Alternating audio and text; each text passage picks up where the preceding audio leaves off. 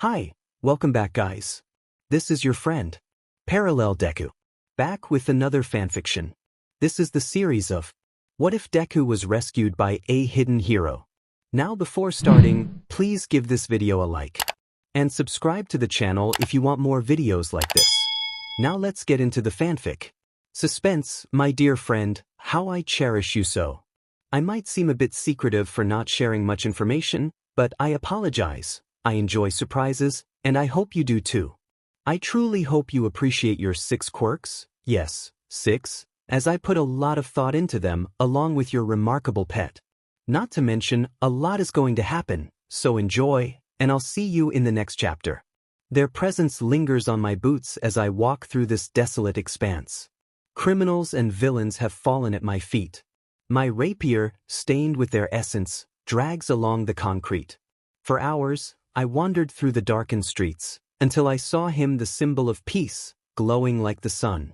I reached out my hand to him, and he took mine. Another day passed, another shift at the hotel. I wonder who else will be asking to see me today. Being the youngest worker in the kitchen certainly draws attention to my skills. Why did I start working again? Alright, I need to pay rent, and the salary is exceptional. I might as well deal with the praise and the curious gazes every time I walk into this kitchen. I headed to the locker room and changed into my uniform. As always, I was greeted with friendly hellos and compliments for the day. "Hello, dear Yenne, how are you?" said our veteran chef, Laming Kingsley. She is a 47-year-old Jamaican Chinese woman who has worked in this kitchen for 29 years. Her skin is a light tan, with jet black hair and soft green eyes. Her face appears youthful, but her eyes reflect wisdom and experience. She is well built. We often work out at the same gym, so I see her more than my other coworkers. "So, is our little sous chef going to outshine us all again today?" she asked playfully. I saluted her with a smile. "You know it." "Hey Yenne." I turned to see Damon, our Russian waiter, standing by the door leading to the dining area. He is 27 years old and started working at the hotel restaurant a few months before me. "Hello, my blue-eyed friend. Any orders for me?" I asked as I walked over to my station. "Your usual duo, a lemon cake with walnut cream and zosui soup," he replied, handing me the list. "These two again? Give me 20 minutes. I hung up the receipt, rolled up my sleeves, and got to work. As I chopped vegetables and mixed ingredients, I could feel the eyes of the other chefs watching me, as if I were a spectacle they had never seen before. The lemon cake was in the oven along with some cookies they liked with their cake, while I prepared the cream and let the soup simmer on the stove. "Need a hand over here?" asked Celine, another young chef, who she shares my skin tone but has dark green hair and golden eyes. "No, I'm good." "Oh, your stew is about to boil over." "Thank you," she exclaimed, rushing back to her station. I chuckled to myself as I turned off the heat on the soup. I took out the lemon cake, allowing it to cool before piping the cream on top. I arranged 2 triangle-shaped cookies at the edges of the cake to resemble ears, used walnuts for eyes and a nose, and added scores in the cream to create whiskers. I poured the soup into a bowl, placed the dishes on their respective trays, and made my way to the dining area. There was a reserved dining space for our 2 guests. I walked through the door labeled Restricted Area, which led to a balcony. "Hello, you two," I said with a bright smile. "Young Lin, we are here," said the larger blonde male. "Hey, All Might, and you too, Mr. Aizawa," I replied to the shorter, slimmer man with black hair who looked tired. Yeah, give me my cake," he said, extending his hand as I handed him the cake. "Haha, what an adorable cat, young Lin Mei," All Might exclaimed. Aizawa rolled his eyes and took a bite of his cake, closing his eyes in satisfaction. As he enjoyed his dessert, I set down All Might's soup. "Thank you, child," he said heartily. "I made it just the way you like it and easy to digest." He took a spoon, blew on the warm soup, and took a sip before smiling widely and giving me a thumbs up. "Spectacular as always." "Ha ha ha. Thanks. How's your wound been holding up?" I asked. All Might rested a hand on his side. "Same as always, child. It does tend to hurt, but it's manageable." I looked down, deep in thought. I've known them for 4 years now, and it's hard to believe that the symbol of peace is so severely wounded. Don't worry, child, All Might said, widening his grin. This wound just means my career as a hero will come to an end sooner than I wanted. Even so, rest assured I will not die when the time comes. I nodded slightly. All right, let's not get too down, Aizawa interjected after finishing his cake. So, Yenne, how has your quirk been coming along? I've been training with my sensei and working out at the gym, so it's been progressing quite well, I replied proudly. Aizawa nodded and took another bite of the cake. The school year is about to end. What will you be doing for high school? I contemplated his question. Honestly, I don't know. What about hero courses? All Might asked. Will you consider taking part in one? Preferably UAs? Aizawa suggested, with cream on his mouth. I chuckled slightly. No hero courses for me. At least not in my position. They aren't very costly, young Lin Mei, and the salary you get here is quite nice, All Might said, concern in his eyes. I don't mean in terms of money, it's more of a family issue, I said, fidgeting with the steel tray in my hands. My mother will stop at nothing to ensure that I don't get into the hero course and come back home to the family business. You forget, All Might, Aizawa said to him, the Lin Mei family will stop at nothing to maintain their wealth and power, taking advantage of all the resources they have. He shifted his gaze toward me. Including family. Also, I spoke up again, considering the fact that she's still my legal guardian, she can pull me out the minute she finds out that I'm there. Even so, he started while eating his soup, you shouldn't let her stop you from becoming a hero if you really desire it. All Might continued, there has to be some reason that she will not allow you to be a hero. Did she have a traumatic experience with heroes that made her not want you to endure it? No one close to her or any of my family was a hero, nor were they involved in any heroic activities, I responded. It's not that, All Might, Aizawa interjected. It's the fact that her mother wants her to take over the family business ever since her siblings left home. She doesn't want Yenne to pursue anything she sees as useless. Let me ask you a question, Yenne. All Might shifted in his chair to face me, looking me in the eyes. Do you, Yenne, want to be a hero? I looked up at the sky, it was growing dark. My quirk allowed my eyes to see the stars, one of which glittered and seemed to smile down at me. More than anything. All Might beamed proudly, and Aizawa smiled to himself before taking a bite of a cookie, a sparkle in his eyes. Then pursue it, he said, clenching his giant fist at me. Reach for the stars that shine as bright as you will, child. His words illuminated my heart, like the sun finally emerging from the clouds. It felt warm, as if it had started to beat again for the first time in 8 years. Also, Aizawa said again, his mouth full of cake, try not to let that dark cloud of a mother stop you, okay? I nodded enthusiastically, wearing the biggest smile I could muster. All right, we'll see you at UA, right? All Might asked. Sure thing. I left the balcony and leaned against the door. Pursue it, huh? With my family's expectations, that's going to be tough. I looked out the window. The sky was blanketed with clouds. Well, I'd better buckle up because it's going to be a rough flight. Heading back into the kitchen, Celine walked by me with a bowl of strawberries in her arms. Someone looks chipper. So, you're going to go for it? Taking my receipt from Damon, I replied, oh yeah. I walked back to my station. Well, laming started, since you are going to do it, just know that when you become a pro hero, I expect a discount on all of your merchandise. She told me while dicing onions across from me. Oh, I don't really do friends and family discounts, especially not for family, I said, heating up the stove. Ah, come on. I thought we were friends, said our class clown, technically our kitchen clown, Kalis. Kalis was an immigrant from America who came for better cooking opportunities. He had an adorable cheeky grin for a 36-year-old. His hair was a dusted gold, with blue eyes like sapphires, not to mention he had the most beautiful golden tan. You are my friends, but why would I give out discounts? Because if it weren't for us, this hot kitchen would be a living hell, Damon said, handing another chef their receipt. He's right. For all you know, I could have been Gordon Ramsay the first week you were here and would have been an idiot sandwich every day.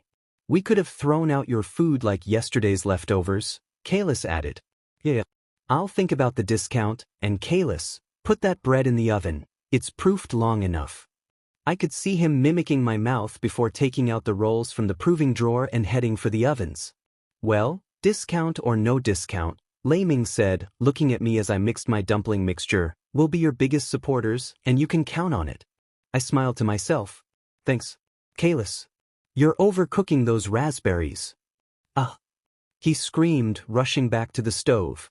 Oh, how we're going to miss you when you leave for hero work, Celine said from her place further down. Later that evening. Goodbye, everyone. See you tomorrow, I said, waving at my coworkers as they left one by one in their cars and buses. Once they were gone, I started my walk. I checked my watch. It was 6. I'd better hurry up and get home in time to meet with my sensei. I continued walking, popping in my earbuds to listen to some American R&B.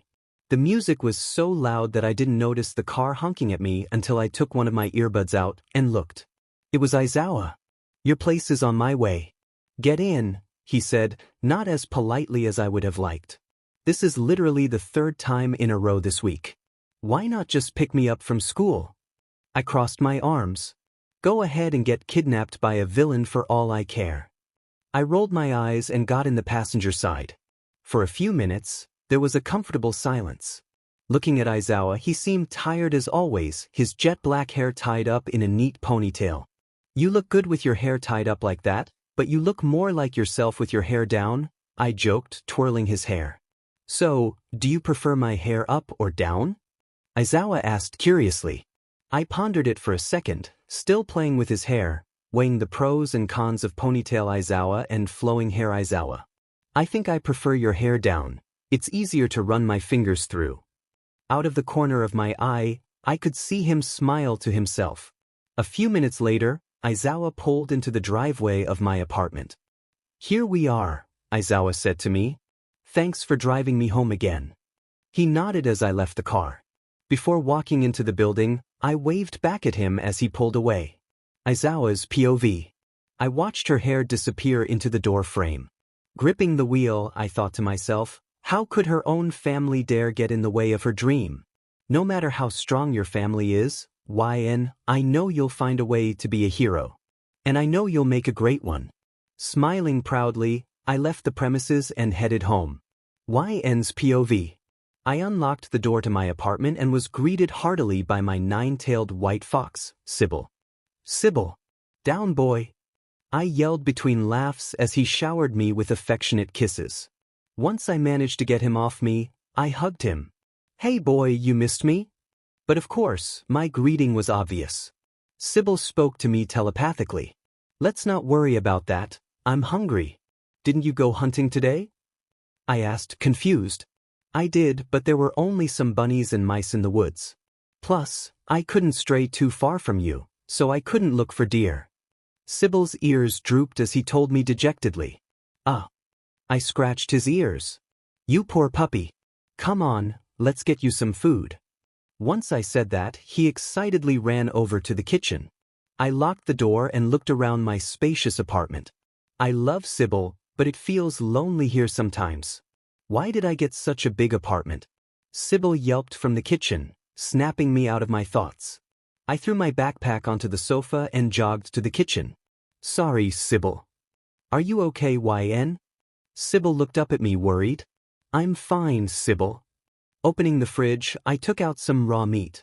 Do you want it raw or seasoned? Seasoned. We're not plain, he said, drooling slightly. I chuckled at his adorable side. While I prepped the meat, I could hear Sybil turn on the TV. I turned to see he had put it on Netflix and started playing Akame ga Kill. This is literally the 5th time he's watched this, and I still can't get over the way these characters meet their end. I rolled my eyes and went back to my cooking. Soon it was done and I put the plate in front of him. He eagerly dug into the meat. Alright, enjoy yourself. I need to go bathe. Okay. I headed to my gigantic bedroom. I must have a thing for making myself miserable. Just walking into this big room is making me feel down. Taking off my clothes and tossing them onto the bed, I headed to the shower. The warm water ran down my body as I contemplated the day's events. I remembered the kids at school, their parents fully supportive of their paths in life. Even a couple of them mentioned applying to hero courses, just not UAs. Must be nice to have people like that. I turned up the heat of the water. The pressure increased on the various dark scars on my body, constant reminders of how much I miss him. No amount of heat from this shower can replace that feeling, the warmth of his hugs, his words, his smile. I clutched my star-shaped pendant, the metal warm in my hand. Daddy, why did you leave me like this? I know now I'll stop at nothing to be a hero, but it's so lonely here. Yenne's POV. I had decided not to apply for UA's entrance exam and to deal with my mother first. For now, I'll continue working and keep my grades up. I left the apartment in my normal clothes. School was cancelled that day due to a problem with the foundation they had to fix. I had a big brown purse in which Sybil had shrunk himself to the size of a chihuahua and made himself comfortable. My hair was in a bun, and my edges were laid. I strolled down the driveway of the apartment complex until I saw a familiar black car. So you pick me up from work and school, plus drop me off at the hotel? You might as well just be my chauffeur. I spoke to Aizawa through the open window. Look, I'm hungry and didn't feel like cooking. Get in. I obeyed and he drove. He scratched Sybil on the head with his free hand for a bit before returning to the road. How'd you know I didn't have school today? I wondered, confused. Sybil told me. Or did you forget he can contact people you're close to? He smirked. I looked down at the tiny animal in my bag. He was giving me puppy dog eyes. I'm sorry, but what did I say about contacting people without my knowledge? I raised an eyebrow at him. I just thought he should know so that you'd have a quicker route to work. Rolling my eyes, I fidgeted with Aizawa's hair, which was down and about. Most people we meet think it's strange that a man with no relationship with a teenage girl would let her play with his hair. I guess it's kind of odd, especially for someone like Aizawa. We continued to drive in silence until we reached the hotel. Inside, Aizawa asked for a bacon, egg and waffle breakfast, with coffee and whipped cream. While I was in the middle of preparing his waffles, Damon came up to me with another order. Someone here wants to order a chocolate coffee cake with a mocha latte. A chocolate coffee cake with a mocha latte? Thought surprised. There's only one person I know who would order like this early in the morning. Thanks, Damon. I'll serve these dishes myself, so don't worry. I poured the waffle mixture into the maker. Someone you know? He asked, giving the chef next to me their order. Old friend. I finished Aizawa's meal while the cake was baking. Then I brought his coffee and added the whipped cream the way he liked it. Once I was done there, I got to work on the coffee cake, adding whipped cream on top with the chocolate glaze just how he liked it. After getting his coffee, I walked into the dining area to find my favorite purple-haired buddy since preschool. Hey, Plum Fairy, I said brightly at the tired little boy. How many times do I need to tell you to call me Shinso? He said, exasperated. Look, Plum, I'll stop calling you that when I'm on my deathbed. I hate you, give me my food. He reached for the plate, but I moved it out of his reach. Shinso half pouted, half glared at me. I kept the biggest smile on my face. Say you love me, and that your name is Plum Fairy, then you can eat, I demanded. I'm starving, are you serious? He looked at me in disbelief. Come on, Plum, how long have you known me? I raised my eyebrow at him as he groaned loudly. My name is Plum Fairy, and I love my best friend Yenne to death. Now can I eat? I handed him the cake and the coffee and he went in. Hey, he said in between bites, I need to talk to you later. You got time? I looked at him, curious, then glanced at the clock. My break is in another 2.5 hours. Okay, I'll wait for you in the lobby then, he said before returning his attention to his meal. I nodded before leaving. I wonder what's up, he only ever talks to me during my break when it's something urgent. I hope everything is all right. For the next few hours, that boiler room of a kitchen was my home until my break. I grabbed my purse, which Sybil had been peacefully sleeping in the entire time. How did you fall asleep in this loud kitchen? I left the locker room and headed to the lobby, making a beeline for the sitting area where Shinso was. Peering closer, I could see him clutching a piece of paper. Not wanting to surprise him, I called out, "Hey Plum Fairy." Shinso looked up at me and smiled lightly. I sat down next to him on the black leather sofa. "So what's up? What did you want to tell me?" Shinso said nothing and just handed me the paper. I read the heading, UA application form. A smile crept onto my face. "You're applying to UA? Plummy, that's amazing." He scratched his head bashfully. "It's really not that big of a deal." "Sure, Plum. Whatever you say." I told him, looking over the form again until I noticed something. "Wait, Plum, you're applying for both the Hero and General Studies course?" I looked at him, confused, and he shrugged. "You and I both know that with my quirk, I have a very small chance of getting into the Hero course, so General Studies is a safe bet. That way, I'll still get in either way. But you've been wanting to be a hero just as long as I have." "I know, Wyan, but this is the best way for me to get in and hopefully get transferred to the hero course when I'm there, because of the sports festival." I still didn't like how he was selling himself short, but he was right. With the way people see his quirk, it's to be expected that he won't get far. I slumped into the couch. "I guess it can't be helped." Shinso nodded at me quietly. "What about you? Aren't you applying too? Or is your mom still being difficult?" Chuckled at him. "No, not now at least. I need to take care of my mom first, just to make sure she stays off my case." "Oh, hey, stop that." He grabbed my hand. Apparently, I had been scratching my arm again. I pulled up my sleeve to see my scars had reddened again. "Thanks. You really need to let go of that habit." "How exactly do I do that? Even with the plan I have to get her off my back, it still feels as if she's breathing down my neck." "Then you turn around and give her a piece of your mind." I laughed at his retort, briefly pushing my unease away. "Oh, I love you," I said, still laughing and leaning into him. Yeah, get off of me," he said, pushing me off. "Since you love me so much, care to share your master plan to get your mother off your back?" I pulled him in and whispered what I was going to do. When I finished, he looked at me, surprised and impressed. "Oh, she is going to be furious with you," he said, smiling. "I know, but this way," I said, grabbing my pendant, "I'll get a chance to realize my father's dream, the dream we had since I was 4. Shinso rested his hand on my shoulder. "We both will, don't worry. Then once we're in UA, we are going to excel." "Yes, sir," I said with enthusiasm. Later that day, Shinso left for home, and the rest of my day was spent in that sweltering kitchen. Surprisingly, Sybil stayed asleep the entire time I was there. He must have snuck out of bed and was binge-watching Attack on Titan again. It was still daylight, so I went for a walk. The pink blossoms from the trees spun through the air, dancing like fairies. One of them tickled my nose, and I giggled. I felt so much lighter than usual. I was at peace with the world as it was with me. I felt like dancing until I heard an explosion.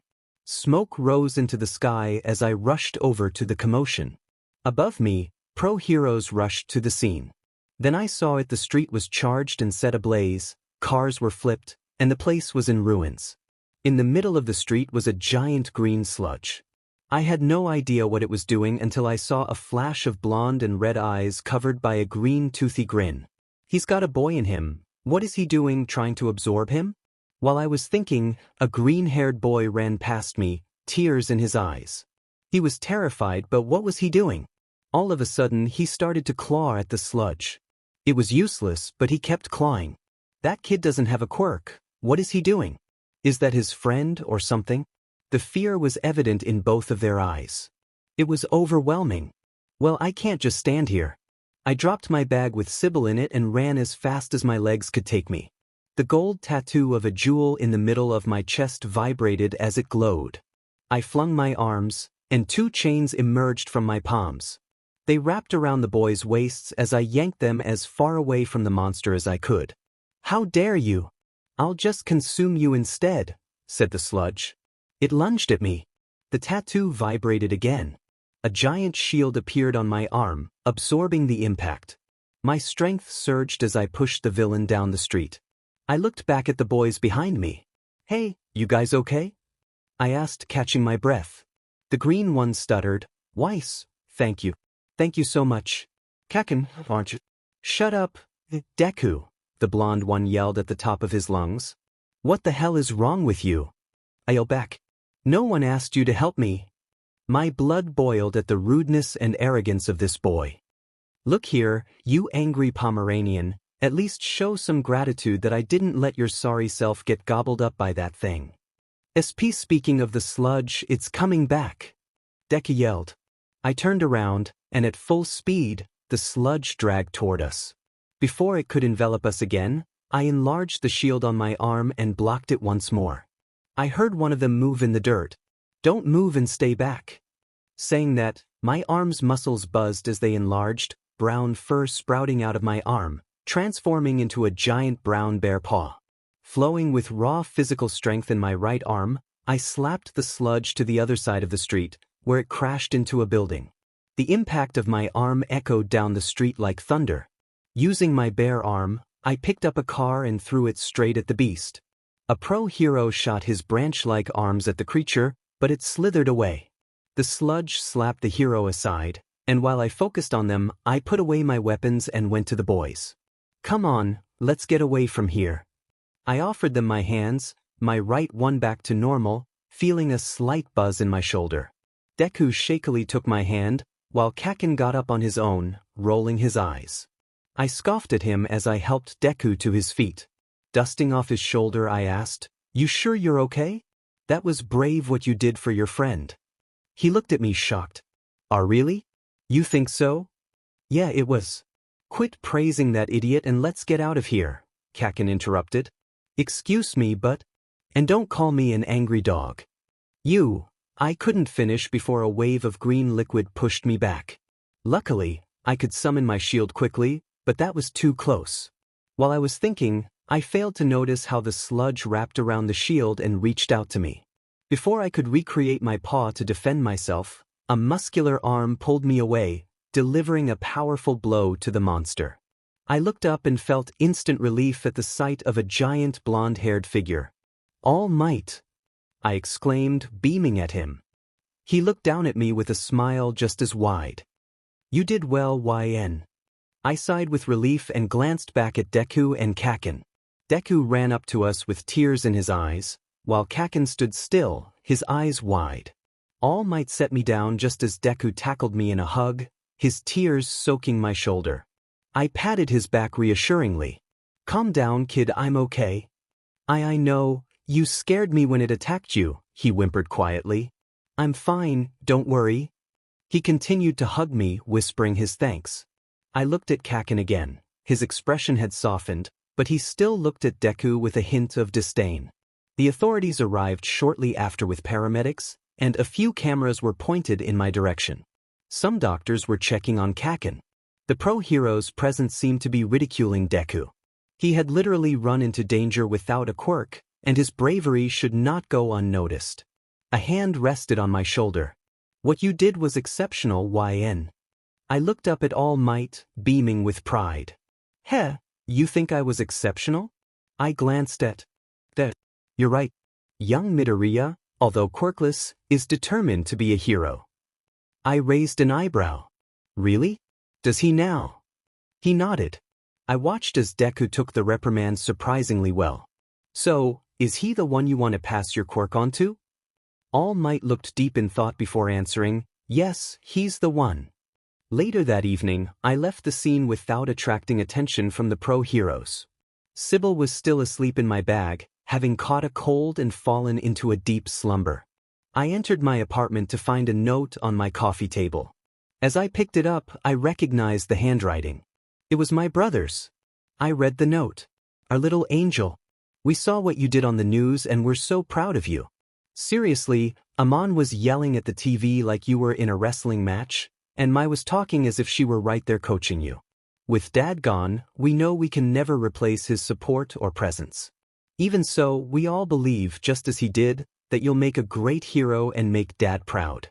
I also know that Mom will get on top of this in any way she can once she catches wind of it, but knowing you, the time grows nearer and you'll deal with her yourself.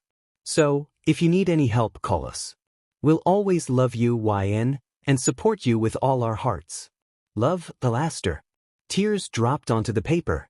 Thank you, Alastair, and the rest of you. Thank you for being the only family I have left. I promise to make you and Dad proud. I folded the note and placed it in the drawer. Then I headed to the bedroom, took Sybil out of the bag, and placed him on one of the chairs. I went into the kitchen to start cooking dinner when my phone rang. I checked the ID and felt a rush of excitement. Hi, Aster. I answered. Hey, little angel, how are you? He replied, joy evident in his voice. I'm just cooking. Sybil got sick, so he needs to eat something, I said while chopping carrots and peppers. No wonder I didn't see him on the TV with you. I'm impressed you were able to handle that big guy alone. I lost my smile. Well, I let my guard down for a second because of those boys. Especially the blonde one. I'm not sure what his problem is. What do you mean? He sounded confused. His friend, the green-haired kid, was quirkless, but he ran forward without a second thought to save his friend. When I got them to safety, not only did he not thank me, but he yelled at the poor kid who risked his life just to save him. I put the vegetables I prepped in a pot. He's probably that type of kid with a big ego. Maybe getting saved by his quirkless friend hurt his pride. I could hear papers shuffling on the other line. Yeah, I guess. Are you at work? I asked while sprinkling seasonings on the food. Of course. Do you know how hard it is to rob this woman of her money? Aster replied, frustrated. Anyway, based on your debut, are you applying to UA? I sighed while mixing the food. No, not yet at least. Ah, because of Hina. Exactly, because of Hina. Well, just know if you run into trouble, you can call me or the others. It's been a while since I've had a good challenge. I giggled at his comment. Speaking of the others, have you heard from the triplets? He asked, a printer sounding in the background. Yup, Alastair left me a note saying they literally watched me on the news like it was a wrestling match. Aster laughed into the phone. I expect no less from those three, especially how you threw the car at that thing. Oh, they're hilarious. So, is there anything new happening other than dealing with Hina? No, not really. I finally finished Sybil's food and put it in his bowl. I'm about to feed Sybil. All right, do you want me to sing you to sleep? My face heated up. What makes you think that? We've been talking for more than 10 minutes, and it's nearly you don't stay this late on the phone unless you want me to sing to you. I pouted as I entered the room. Am I that obvious? Yes, you are, my little angel. I laughed at the nickname. Just let me get Sybil eating, then you can. All right. I placed my phone on my nightstand and headed towards Sybil, who was sitting in the chair. I gently shook his little white body. His fur felt warm to the touch. Hey, Sybil.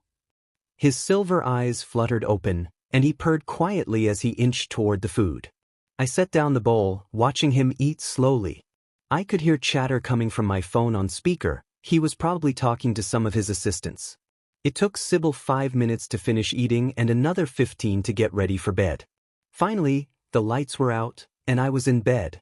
I grabbed my phone and adjusted my bonnet to see that Aster was still on the line. Hey, Aster. I waited for what felt like forever before he finally answered. Hey, I'm here. You okay? Yeah, I'm fine. Okay, you comfy? I sounded like a little child, and Aster felt like my protector. Aster's POV. The sweet sound of her voice warmed my heart as I got myself ready. All right, ahem. Fly and flutter, my starlight. Shine and glow, my starbright. Your rays and beauty shoo away the clouds. Your heart and melody ring so proud. The way your presence warms the sky. The way your aura flows as you fly. The people look up to you from afar. They'll praise your grace, you regal star. Fly high, my angel. As you ascend to heaven, they'll sound the bells. Your name in clouds for all to see. Away from your shackles, your heart is free. I heard her soft breathing through the phone. Yenne, you asleep? There was no answer. I smiled to myself, longing to see her face after 5 years apart. Good night, my little angel. I hung up the phone. My secretary and girlfriend, Piper, entered as I did. You don't sing me to sleep like that, she said as she sat on my lap. Well, you don't suffer from night terrors, babe. I planted a quick kiss on her lips. Piper smiled sadly and leaned into me. How come the five of you don't live together if you miss each other so much? I traced circles on her back as I held her. Then it would have been easier for her to find us and ruin our lives more than she already has. Besides, me running this company against her is the best way to rob her of the corruption that plagued our childhood to begin with. Piper started to fidget with the buttons on my shirt. What about the triplets? Those three, I said, shifting my gaze to the framed picture on my desk. I was 10 in the picture, the triplets were 8, and Yenne was we were wearing matching plus ultra t-shirts that the triplets had made on All Might's birthday. They're involved in how do I put this? Darker form of activity. She perked up at my description. Should I be afraid? Just, if you ever meet them, don't make them angry, is all I can say. Piper's eyes widened. Dear Lord, that mother of yours really messed you up, didn't she? Yes, she did. I nodded at every word. Piper looked over at the picture too and smiled fondly. They look a lot cuter than the way you described them, Aster.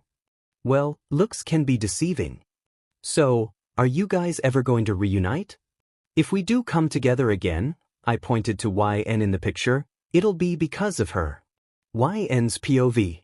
I felt like a new person as I hopped out of the chair early in the morning, still the size of a chihuahua. I stretched and laughed at Sybil's childish behavior. For once, my head felt light. It had been a while since I woke up like this. It felt good to wake up and not feel completely drained from night terrors. I looked over at my phone, it was off. I turned it on and saw that Aster had hung up. Thank you again, big brother, I thought, smiling to myself. Hey, I'm hungry. Sybil's thought rang loudly in my head. I'm coming, let me bathe first. I threw off the cover and adjusted my bed before heading to the bathroom. As I removed my clothes, I caught a glimpse of my scars in the mirror. God, they're so ugly. If I'm going to be a hero, my costume can't show these. I ran my finger over them, tracing the marks. I could still feel the sting of the belt and whip she used on me. Entering the shower, I shivered at the thought under the warm water. I ran my fingers through my long hair, staring at the scars on my legs. I just wish you'd disappear, but that would be too merciful. I finished in the shower and got dressed in my uniform before making breakfast for Sybil and me, getting ready to head out. You're not going to stay and eat? Sybil perked up as I reached the door. Sorry, bud, I'm going to eat on the bus ride there so I'm not late. I responded, holding the Tupperware in one hand while fixing my shoe with the other. I'll see you later, Sybil, okay? Okay, see you. He wagged his tails as I left the apartment. I started nibbling on a hash brown from the bowl while going over geometric equations in my head for the quiz we would have today at school. Leaning against a pole near the bus stop, someone tapped my shoulder. HM? Mr. Aizawa? He looked exhausted as always, wearing his everyday attire. What are you doing here? I'm dropping you off, let's go. He said as he walked away, with me trailing behind him. We got in the car, and he drove while I played with his hair after cleaning my hands with the wet wipes I always keep on me. Aren't you going to eat? He looked at me curiously. I like playing with your hair better, I pouted. Aizawa rolled his eyes, keeping his focus on the road. I saw what you did yesterday. I smiled up at him as he looked at me proudly. You did great. Instead of fighting the villain, you created distance between him and the boys. But it seems like you started to argue with one of them. Ugh, that blonde kid, I said, pulling my hand away from his hair. What happened? He's so ungrateful. His quirkless friend, the green one, tried to save him from the sludge but didn't even say thank you. The kid's probably the prideful type. That's what my brother thought. Aizawa looked at me, surprised. Your brother contacted you? I smiled at him. All of them did. That's great. Will you guys ever come together again? I looked up at the sky through the window and leaned my head against the glass. I don't know. It's been a year since the triplets, 5 since Aster. We only talk through letters or phone calls. We haven't seen each other's faces. I guess they got excited to see me on TV and decided to reach out immediately. Aizawa quietly listened and shook his head. That's not right. You guys separated so she couldn't abuse you for the company. It's ridiculous. He made a sharp turn at that. I laughed quietly. Hopefully, when I free myself from her, we can see each other again. Aizawa stopped in front of my school. Hopefully you will. He smiled at me warmly as I left the car. I entered the school and went to my locker. Before putting my bag away, I looked at the picture I took with them when I was 4. We looked like such a family in those Plus Ultra shirts. This is one of the few pictures where we were truly happy. I gazed at 4-year-old me clutching the neck of 10-year-old Aster while on his back. Mai was clinging to one of his arms while Alaster held on to the other. Amon hung around Aster's waist. We looked inseparable, like nothing could come between us. Hey, you okay? I turned to see Shinso. Before closing my locker, I took out my supplies and glanced at the picture once more. Yeah, I'll be okay. Yo Yenne, you were amazing yesterday. I heard a kid yell among the others. I looked up, all the kids were applauding me as they passed by. They were smiling at me and I saw people taking pictures. I could hear murmurs. This is so cool. Our school has a hero. This school is going to be so much more popular when people find out she's here. She's so cool. Yo, do you think she'd like me? I thought she was cool before, but she's amazing. My face heated up as I blushed at the praise. Shinso put his hand on my shoulder and smiled at me. You're a hero, Yenne. Later that day, I was being complimented by my teachers more often than usual. Everyone was so proud and happy for me. I'm not popular, but I'm well known around the school. Now all the kids were just excited to see me. Don't go off making new friends, Shinso said, brooding beside me as we headed to lunch. Oh come on, I can't have more best friends? No you can't. I'm your best friend, all you need is me. Now, did you bring me food? I handed him the extra lunchbox from my locker. Shinso took it and hugged the box as we went to lunch. We entered the lunchroom and were about to go to our little table alone in the corner when we were stopped. Hey Yenne. Shinso. I looked over. It was a friend of mine, Shiwer, the only friend Shinso would allow other than himself. Come sit with us. I glanced at Shinso, who pouted. Come on, Plum Fairy, it's been a while since we've sat with Goldie. That's because he's got too many friends.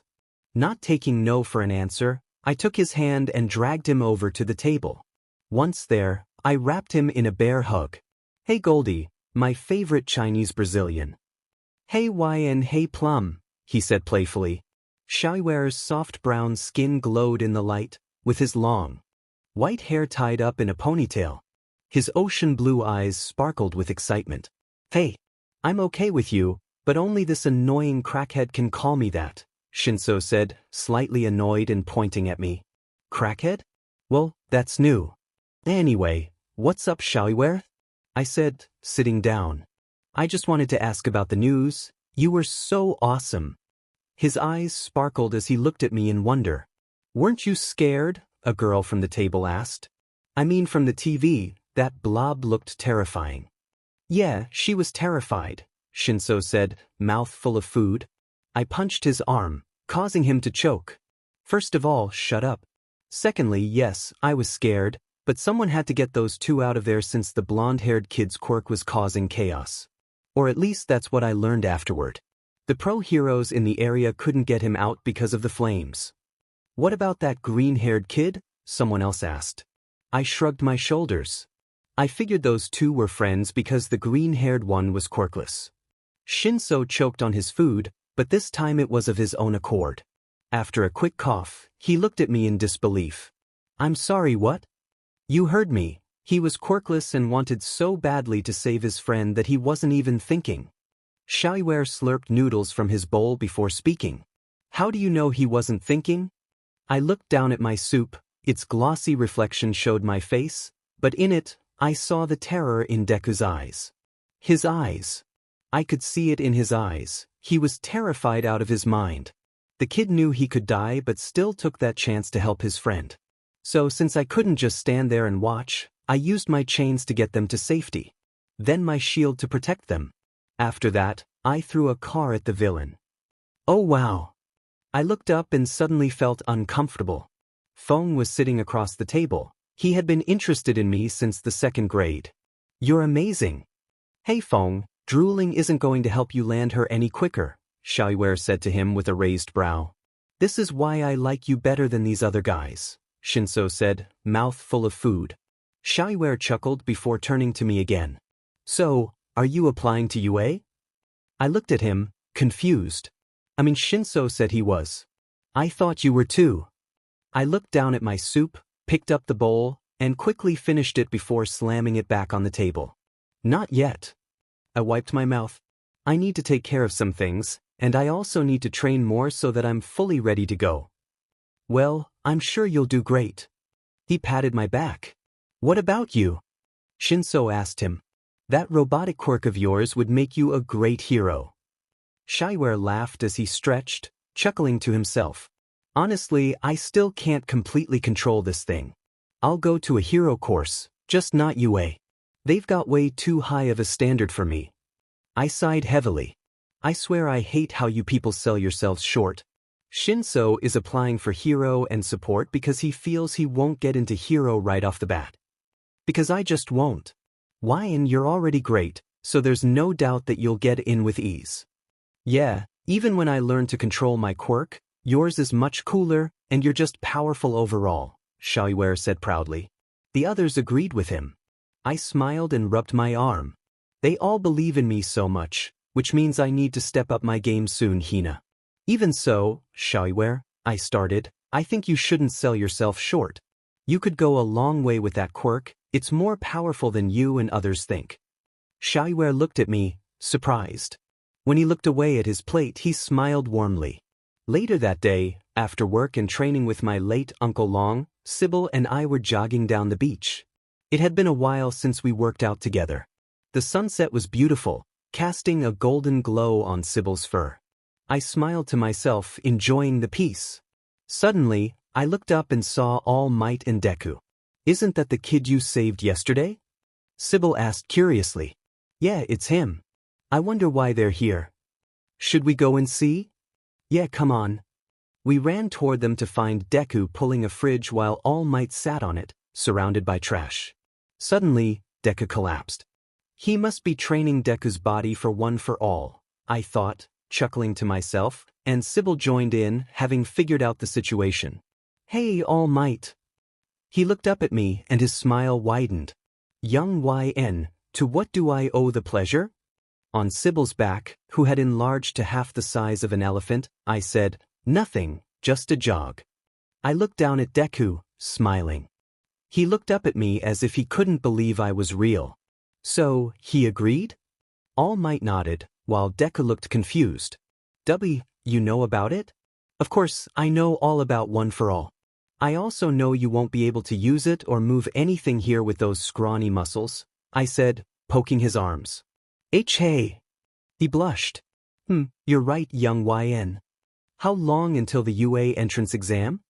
I asked, looking Deku up and down. 10 months, Deku told me, feeling uncomfortable under my gaze. I scratched my head in thought. Okay, this could work. All right, I'll help you out then. But aren't you also going to UA as well, young Linmei? I am, but until I deal with my mother, I need to help you get this body in shape so you can use this quirk to its potential. Deku's eyes lit up. Really? You think I can do it? Sybil playfully nudged his face with his giant tongue, making him laugh. Look, kid, if you're brave enough to run headfirst at a villain quirkless to save your friend, then you have more potential than anyone to use that quirk like it's your own, to be the hero you want to be. All right. 30 minutes later. I feel like I'm gonna die, Deku said, face full of sand. I had him do 10 sets of 10 sit-ups, 20 push-ups, and 15 pull-ups. He was supposed to run up and down the beach 5 times, hauling a mini fridge on his back until he collapsed from exhaustion. Burns, he gasped between breaths.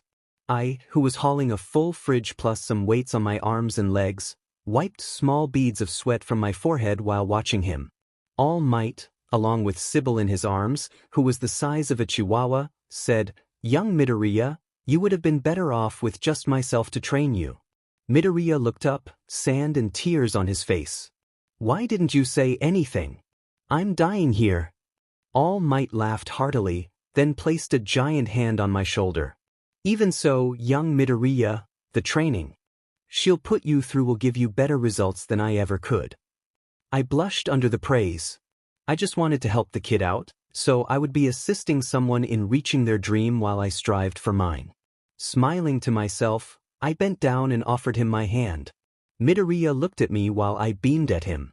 Come on, I know you're tired, but it'll pay off later. I'll have you run to the end of the beach, and that'll be enough for today. He looked down at my hand and nodded firmly before taking it. Once he was up, he dusted himself off before running again.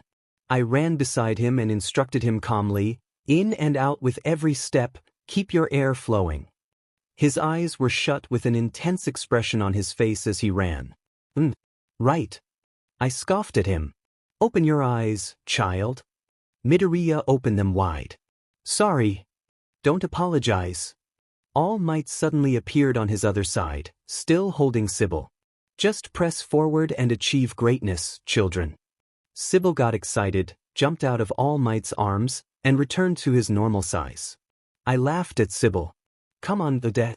You got this. Keep pushing, young Midoriya.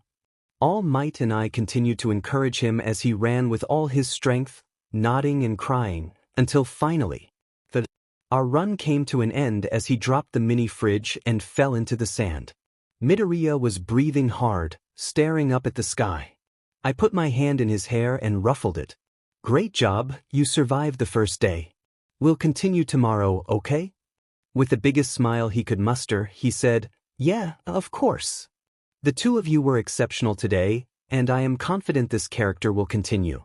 However, it is time for me to depart, young ones.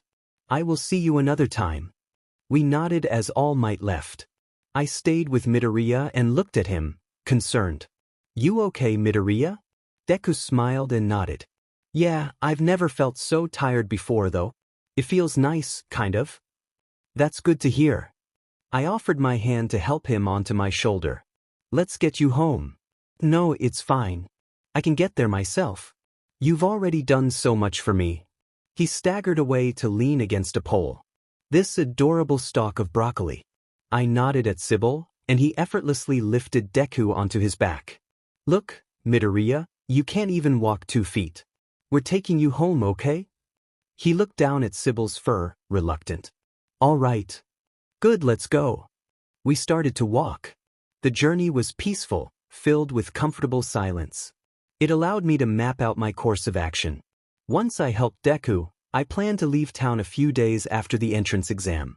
I couldn't let her suspect anything either. I would need some acting worthy of an Oscar to pull this off. Where do I find those papers anyway? I would have to look around the neighborhood. And I would need a place to stay while I was over there. No way in hell was I returning to that house. Excuse me? I turned my head a little and looked back at him. He flinched. Damn it, I must be scowling again. I brightened my face. Yeah, what's up? I never got your name. That's right, I'm just coming into your life, and you don't even know me. Well. He looked at me confused. Take a guess. Well, All Might referred to you by your last name, Linmei. I nodded. Linmei is famous for their wealth and power, being one of the longest-standing rich familial dynasties. From what I know, Hina Linmei, the current CEO, has 5 kids. Her eldest son Aster, the triplets Alaster, Amon, and then you, and if I remember correctly, it's Yenne, right? Good job, broccoli boy. Thanks, Yenne. Is it okay if I call you that? Midoriya asked, hands raised defensively. It's fine, don't worry about it. With that, we continued to walk in silence until we reached his apartment. I knocked on the door. A short, chubby woman in a small pink dress opened it. She had features very similar to Midoriya. Hello, how can I Izuku? Suddenly, her gaze shifted to Midoriya, who was still dirty and worn from training. Sweetie, what happened to you? You're hurt. I'm fine. It was just some training, Izuku tried to explain to his worried mother. Excuse me, ma'am, allow me to explain. My name is Yenne. Your son wants to enter UA to become a hero, so when I found out, I decided to help by training him, seeing as he is quirkless. Her eyes widened. Really? But what about you, sweetheart? Aren't you also after that too? I nodded slightly. I am, and helping your son also gives me good practice for when we both enter UA. She looked up at Izuku, who smiled at her, and she smiled back. Okay then, just try not to push him too hard, please. He looks like he wants to pass out. I giggled softly. After a few more parting words, I bid farewell to the Midoriyas. When we made it to the main street, Sybil had shrunk himself again into my sweatshirt. That's when people started to recognize me. When I say people, I mean paparazzi, journalists, and social media. There was even a news station there. Ms. Linmei. Ms. Linmei was all I heard while people started asking me questions. Yenne Linmei, as the daughter of Hina Linmei, was this heroic act of yours a source of publicity for your mother's company? WLI, is this an indication that the Linmei group will branch into a hero agency?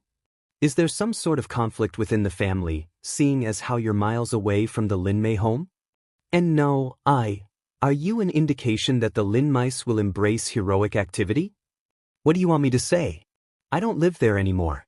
Sybil fidgeted in my shirt. He couldn't move without it seeming like an attack. Suddenly, someone pulled my arm. Desperately hoping it was someone saving me from them, I pushed through the crowd and followed the person without looking to see who it was. I pulled my hood up, and we kept running until they turned into an alley. The person clutched me against their chest. I could feel the muscle beneath their shirt. Okay, this is definitely a male, and wow, does he work out. I could hear the reporters' voices as they ran past the alley. We stayed still for a few moments before he loosened his grip. Immediately, I pushed myself away and hid my face. God, my face is so hot it must be a tomato now, and I'm blushing. I cleared my throat. Thank you for helping me get out of there. Oh, Sybil. Where, suddenly, Sybil popped out from behind the dumpster. I hugged him as he jumped into my arms. Looks like we're even now, dumbass. Wait a second, I know that voice. I turned around and looked up. Kaken? Of all the people to save me, it had to be the rudest male on the face of this earth. What are you doing here? He rolled his eyes and scoffed. I just happened to be in the area. Don't feel some type of way just because I saved your sorry self. He leaned against the wall as I stared at him. I hadn't noticed the first time we met, but since the situation wasn't dire, I couldn't help but notice how attractive he was. Kaken's dark red eyes were like jewels. From where I stood, it was clear he was very well built. He was beautiful. If only he had a better temper. Are you just gonna stare at me, dumbass? Kaken snapped, pulling me out of my thoughts. Can't you go one sentence in a conversation without insulting someone? His expression grew angrier, and I raised an eyebrow at him. Wow, Aster and Aizawa were right. He must have a big ego if he thinks he can treat people like this. I turned my heel to leave the alley. Anyway, thanks again for the save. Hold on. Kaken caught up to me before I completely left. Are you going to UA? I shrugged my shoulders. It's a yes or no question, you know. He raised his voice slightly.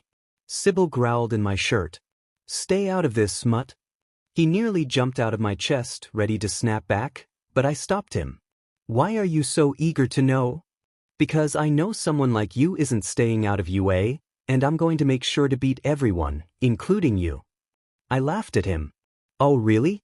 Why wait for UA? Meet me at the beach this Saturday at 11 a.m., and we'll see who's getting beaten. Kaken smiled mischievously at my challenge. You're on. Hope you can handle the heat. No, I like my comfort very much, thank you. I said, swaying away. Are you sure you want to fight him? You don't even know anything about his quirk, Sybil said, looking up at me with concern. He knows very little about mine too, so don't worry. A few hours later, Dimin. That scene was intense. I exclaimed, watching as a Titan confronted Eren Yeager's mother. She must be incredibly flexible now, Sybil remarked, stretching on the floor. We were watching Attack on Titan for the 4th time, and our commentary was always ridiculous. Suddenly, the doorbell rang. Sybil perked up, thinking I had a surprise for him. Calm down, I didn't get anything for you. I headed to the door and opened it to find a DLVY man. I have a package for Yenne Linmei from my Stellaraggle. Stellaraggle? They've been using Dad's name while I'm still haunted by this woman. Oh, thank you, I said, forcing a smile as I took the box, which was about the size of a small TV. No problem, have a nice day. You too. I closed the door and returned to the living room, setting the box down in front of me. It wasn't heavy, so I wondered what she had sent. Taking out my pocket knife, I opened the box and gasped with excitement. Trixin! I jumped up and down as I pulled out the giant teddy bear. He had a worn-out red bow on his left ear and traces of old dirt on his legs. He hadn't changed at all. I looked back in the box and found a white envelope at the bottom. Sybil picked it up and handed it to me. I opened it and read the note in Mai's handwriting. Hey little angel. You must be shocked to see Trixin again. I snuck into the old guy's house to find some money and came across your old room. I found him there, collecting dust, so I brought him back to you. Hopefully he'll help you sleep at night. I looked at the note again, then glanced at Trixin and smiled. I hugged him tightly, burying my face in his head and inhaling his familiar scent. He still smelled like the rose garden Dad made for us to play in when I was little. I held up Trixin's left paw. The coffee stain from Dad was still there. Hey Yenne, I'm glad to see Trixin too, but wow, he needs a wash. Sybil said, gagging next to me. Haha, yeah Trix, you're a little funky. Good thing your washer's safe. I walked him into the laundry room and plopped him in the washer. Sybil had already broken down the box to throw it out. I put Mai's note in the drawer until I noticed my metal box inside. I kept forgetting to store their notes there. I opened the box and placed Alastair and Mai's notes with the others, then locked it. I looked outside and saw how dark it had gotten. I went to my room to grab my great-uncle's scroll.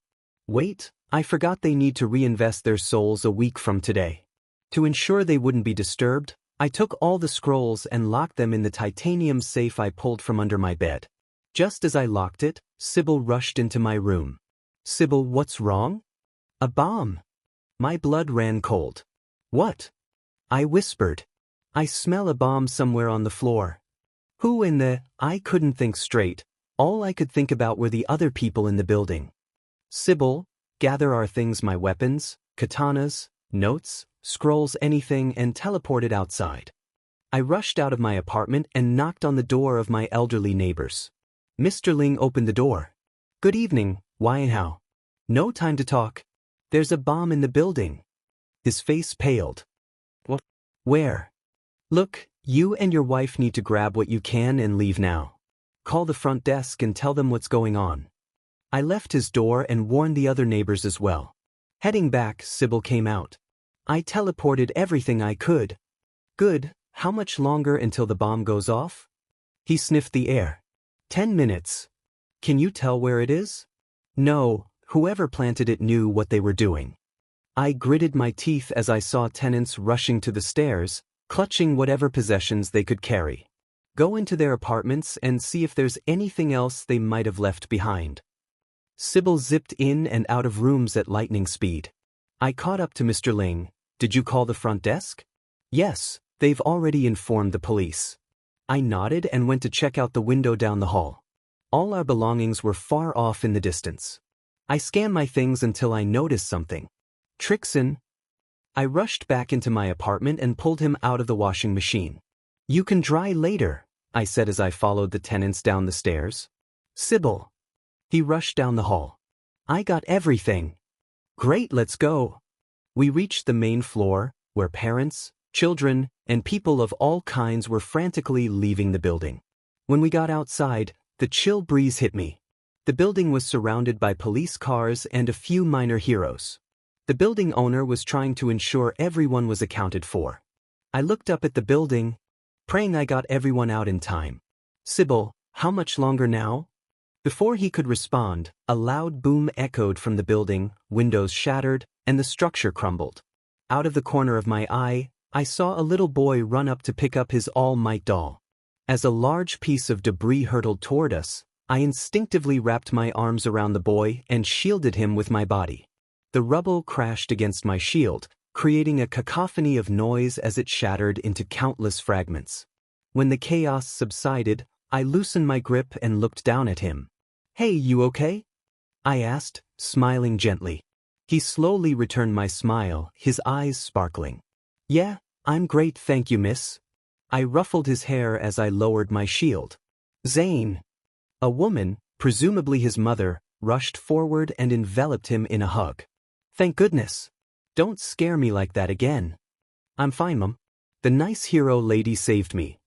I was taken aback by his words. It was a title I had longed for, yet it felt so foreign ever since the sludge incident. Now, I felt a renewed sense of obligation to truly become one. Resting on my shoulder was pro-hero Rocklock.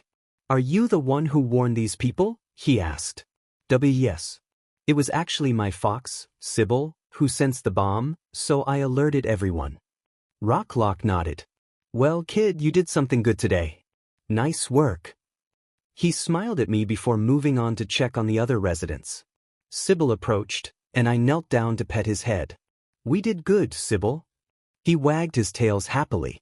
We walked over to the pile of our belongings, which included a large chest about half the size of an SUV. I opened it to find all my weapons inside, along with my vault of scrolls and my notebox.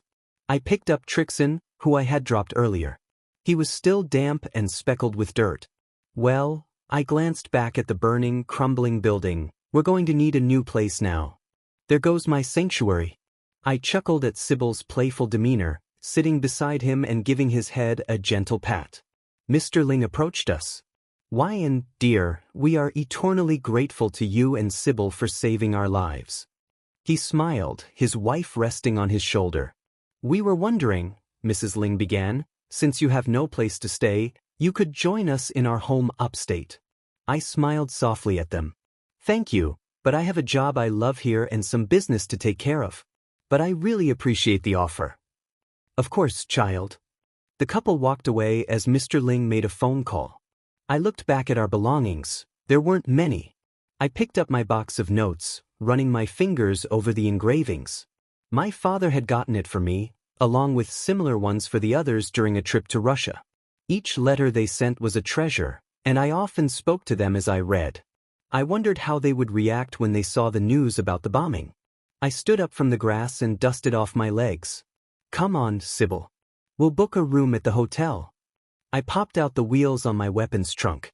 Using some rope from inside, I tied it to Sybil, who pulled it behind me while I carried the letterbox and scroll vault. As we walked down the main street, I noticed the eyes on us. It felt strange. I wasn't sad about the building's destruction, nor was I happy.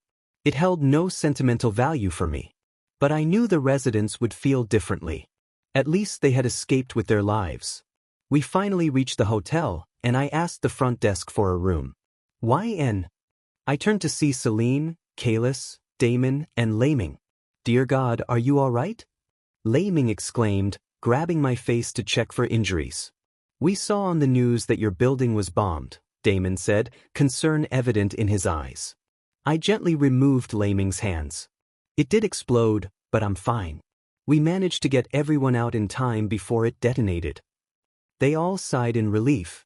"But now you have no place to stay," Celine pointed out. I shrugged. "Don't worry, this isn't the first time I've been without a home. I'll be fine. I'll spend a few nights in the hotel until I find a better place." "Are you sure?" "You could always stay with one of us," Damon suggested. "I'm sure, really." Kalis raised his hand. "Quick question, how are you going to get that huge trunk into your room?" "I'll teleport it in there." "Diamen, you're multifunctional. Anyway, I need to go to bed. I have school tomorrow. I'll see you all again soon." We said our goodbyes as we headed upstairs after Sybil teleported the trunk. Once we entered the room, I was relieved they had accommodated my large trunk, though it was still quite bulky. I left Sybil in the room while I went back downstairs to the souvenir shop to find some clothes to change into. I picked out a large t-shirt and some baggy sweatpants. After bathing, I changed into my new clothes and was about to settle down in bed when I realized I had forgotten my night terrors tonic. It had been 2 years since I last experienced them, and the thought of their return made me hyperventilate. Sybil jumped onto the bed, trying to comfort me. I was too scared to close my eyes. My mind began to race, flashes of faces appearing hers, his, and memories of myself on the bathroom floor. My body turned cold, and my arms and stomach felt like they were on fire. Just then, my ringing phone broke through my thoughts. It was Mr. Ling. Hello. I spoke shakily. Yenne, he said quietly. Yes, Mr. Ling, what's wrong? They did a count on everyone. There was one more person in the building. My heart sank and my throat went dry. What? The Brazilian transfer student, Douglas, he didn't hear the warning in time. He was in his bedroom studying. It clicked in my mind, Douglas' apartment was the last one in the hall. I thought he was still at school, he was never home that early.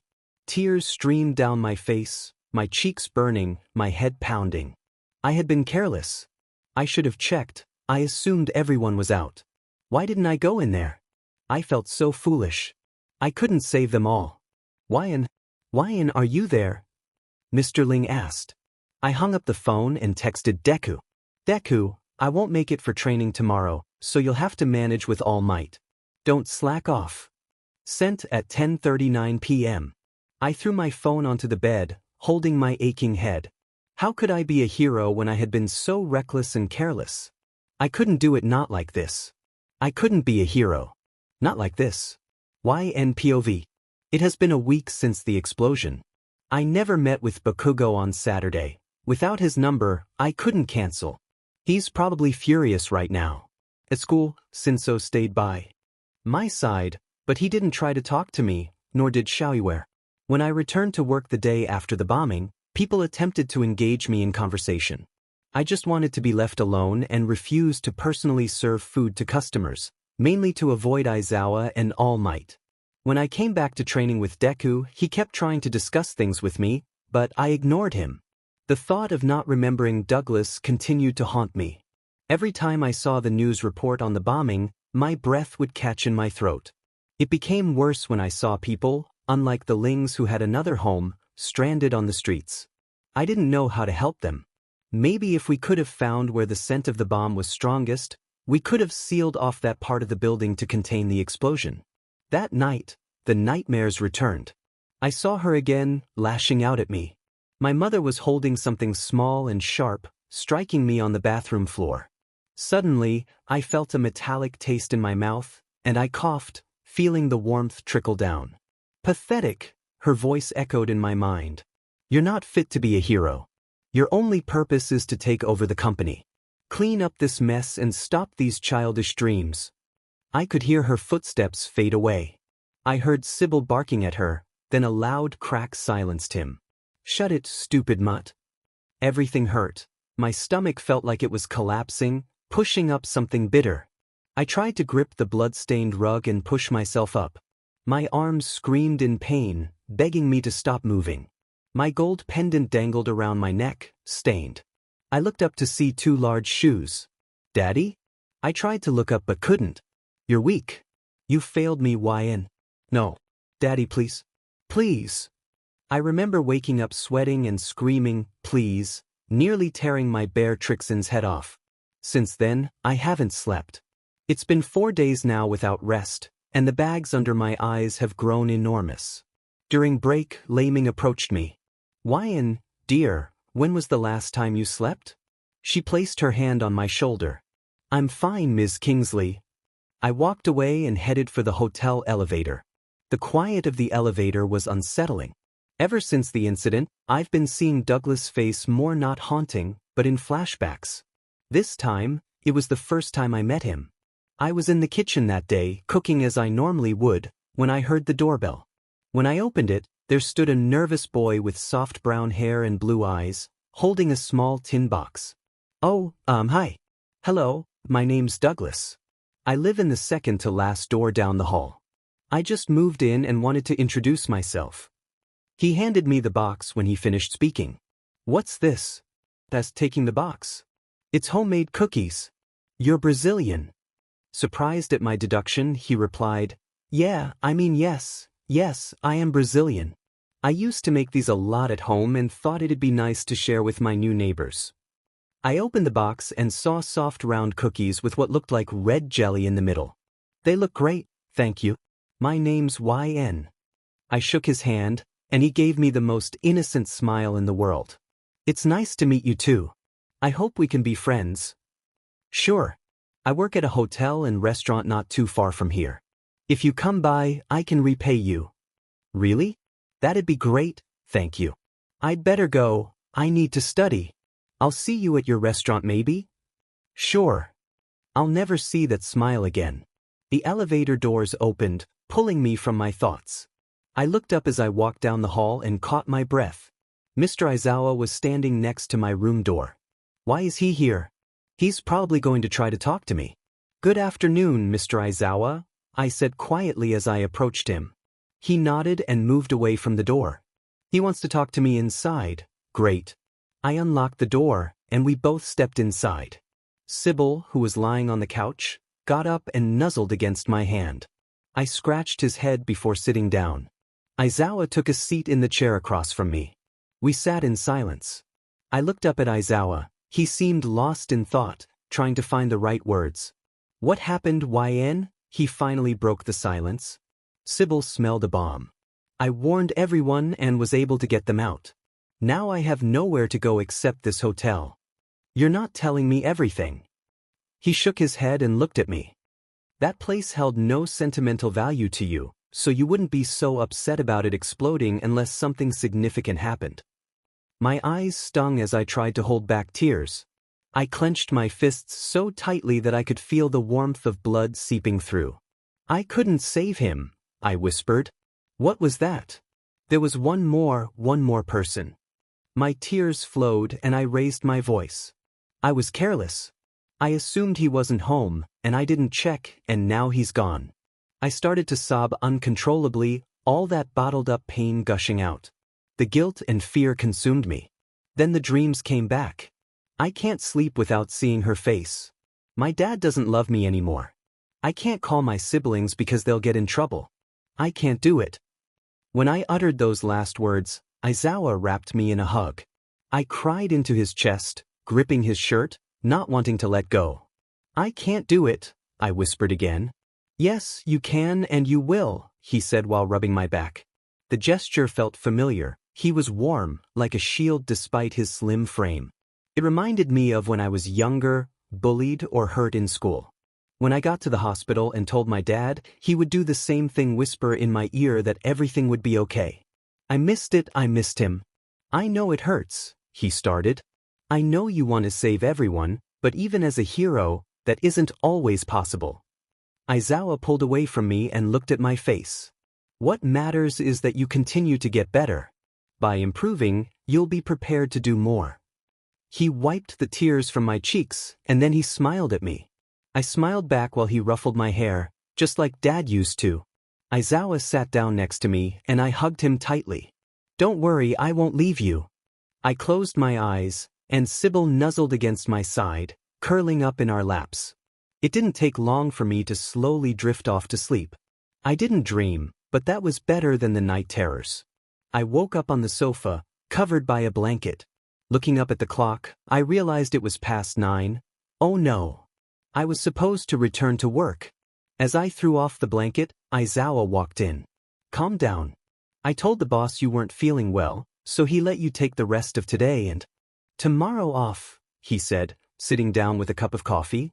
I sighed in relief, reaching inside my shirt to take out my star pendant. Opening the locket, I saw a picture of my dad. He had a skin tone a little darker than mine, our eyes were the same color, but his hair was a very dark blue. Dad had made pendants like this for each of us when he was in the hospital, just in case he didn't make it. Your old man, Aizawa said, moving closer to me. Yeah. Aizawa took a sip of his coffee before speaking again. You know what you said about him not loving you anymore? I choked. That's what it felt like in my night terror. Night terrors? He looked at me, confused. I've been having them since about a month after he was buried. What happens in them? I'd rather not say. Hey, where's Sybil? I suddenly noticed that none of the TVs were on, and the little white fur ball was nowhere to be seen. He said he went out to hunt and that he wouldn't be back late in case you were worried. I nodded to myself. Even though he could take care of himself, I suddenly felt anxious about him. If I were to lose Sybil. No, don't think like that. That little fox can handle anything. Suddenly, I heard a quiet whooshing sound, and in a ball of light, Sybil appeared. Hey! I smiled and opened my arms to him, and he jumped into my embrace, nuzzling my face. I scratched his head lovingly, thoroughly enjoying his presence. You feel better? I feel great, thanks. So, I turned my attention back to Aizawa. How long exactly are you planning to stay in the hotel? Until I find a place to rent. Yeah, well that's not going to work. Aizawa stood up. Hey, Sybil, you know where my place is, right? Sybil tilted his head, looking confused as he glanced between me and Aizawa. Yes. Teleport this big trunk into one of the spare rooms I have there. Suddenly it clicked. Wait, are you serious? As serious as a heart attack. You're moving in with me. Unexpected. I'm moving into Aizawa's place now. Honestly, I'm excited. We're already close enough, so I guess it was meant to happen. As expected, I played with his hair during the entire car ride. Soon we arrived, and it was bigger than I expected. 2 stories, painted black with large clear windows. Do you have Netflix, Crunchyroll, or Funimation? Sybil asked out of nowhere, but I had anticipated the question. Yeah, all of them. Why, before I could finish, Sybil had already teleported out of the car. Aizawa looked at me, clearly confused. He's a fan of anime, I explained. We took my vault, letterbox, Trixin, and duffel bag of clothes out of the car and went inside. Sybil was in the living room, already watching Attack on Titan. Aizawa stood there staring at him, then looked at me. I shrugged my shoulders and smiled. He grinned at me slightly before leading me upstairs. He opened the second door on the left of the hallway. It isn't much, but you can decorate and customize it however you want later on, he said, gesturing to the plain room with a full XL-sized bed and my trunk in the far corner. It's enough, I said, placing my trunk and vault at the foot of my bed while Aizawa set my clothes on the bed. I surprised him by wrapping him in a hug. Thank you. He returned the gesture, rubbing my back gently. Yeah, hurry up and get settled. I'm hungry. As expected. Aizawa left me alone in the room. I walked around my new space. It was smaller than what I was used to, but it felt warmer. Approaching my weapons trunk, I took out the briefcase inside it. I opened it and gazed at my part-time gear. I got my phone and texted him on. Please have mercy. I'll never do it again, I swear. His lips quivered as he backed away, his hands slipping in the remnants of his allies. You played with your rapier, its silver metal glistening ominously. Taking your time, you walked towards the leader of the mafia, who was now trembling. I'll go to jail. I won't try to escape. I'll get a life sentence, just please. He continued to scream and plead. His words bounced off you like a wall, unconvincing and unmoved. You began to hum a haunting tune, your sweet voice echoing in the hall. Suddenly, he hit a wall, looking up at you with fear in his eyes. He raised his hands, putting them together in prayer.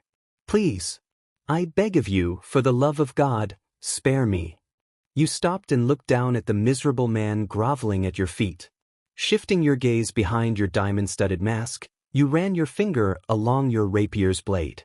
Don't worry, your voice, distorted by the audio changer in the mask, sent a chill down his spine. He realized that you bore no mercy. I won't appear to you again. This nightmare will now end. Before he could blink, it was over. His eyes filled with tears as he grasped at his throat, looking at you in disbelief. Slowly, his body fell with a quiet thud. Lowering your blade, you stared at his body as the dark pool spread beneath him. How much longer will this go on? Will I escape? A light shone from behind you, illuminating the hall. You didn't turn around, you stiffened, unsure why. Suddenly, a hand rested on your shoulder. It was different from his duller, yet warm and uplifting. The gentle tug seemed to pull you out of the darkness. You will escape, and you will freely walk among the stars. You've been living with Aizawa for about 10 months now. The triplets hadn't replied with any news about the bomber, but that hadn't crossed your mind with everything that had happened. You had become more upbeat since moving in, and living with Aizawa had become fun. You two even got matching bonnets because why not? Both had cute cats on them, and yes, you practically forced him.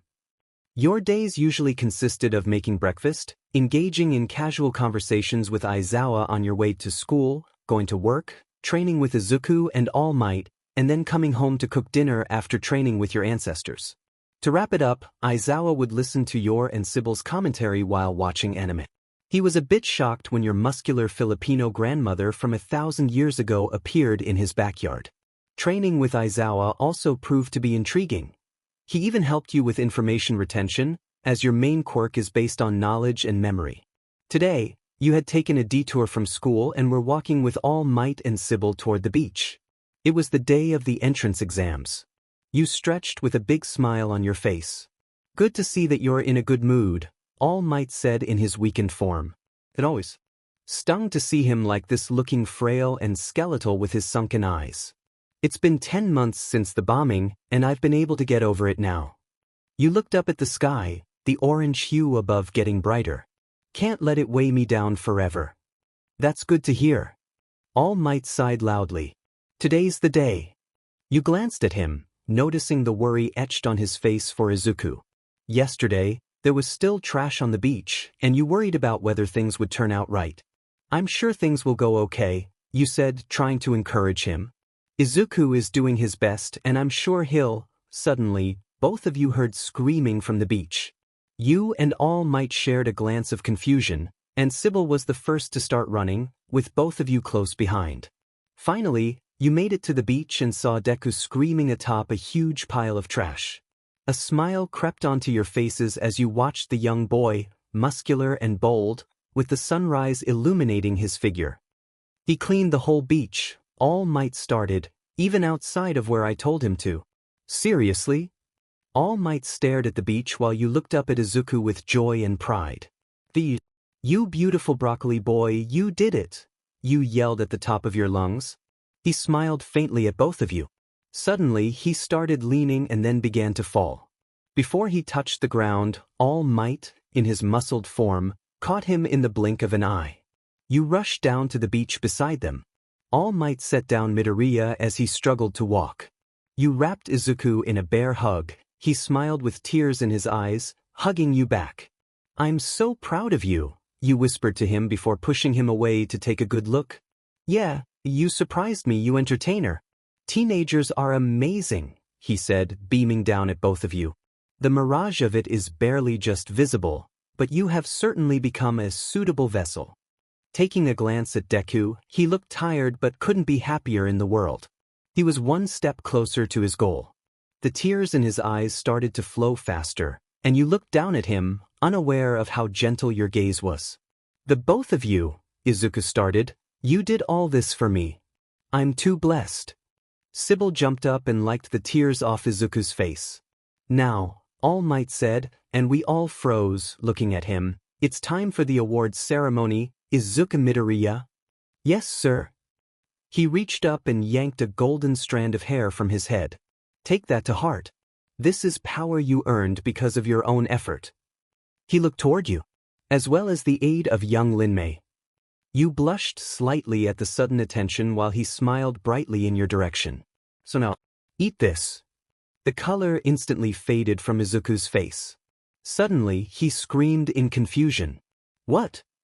Deku, calm down. He just told me to eat hair, Yenne.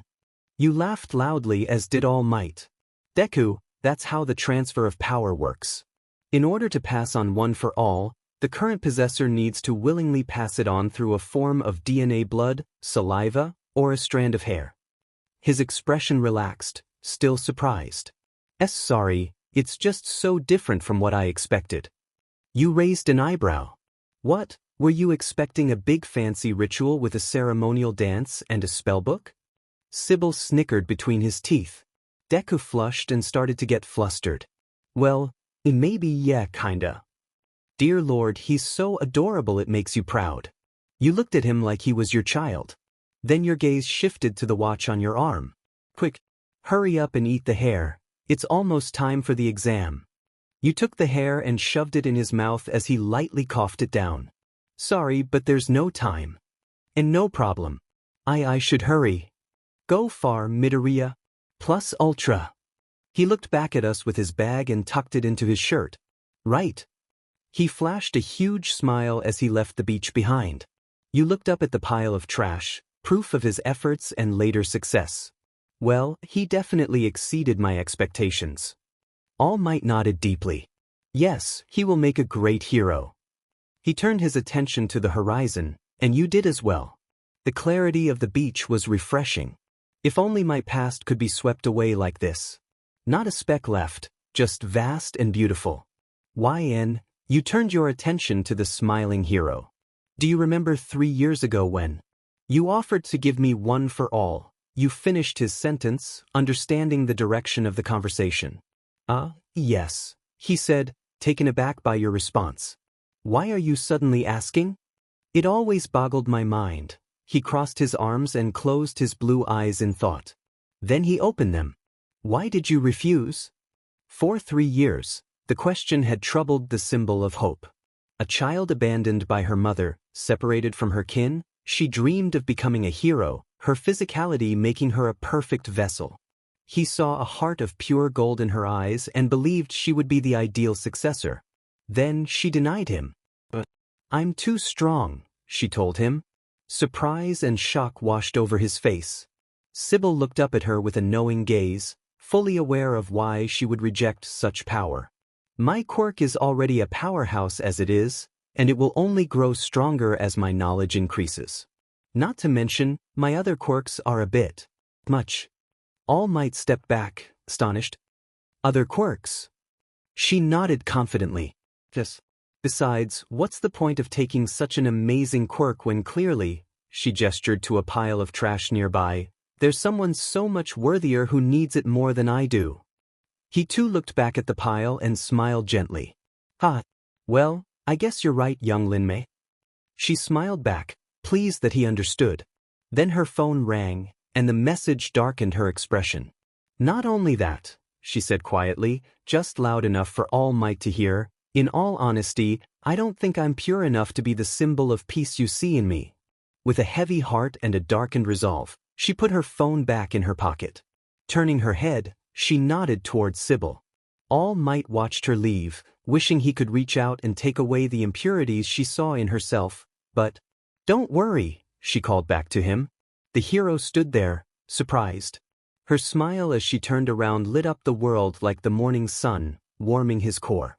I promise, no matter how long it takes, I'll be a hero you, Aizawa, and the world will be proud of, okay?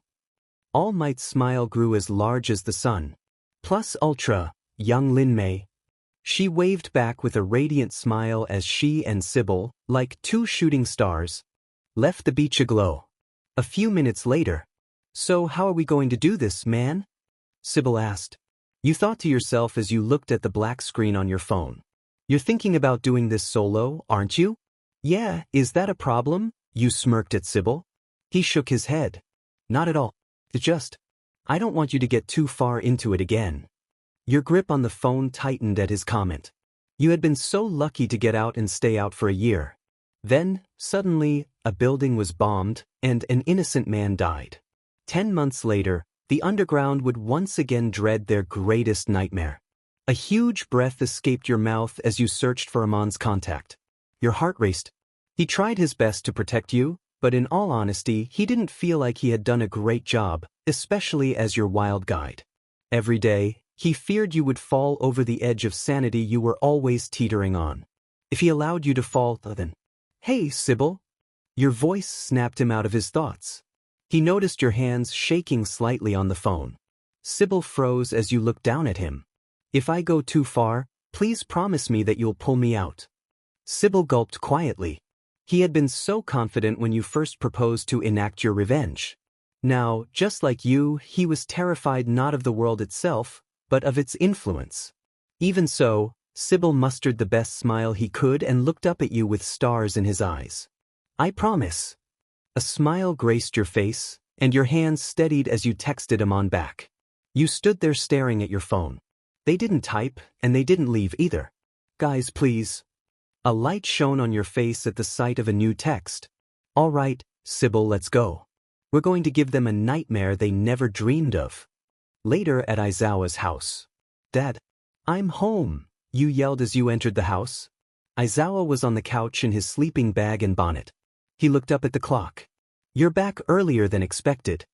Since today was the entrance exam, our trainee had a long day. Poor kid almost blew his arm off, so I came right after work, you explained while ruffling his hair. Then what have you been doing all day? There was no school. I went to the gym and did some shopping for dinner, you said as Sybil heaved several bags of food into the kitchen. Also decided to sign into work earlier, and that's basically it. Unbeknownst to him, you left out the fact that you had scoped out the address to view the layout of the place. Even so, he nodded and returned his attention to the TV. Looking up, you saw that he was watching 7 Deadly Sins. That's an interesting choice of show. He shrugged his shoulders. Aizawa was bored and had clicked on the first anime on the list.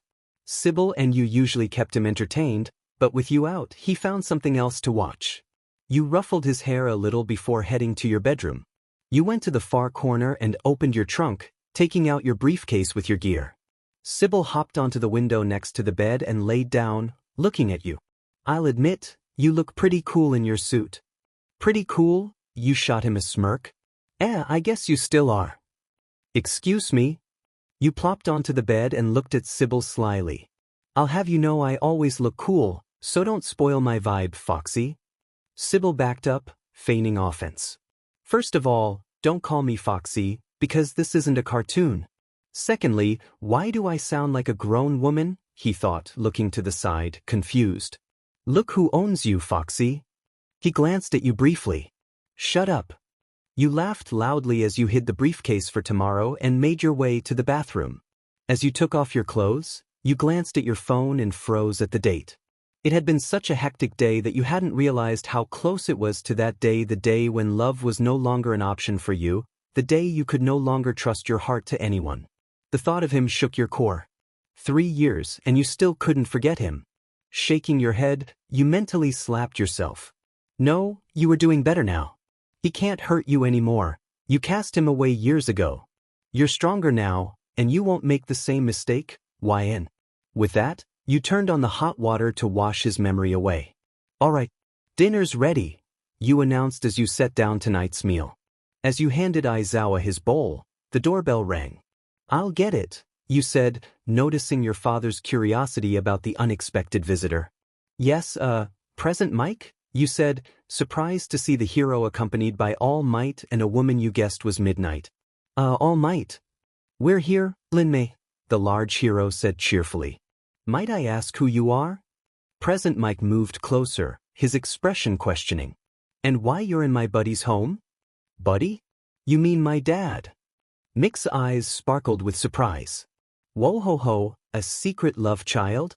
You looked at him in confusion. What's with all the noise? Aizawa approached the door, clearly annoyed.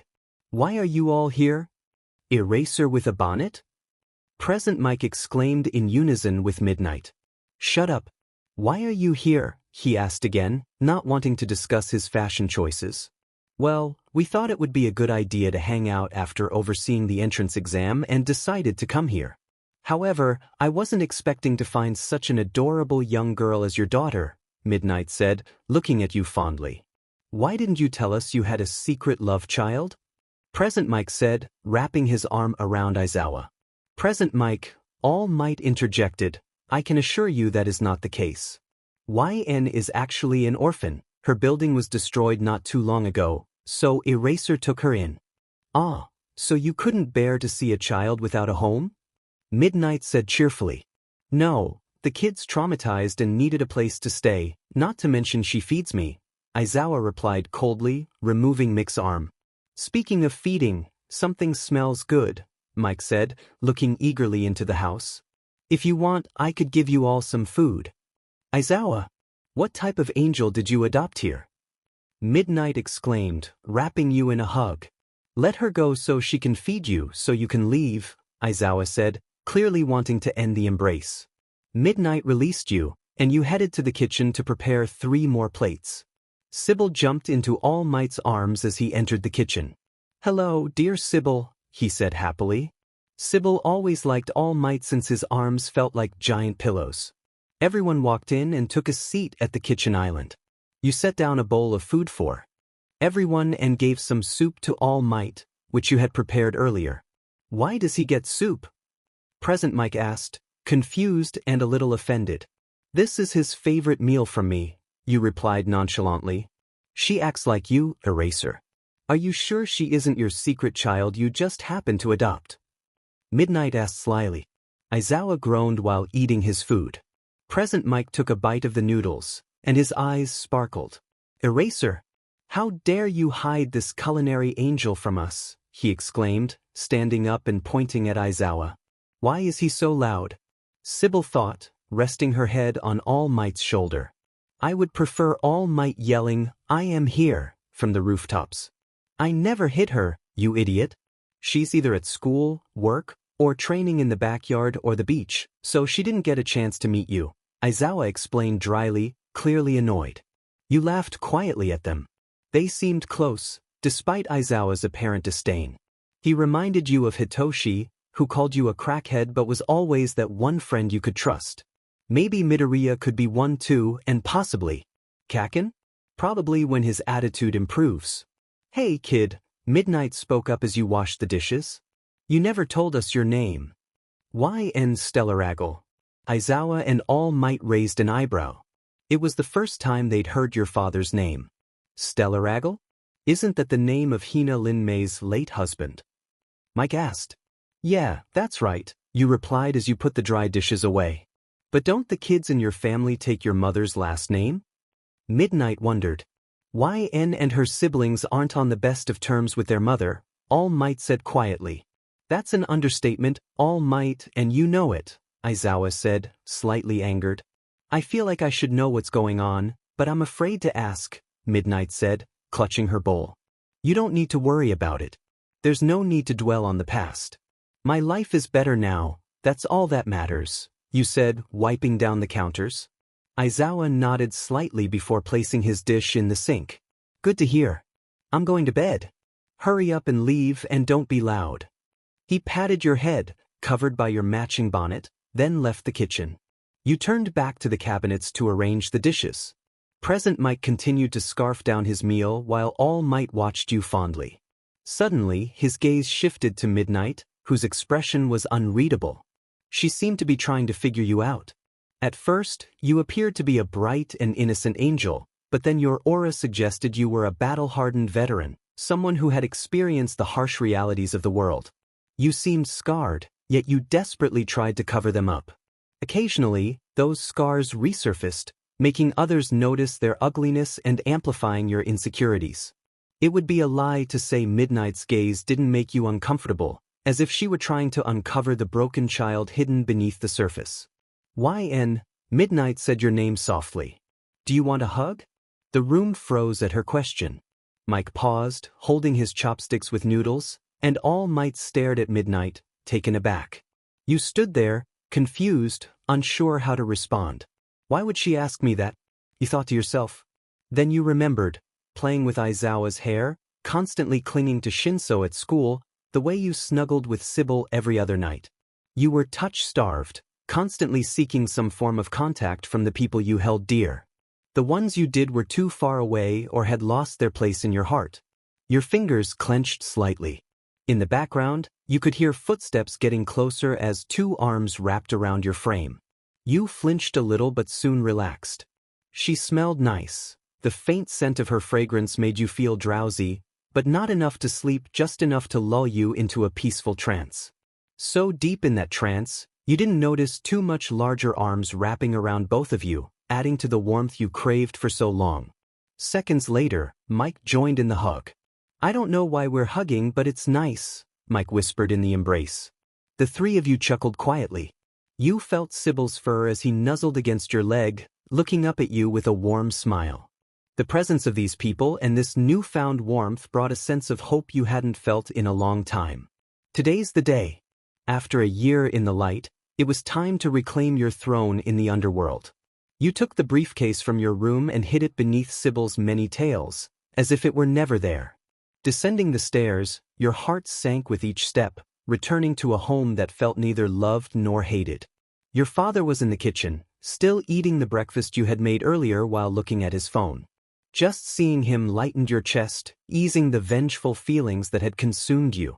Perhaps it was the fondness that had grown for the man who had been your closest father figure for nearly 3 years. You hoped for a day when you could look him in the eye and confess your actions, and that he would still love you. "Hey, Dad," you finally spoke up. Aizawa looked up, acknowledging your presence. "Hey, kid." Suddenly, nervousness kicked in. You were about to lie to your father. You had used lies and deceit before, but never with your deceased father. To complete your mission, you had to. "My eldest brother Aster asked me to come by to see him and the triplets today." Your heart raced, but you maintained a bright and stoic expression. His eyebrows raised. "Oh yeah, they finally asked for you?"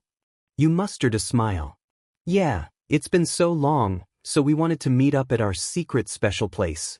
"So you don't want me to drop you off?" He smirked lightly. "It's a secret, so why would you?" You responded jokingly. "All right, so when will you be back?" Pausing to think of a reasonable time frame, you replied, "Probably 2 to 3 days. Knowing my sister, she'll try to squeeze in a girl's day with the 5 of us. Not to mention their job involves a lot of travel." Aizawa nodded slightly. "All right, so that's your bag on the couch then. Make sure you've got everything." You nodded slowly and walked toward the couch to lift the duffel bag. Making your way to your father at the kitchen island, you hugged him from behind. He stroked your arm in the embrace, and as you took in his comforting scent, you let go, your touch lingering just a moment longer. Not in a hurry, you left the house with Sybil trailing behind. Your previous actions puzzled the adult. The way your hand lingered on his arm felt unsettling, and the way you slowed your stride and closed the door almost seemed like a goodbye. Later that day, you stood on a hill above a building that appeared well-kept, resembling an apartment complex. "All right," you looked down at Sybil. "Let's do this." Tartarus. At the mention of his new name, Sybil's white fur turned black, and his rosy eyes became a deep red. He grew more muscular, shrouded by shadows. His teeth became more ferocious, like a wild creature ready to defend. With one of his dark tails, he handed you your briefcase. Grabbing it, you clutched the handle and opened it, gazing at your suit, mask, and crown. Quickly, you donned your gear, feeling the warmth of the clothing, though it chilled you to the bone. Finally finished, you activated your voice changer. "Well now," you began in a distorted female tone, "it's been a year and a half. These fools have angered me during my slumber." Walking down the hill slowly, you drew out your rapier, a silver blade wrapped in gold scales like a dragon, your Draco Sanguis, Latin for blood dragon. As they awaken, their nightmare will begin. Inside the base, the leader's perspective shifted as he savored the wine from today's shipment. He smiled at his reflection in the blood-colored liquid. "Any info on the whereabouts of the Linmei girl?" "No, sir," replied his assistant, her eyes glued to the tablet. "Casualties?" "Only one of them died, sir." He groaned. "That's not enough to get the brat to run home." "Ah well, find out where else she." A rumbling in the building interrupted their conversation, weapons and china on the walls trembling as if in fear. "Sir, help." A face appeared on the monitor, fear etched on his features. "Jean, what's going on?" "She's here. It's her. She isn't Aizawa." Static filled the screen, followed by his cries. Finally, the monitor cleared, revealing blood on the walls. Growling echoed in the background. Suddenly, you walked into view, your once vibrant eyes now a deep abyss of black. The leader sat in disbelief. It couldn't be you, you had died. Your body was among the flames nearly 2 years ago. The police confirmed it. But there you were. Q-Queen. "Kachimar," the assistant whispered, her tablet slipping from her hands and shattering on the floor. Your gaze turned to the screen, Tartarus looming behind you, engulfing the room in shadow. A smile crept onto your face as you leaned against the dashboard. You too looked surprised. "How come?" you questioned playfully, the desire for vengeance lacing your words. Sorry, after 2 years, Tartarus was craving for blood. Sadly, your buddy Jean was the closest source. Not to mention, your little stunt 10 months ago caught my eye. The leader gulped, knowing how much you despised that. A simple murder irritated you, but any attempt at mass murder would provoke your wrath, especially when it succeeded. It was something you would not tolerate. Aside from All Might, you were a significant factor in the decrease of villain activity, not because you would kill them, but because you were a villain's worst nightmare. Before death, you would ensure they suffered. Tear apart everything they built, threaten them with what they held dear, and watch as any chances they had at reaching their goals faded away. You knew every villain inside and out. You understood what made their blood boil, their hearts clench, and their spirits awaken and shatter. And you relished it. You really had a lot of nerve thinking that just because I'm gone, you could do as you please. Tartarus growled at the screen. The leader's hand shook as he held the glass, repeating in his mind, "She can't be alive, she can't be. Since I'm here now, it's time for me to reclaim my throne, starting with you as my first example. I would say cherish these last few moments, but no one cherishes nightmares." The screen finally went black. The glass slipped from his fingers, shattering into countless pieces on the floor. The leader couldn't breathe. It was as if time had stood still, just like that time long ago when the underworld could barely move under your gaze. "Sir, we need to get out of here." She grabbed his arm to pull him from his chair, but his body was limp. "We have to go now and escape before she gets here." "We can't," he yelled back, his eyes wide with terror. "We can't run from her. She isn't All Might." He was right. You were worse. Back to Yenne. Walking down the quiet hall, the only sounds were your footsteps, the deep growls of Tartarus, and the scraping of your rapier along the metallic white walls. The familiar satisfaction of instilling terror in the hearts of villains and criminals alike filled you with a sense of joy that both thrilled and frightened you. A smile crept onto your face as you heard the unmistakable sound of guns being ped at the end of the hall. That sinister smile, which could bring even the hardest of hearts to their knees, was felt by them without needing to see your face. They were afraid of leaving their master, but more so of facing you. "I won't attack." They caught their breaths. Many of you were forced here for family, for money, for your own lives. You don't mean to commit these crimes. Drop your weapons and leave this place. No one will harm you again. You were right. There was truth in your words, and they knew it well. One of them, a woman no older than 21, stepped forward, shaking under your gaze. Her grip on the gun was so tight it made her hands ache. "Why, you promise?" Your smile softened, your eyes briefly returning to their natural hue. "I won't harm you, and neither will anyone else once they find out I'm back." You moved aside, and Tartarus followed suit, creating a path for them to escape. A sparkle shone in her eyes as she dropped the gun. The woman bowed deeply, tears in her eyes. "Thank you. Thank you so much." Then she ran down the hall, a wide smile lighting her face. You glanced back at the others peeking from behind the corners and gestured toward the exit. "Well, I'm sure there are people out there waiting for you. Now go." One by one, they walked down the hall, then rushed into a sprint. One of them lagged behind, having been there the longest and still afraid of the possibility that you might come for him. Suddenly, Tartarus nudged the man with his giant head, looking back in disbelief. You smiled. He got the message. He too ran toward the light at the end of the hall as you descended into the pit of shadows. The walk was long and frustrating. You wanted it to end quickly so you could reach that place, find an excuse, and run back into his arms.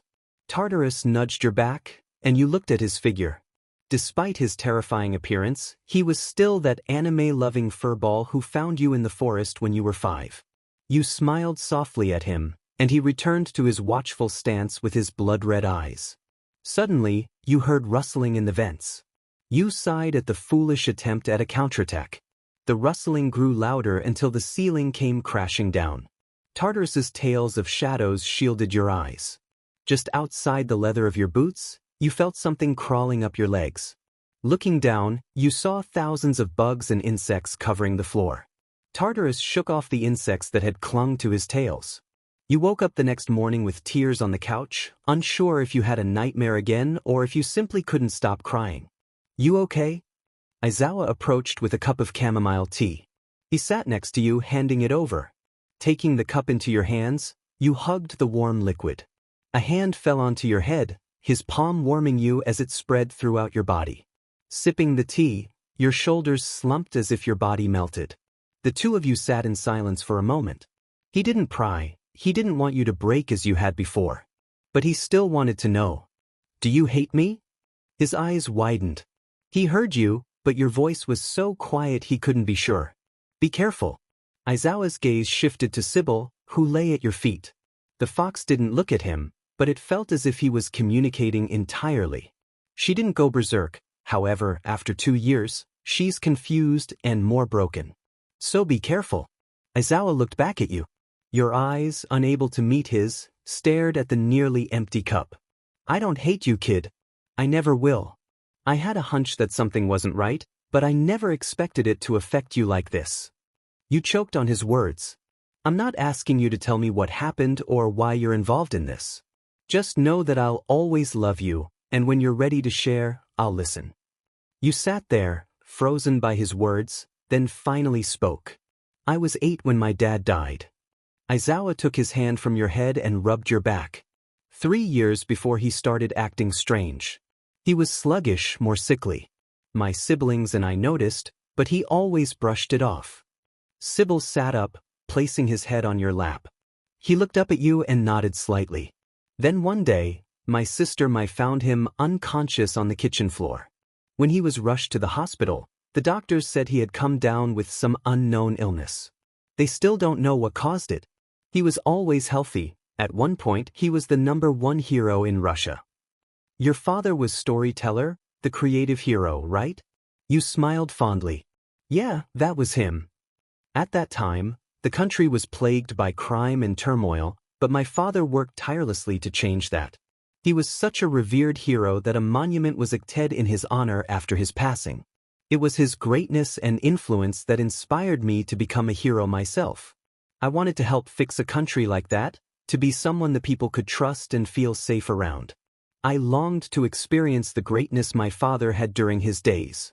That was all I ever wanted, and I wished for him to witness my journey as I began my training and developed my quirk.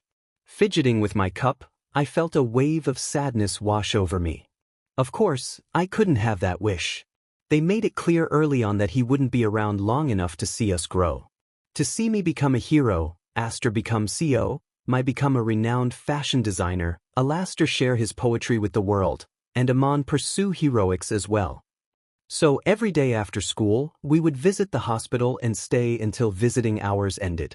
Our mother disapproved, saying we were being childish for wanting to spend as much time with our father as we could. It was absurd how she spoke. Eventually, she assigned people to take us home, limiting our visits to once a week. Sybil huffed in frustration. One day, we reached our breaking point. We snuck out during one of our lessons and headed to the hospital. Our dad was surprised to see us, having left the house without telling our mother. He didn't want us to get into trouble, so he urged us to return home. I'll still be here next week, he said. But how could we be sure? The doctor had warned us he didn't have long. He could have been gone tomorrow for all we knew. My voice trembled as I spoke. It was late when we got home. We thought our mother was asleep since she rarely stayed up late. We went to bed, bracing ourselves for the inevitable reprimand the next day. I awoke to someone slapping my face. Looking up, I saw my mother, her expression furious. Without saying a word, she dragged me out of bed, repeating, I thought you were more sensible than them, yet you're just as foolish. Aster isn't fit to be so, you are. But I never wanted to be CEO. That night, she forced me to study textbooks on investments and shares, among other things. She would slap me every time I tried to close my eyes. The others didn't find out until a week later when my exhaustion caught up with me at school. Our doctor said I was studying too much and needed more sleep. So, she pulled me out of school and began teaching me at home.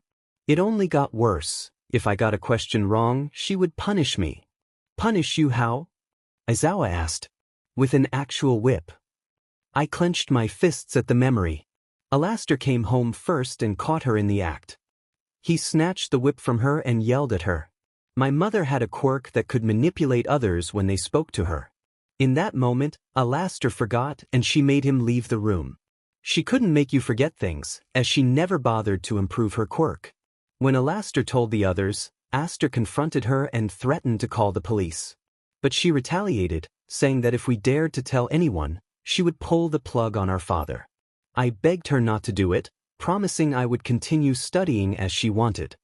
Aster was furious. He realized she was exploiting our father's condition to mold me into the successor she desired. But why you? Didn't Aster want to be Seal? Aizawa asked. He did, and for a long time she supported that.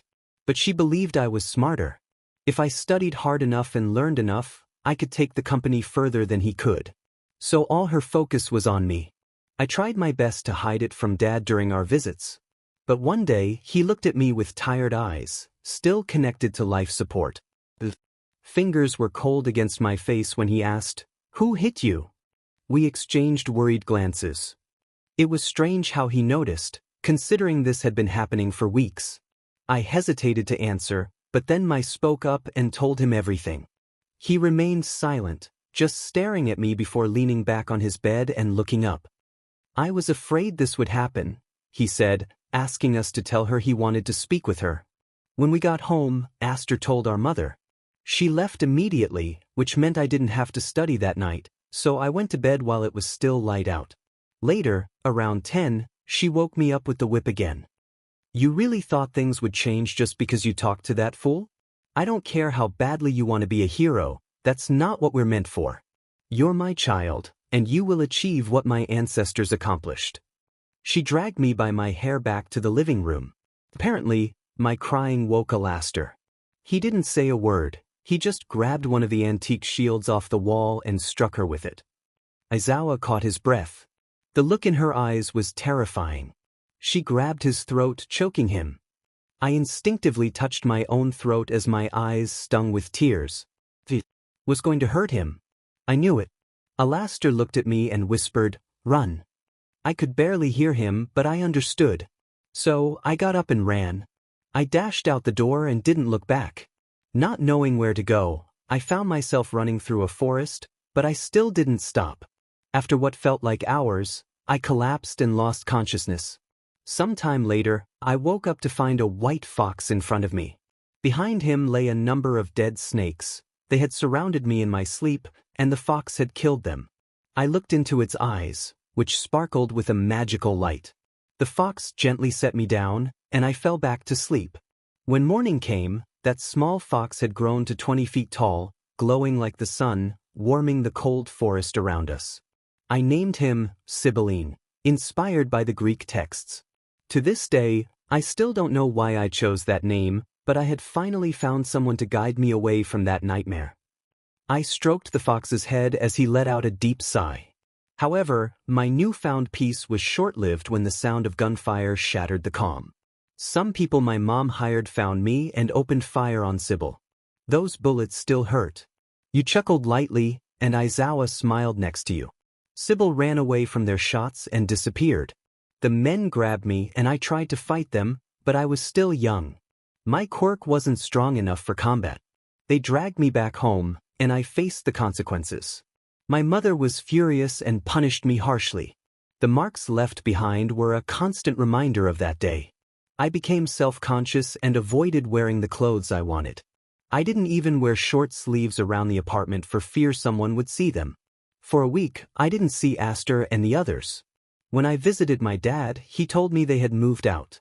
It confused him that I was asking about them, so I called Aster's phone from the one in his room. He told me that after I ran away, Mai had woken up and got Alastair away from her.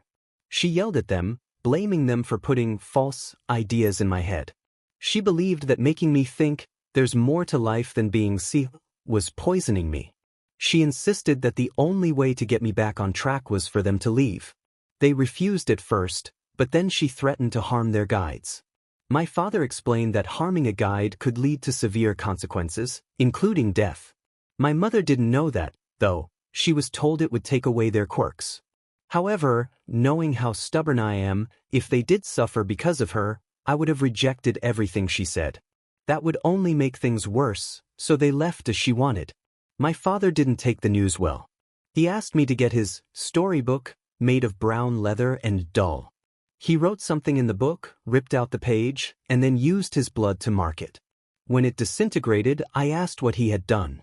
He told me that when these chains release my wings, I would find out. I wasn't sure how long that would take or what it meant, but you looked out the window and into the sky. I'm sure whatever he willed on that paper will help me. How do you know? Aizawa asked. The reason my father was named the creative hero, storyteller, was because whatever he wrote on paper and marked with his blood would come to pass. There are some limitations. He can't change the natural order of things or bring someone back from the dead. After he told me what he did with the paper, I went back home. 3 years later, one day my mother was out at work. She left a note telling me to read some books, promising to quiz me when she got back. Instead, I packed my things. Mai had told me about the place they were staying that Aster bought. I still don't know how long I spent packing, but she came home just as I was leaving. I had never been so scared in my life. Before she could reach for me, I ran into the forest. That's when I heard a gunshot.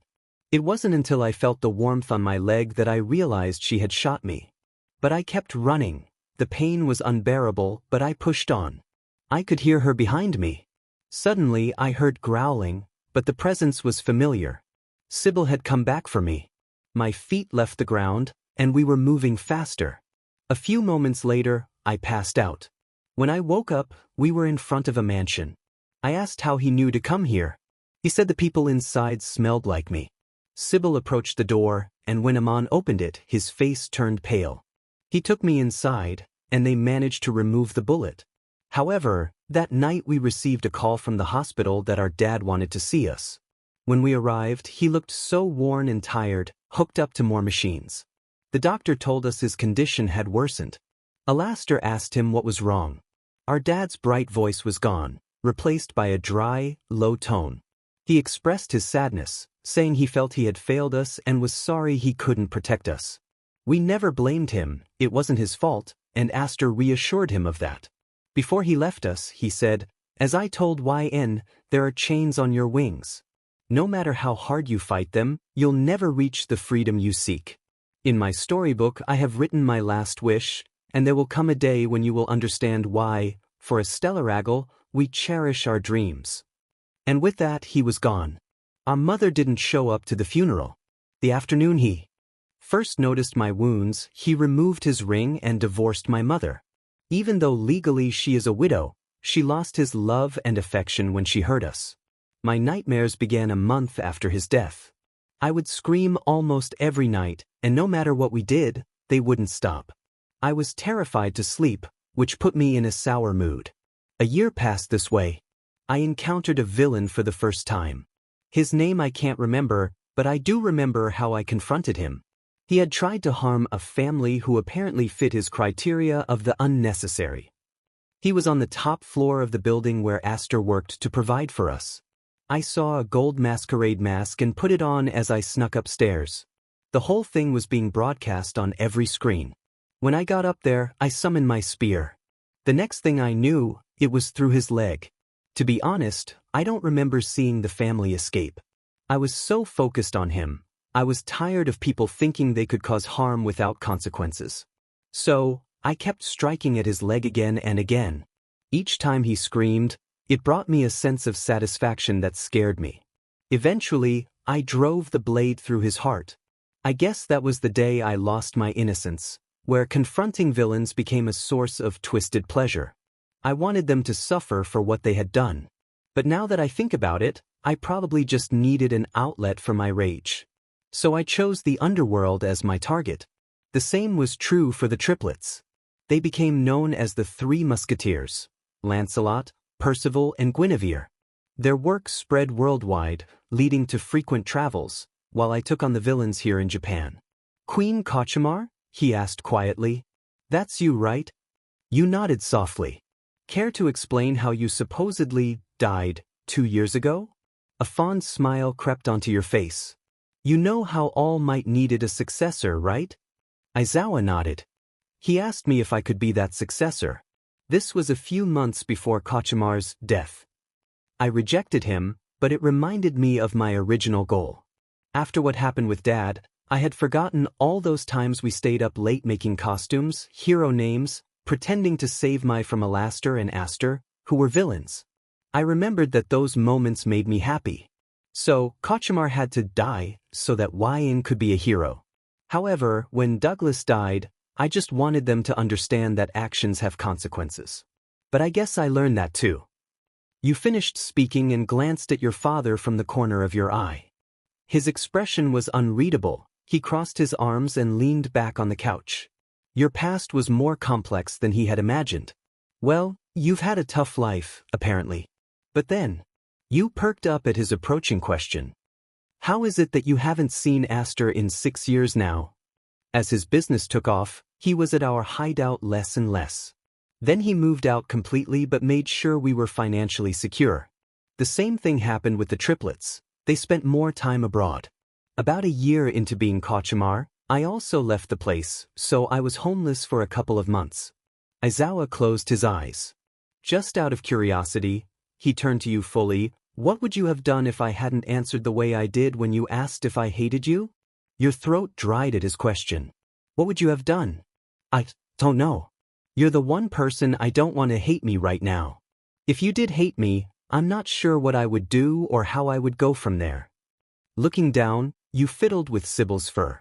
A hand rested on your head. Well, you won't have to worry about that. It'll take a lot to make me hate you. Your heart lightened at his words, and you finally smiled. So, is Kachimaru going back to her grave or what?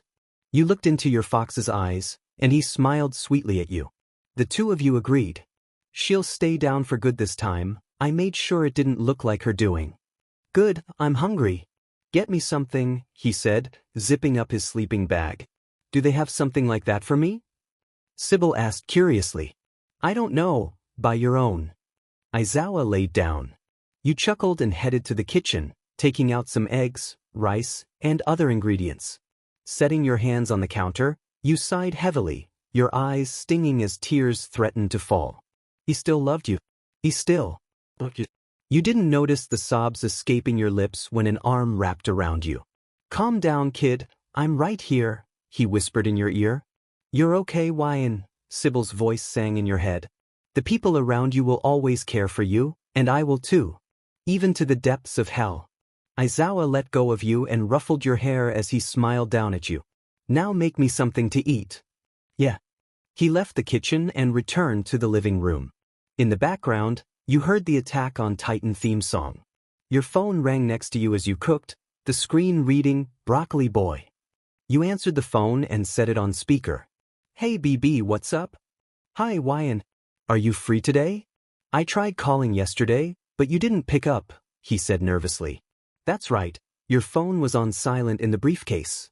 Sorry, I was busy at work. I'll be free until about. You glanced at the clock. 11, it's 9 right now, so meet me on the beach at 10:30. Okay, sure. Deku said cheerfully. See you then. You bid him farewell as you plated the food. Food's ready, Dad, you yelled to the living room. As you washed the dishes, he emerged from his sleeping bag and walked in to eat while Sybil enjoyed his plate of meat. Dad? He raised an eyebrow. Is it okay if I meet a friend today? Aizawa nodded. From your actions, it was clear that this time, your desire was pure. Being a father was still new to him. He had to consider your emotional responses for once. Something he didn't pay much attention to with most children. But you were different. You were special, a pleasure to have around. Now that Aizawa knew the truth about your past, he was determined as your father to ensure you never looked back. When you finished breakfast, you headed upstairs to change into some other clothes. When you finally returned downstairs, your father was fast asleep on the couch. You planted a kiss on his head before leaving out the door with Sybil close behind. Your fox watched you from behind, admiring the glowing aura that radiated from your face. Yenne recovers quickly. When given a clear path, she doesn't dwell on her sorrows. Not sure if that's good or bad, he thought to himself. Sybil shrunk himself to puppy size as you boarded the bus. The fox watched as you gazed out the window, rejuvenated and bright. It reminded him of that morning when he towered over you. The way the child that was you gazed at him with wonder and hope warmed his heart. His entire being said, "Protect this child."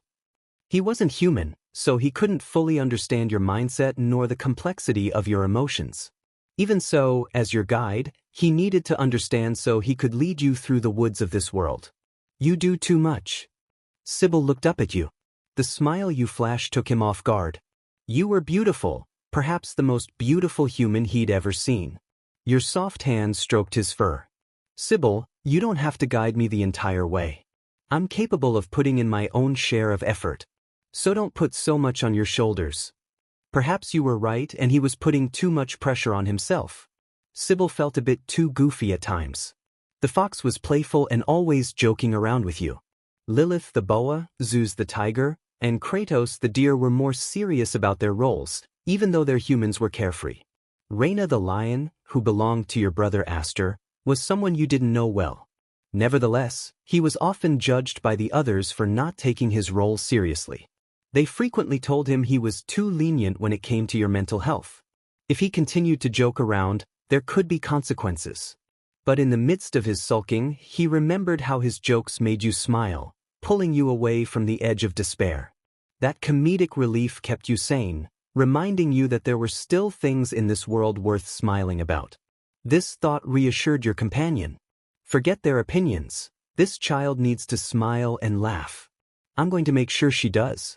With this resolve, the fox rolled happily under your touch. Your smile widened at the furry creature. Looking up, a little girl gazed at Sybil with wide eyes. Sybil noticed her too. "Do you want to pet him?" you asked. The little girl squealed silently and looked at her mother.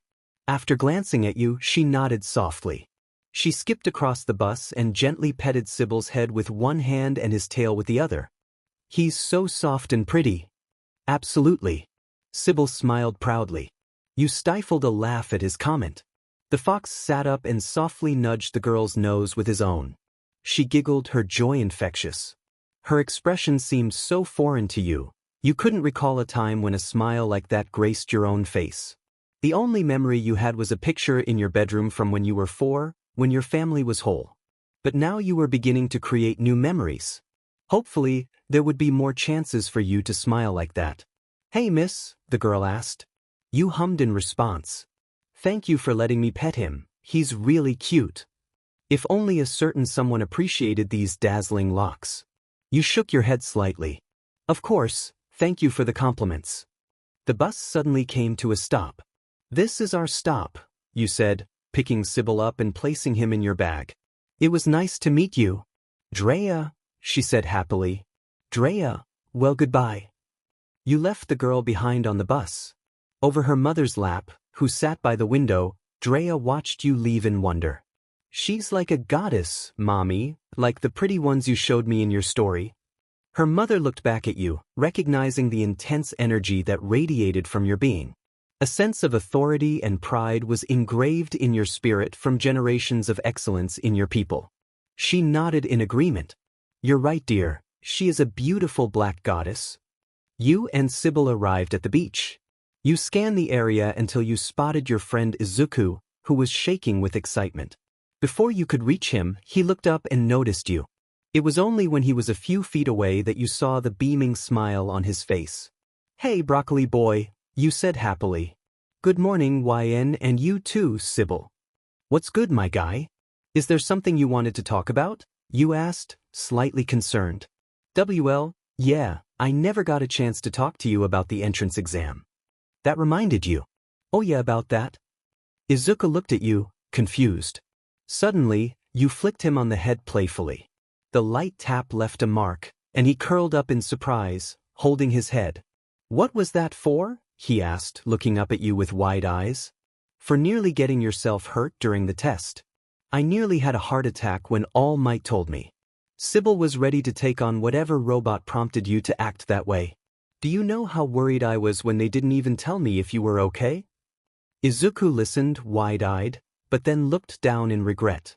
He didn't know the specifics, but he was aware that you had lost some important people in your life. The fact that he had worried you made him feel guilty. I'm sorry for worrying you.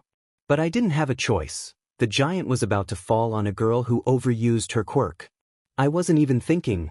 I used my quirk to jump and hit the giant back. You sighed, feeling your unease fade. Well, I can't really be mad at you for that since you did save someone, so sorry. Izuku shook his head. No problem, it's natural to worry, so I should apologize. Don't worry about it. Besides, there was something you wanted to tell me. His face brightened. Oh yeah. Izuku quickly got up and dusted off his pants. I got in. You ruffled his hair playfully. Of course you did, All Might and I trained you, silly. Okay, Broccoli Boy is going to kick some butt, let's go. Sybil thought enthusiastically. Heh, have you and your mom celebrated? You asked him. No, we're still deciding what to do. You paused in thought before an idea clicked. I know.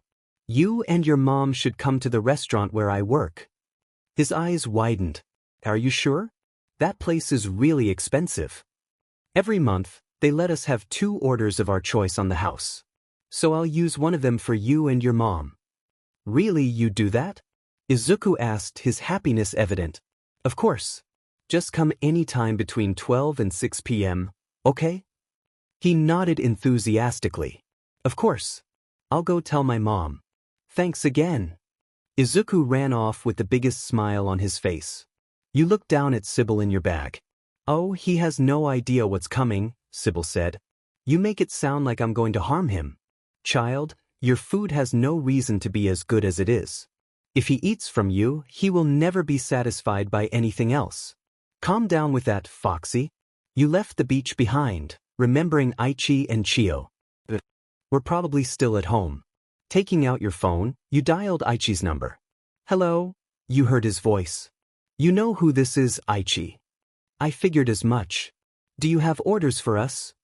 Yes, as a matter of fact, I do. Get a job. His confusion was evident. Wait, what? You heard me, you said as you boarded the bus. I want you and Chio to get jobs. Being Kachimar isn't going to work for me. You sat down, and Sybil sprawled in the seat next to you.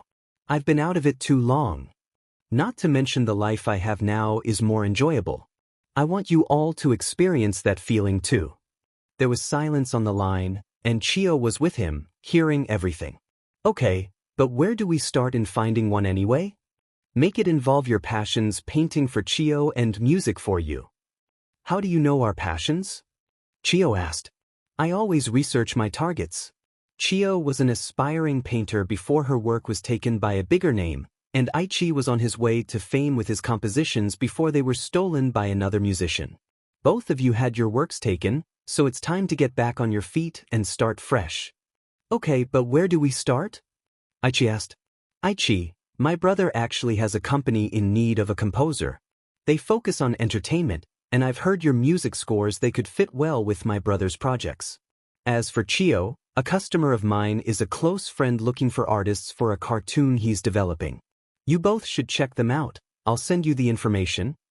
A pause followed. Thank you, Kachimar. Yenne. Thanks, Yenne, Chio said before hanging up the phone.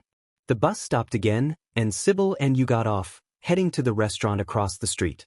Once inside, you changed into your uniform and took Sybil with you into the kitchen. I'm back, everyone, you announced as you entered. Holy cow, she's back. Kalis exclaimed by the oven. Yenne, where were you yesterday? You never miss a day, Laming asked. This one got sick, and my dad couldn't watch him because he had work, you said, holding up Sybil. Celine gasped. Foxtrot. She called Sybil by his nickname. He hopped down and walked toward Celine. Sybil was like the class pet of the kitchen. He was allowed there since he didn't shed and stayed away from the food unless offered some. As he hung out with Celine, you made your way to your station. Oh yeah, Damon. Hello, Ghost, he replied as he entered the kitchen. I have a friend coming here with his mom, and I want you to take their order. Sure, what do they look like? It's a boy. Imagine if a cinnamon roll was a person, but with green hair. His mom has the same look. Damon nodded, intrigued by your description. Oh yeah, and I'm using the free pass for him. I'm sorry, what? Damon asked, looking at you confused. All eyes turned to you. Sybil was eating a bowl of shrimp, puzzled by the sudden change in atmosphere. Yn, are you sure nothing happened yesterday? You looked around the kitchen, slightly perplexed by their expressions. Yes, I'm sure. The friend I'm talking about just got accepted into UA, so I wanted to treat him. So, to get a discount from your stingy self, I need to do something impressive, is that what you're saying? Kalis asked. The kid's quirkless, his quirk just developed, so he barely has any control over it. Now that does sound impressive, Laming said, amazed. Now that I've explained, can you ease up on me? Also, when they get here, let me know so I can take their order. The kid's a nervous wreck. Sure thing, Damon said as he exited the kitchen. Everyone went back to work as you reviewed the orders assigned to you. An hour or two passed before Damon returned. Hey Yn, there's a green-haired human cinnamon roll with his mom here. Thanks, I'm done with this order anyway, you said, taking a spare notepad from Damon. As you approached the entrance, the atmosphere became tense. You looked around. The other guests were enjoying themselves.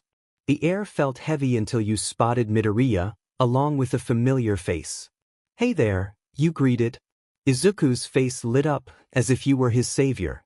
The other person wore a look of surprise and frustration. Angry Pomeranian, you said to the blonde. First of all, Bakugo, you idiot. Secondly, why are you acting like you forgot? He snapped. Izuku looked between the two of you, confused. You glanced down, feeling a knot in your chest. Look, I'm sorry I didn't come. So, things came up, you replied, your voice low. He clicked his tongue and turned away from you and Izuku. Still feeling a bit guilty, you brightened your expression and looked back at Izuku. So, where's your mom? Oh, she told me to wait for her while she went to the bathroom. You nodded, then looked off to see her. Oh, there she is. His mother was accompanied by two more people, a woman with similar features to Bakugo and a man with soft brown hair. Those are Kaken's parents with my mom, Izuku explained. You nodded. No one told your idiot self to mention that, Bakugo growled. Sorry, Izuku replied cautiously. Don't be mean to him, unless you want me to call you Tiny Pomeranian. His face flushed with anger. Quit calling me a stupid dog, he nearly yelled. Oi, brat! You heard his mother practically yell. You better not be mean to that pretty girl. What's pretty about her, you old hag? Bakugo retorted. Finally irritated, you stomped on his foot. Bakugo's face turned red with anger and pain. Don't call your mother a hag, Tiny, you said nonchalantly. Why you? Changing your mood and ignoring Bakugo, you greeted the adults. Good afternoon, Mrs. Midoriya, and hello to you, Mr. and Mrs. Bakugo. Hi Yn, Mrs. Midoriya said. Hello to you as well, the older man replied. Bakugo's mother smiled at you. I really like you. If he wasn't such a brat, I would ask him to date you. Your eyes widened at her statement. A smile crept onto your face as you started to giggle. I'm just focusing on work and school, so I would have declined either way, ma'am. Don't call me that, please. I'll feel old. Call me Mitsuki. Mitsuki. I'll lead all of you to some tables, then. Please follow me. As you walked, they followed. Katsuki's POV. Fuming, Bakugo thought she hurt my foot. And what's with that pathetic apology? The image of your dejected face flashed in his mind. What's with that sorry face? Hey, Kaken? The angry blonde's gaze fixed on Deku. What do you want, Demon Deku? Well, he started to stutter. Yn mentioned not being able to come to something, and I think I know why. TSK, our conversation has nothing to do with your dumb self. Her apartment was bombed, he replied, ignoring Bakugo. The shock was well hidden within the blonde, but still evident. He looked up at your back, watching the way you moved. Your posture was straight and proud, but he could sense the sadness in your vibe ever since he reminded you of your match. A small tinge of guilt settled in his stomach. She should have just said that then, he replied quietly. Maybe, but she knew there was a bomb and warned everyone. She managed to get everyone out, except for one person, someone who was special to her. Damn it, is this idiot trying to make me feel guilty? He thought, grinding his teeth. Ever since the bombing, she's been out of it for a couple of weeks. So, just shut up already, I get it, Bakugo interrupted, the weight of guilt already heavy on him. Yenne's POV. Here are some tables for you. Please wait while I grab some menus, you said, leading them to a dining area closer to the kitchen. Thanks again, Yenne, Midoriya's mother said softly. Of course, both meals will be on the house, so order as you please, you replied to both families before leaving. As you made your way to the employee-only corridor, you released a pent-up breath. The mention of that fight challenge reminded you of the breakdowns you had experienced in the past months. Your heart felt like it was sinking and rising, trying to find balance in the turmoil you were drawn back into. A gentle brush against your leg caught your attention. Looking down, you saw Sybil. He always seemed to know when you were struggling. Just his presence made you feel a little more sane. Grabbing the menus, you patted Sybil's head. As you left, someone grabbed your arm. Instinctively, you flinched and turned around quickly. It was just Bakugo. What's wrong? The blonde looked around nervously, scratching the back of his neck as he spoke. Look, be lucky because I don't do this often. You looked at him, confused. I'm sorry. I'm sorry what? You didn't know him well, but an apology didn't seem like his style. I'm sorry for how I acted earlier. Deku told me why you didn't come for our match, and it was wrong of me not to consider that something happened. So there. A small smile crept onto your face at his attempt at an apology.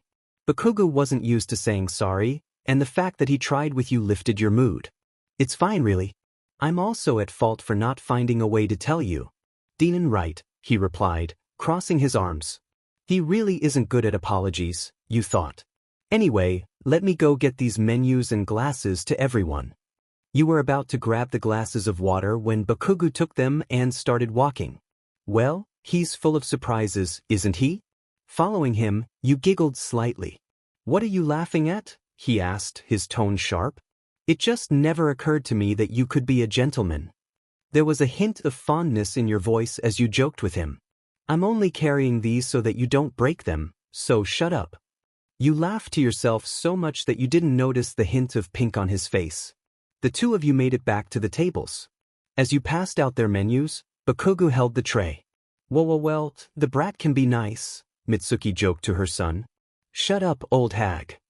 You took the menu back from Deku and lightly tapped him on the head before taking the tray of glasses.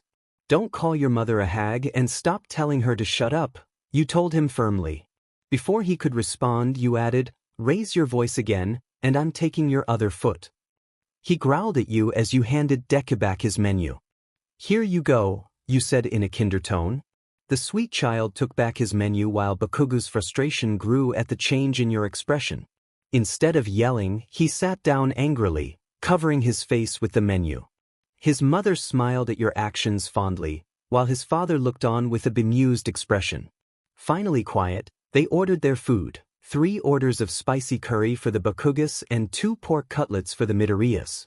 I'll be back in 30 to 45 minutes when your food is ready. Wait, you cook here? Bakugo's father asked. Yes, sir. I'm one of the chefs here. We sometimes take orders when there aren't enough waiters. He nodded in understanding. You headed back toward the kitchen, and when you entered, Sybil was asleep in the corner, full and content. Before returning to your station, you started to prep and cook. As you worked, you thought of Bakugo. He intrigued you more than you expected. His attitude was annoying yet amusing at the same time. With that thought, your excitement about entering UA grew, and you smiled. Damon helped you bring in the dishes on the trays. There was the curry. Then the cutlets. As you set the Midoriya's food down, everyone except Bakugo looked at it in wonder. Why, dear, this looks amazing. Mitsuki exclaimed excitedly. Thank you very much. I hope you enjoy your meal, but I need to return to the kitchen, you said fondly. Thanks again, Yenne, Deku said. No problem. I'll see you all later. With that, you left the families to enjoy their meals. Bakugo's POV. The blonde was still slightly sour from the hit on the head earlier, now his focus was on your work. He was impressed by how the food looked. Taking a spoonful, he glanced up at his parents. The enjoyment was evident on their faces. She's so talented. This tastes better than yours, dear, Mitsuki said to her husband. He hummed in agreement while he ate. Deku had stars in his eyes like an idiot, just like his mom. Bakugo looked down at his spoon and took another bite. What the heck? He thought. Why does this taste so good?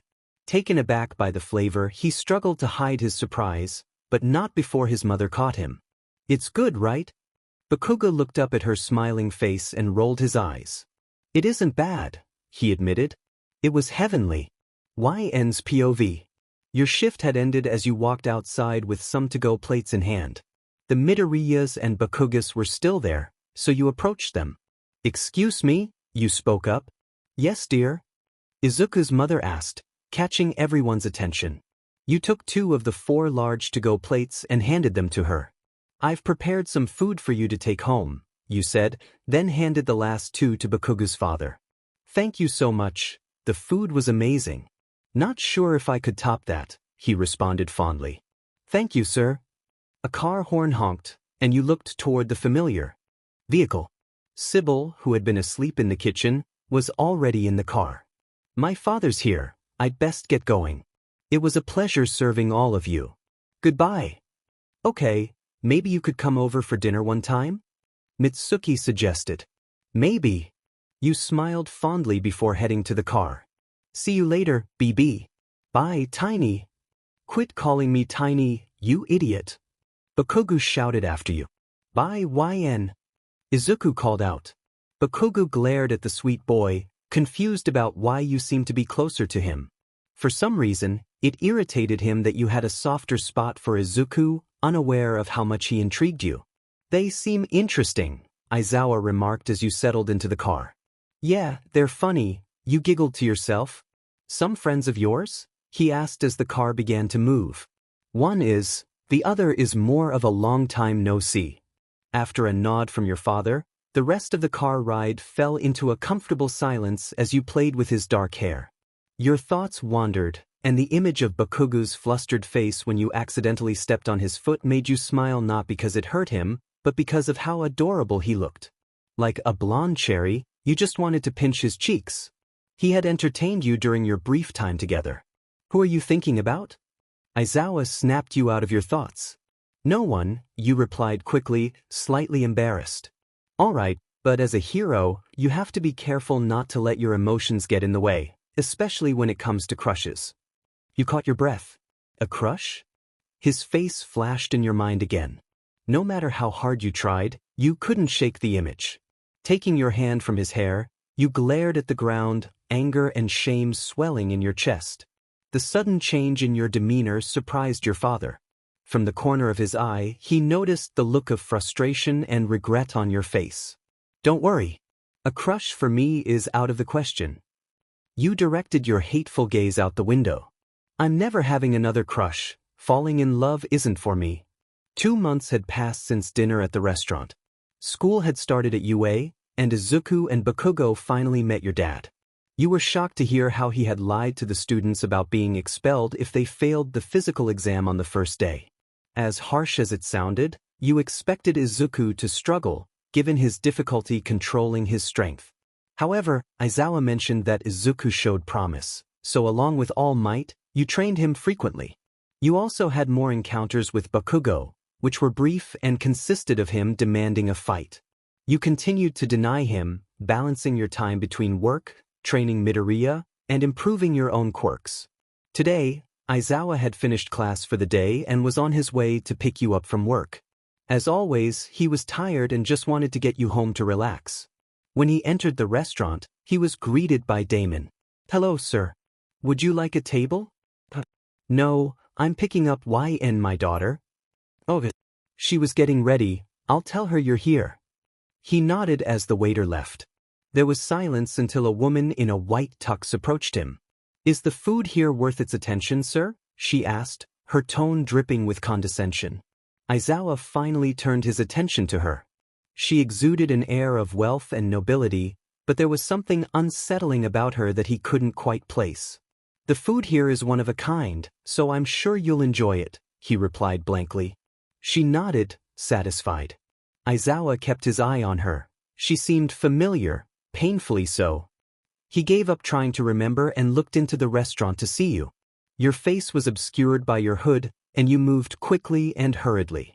When you reached him, you grabbed his hand tightly, clearly wanting to leave. Wearing a hood indoors makes you look suspicious, she said, her words laced with disdain. You should be careful about how you dress, little girl. You shuddered at her last word. Leave my daughter alone. If she feels like keeping her hood on, she can, Aizawa replied, slightly annoyed. Despite his defense, you wanted the confrontation to end, so you squeezed his hand again. Without hesitation, he pulled you away. Turning your head, you glanced back at her. You stopped breathing. She was looking at you. There was no emotion in her eyes, just pure anger and annoyance. Your heart raced, afraid she recognized you. Picking up the pace, you practically ran out of the restaurant. Once outside, you leaned against the car, startling Aizawa. Your hands clawed at the window as you struggled to breathe. Images flashed in your mind as memories resurfaced. The library, the presentations, the office days, the whip, the chains, the tears, the blood. A pit grew in your throat, and for a moment, you stopped breathing. A muffled sound broke through your turmoil, slowly becoming clearer. Yenne. You were back.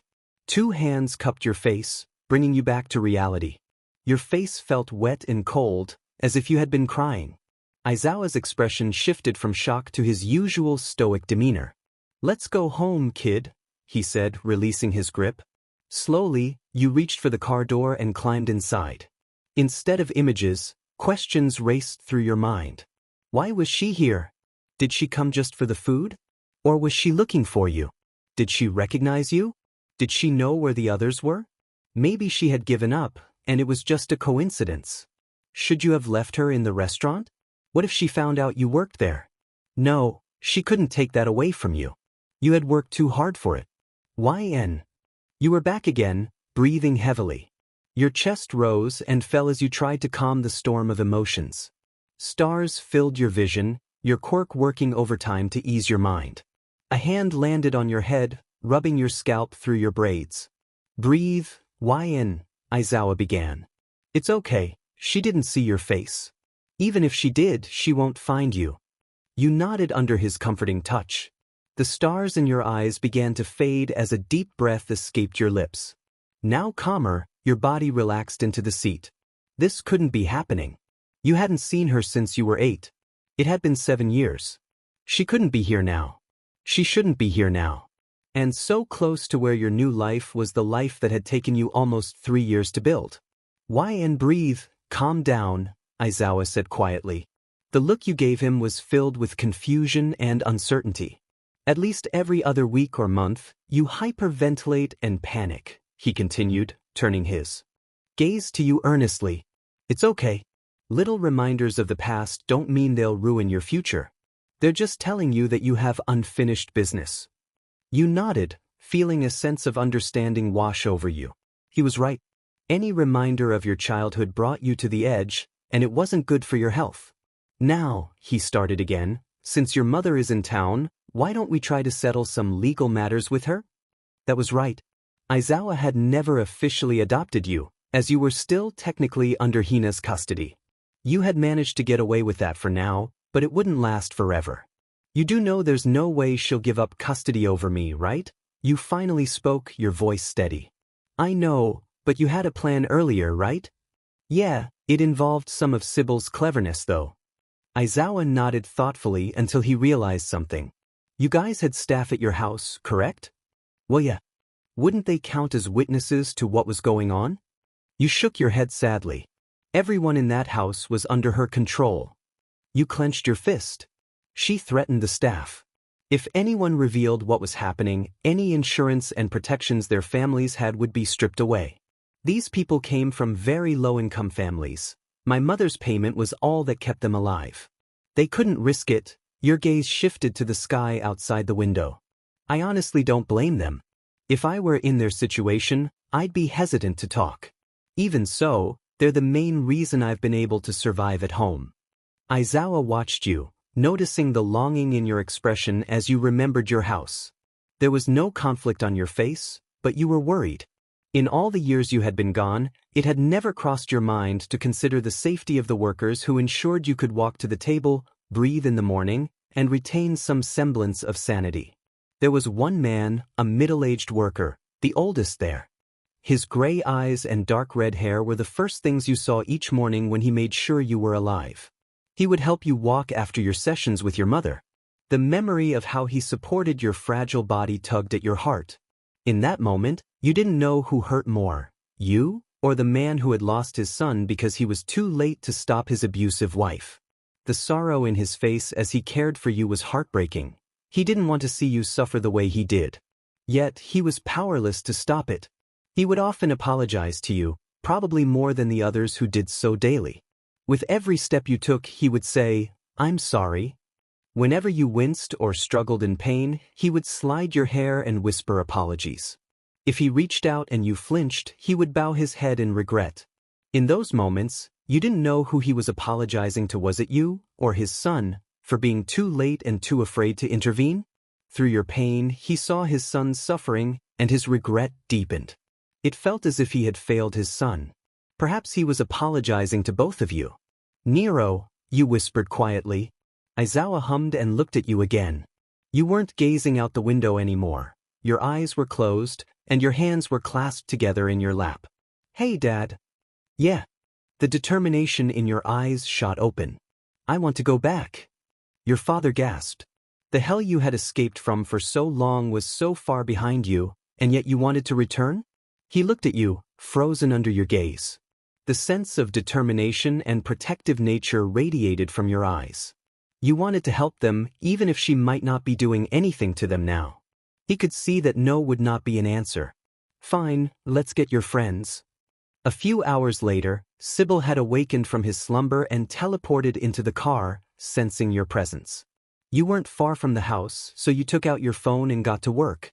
"What are you doing?" Sybil asked from the back. "Hacking into the company's database to see where Hina will be, to make sure we have time," you replied, furiously typing on your phone. This action raised concern in Aizawa's mind.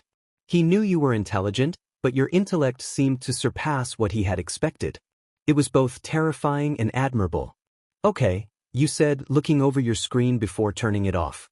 "She'll be out until about 11. It's 8:15 now, so we have time to look around, find a way to help them, and also get me out of her legal grasp." "All right then," Aizawa responded, speeding up the vehicle. "This will be my first time in this place," Sybil said. "I'm kind of excited. Anything I can set on fire?" You smiled and shook your head.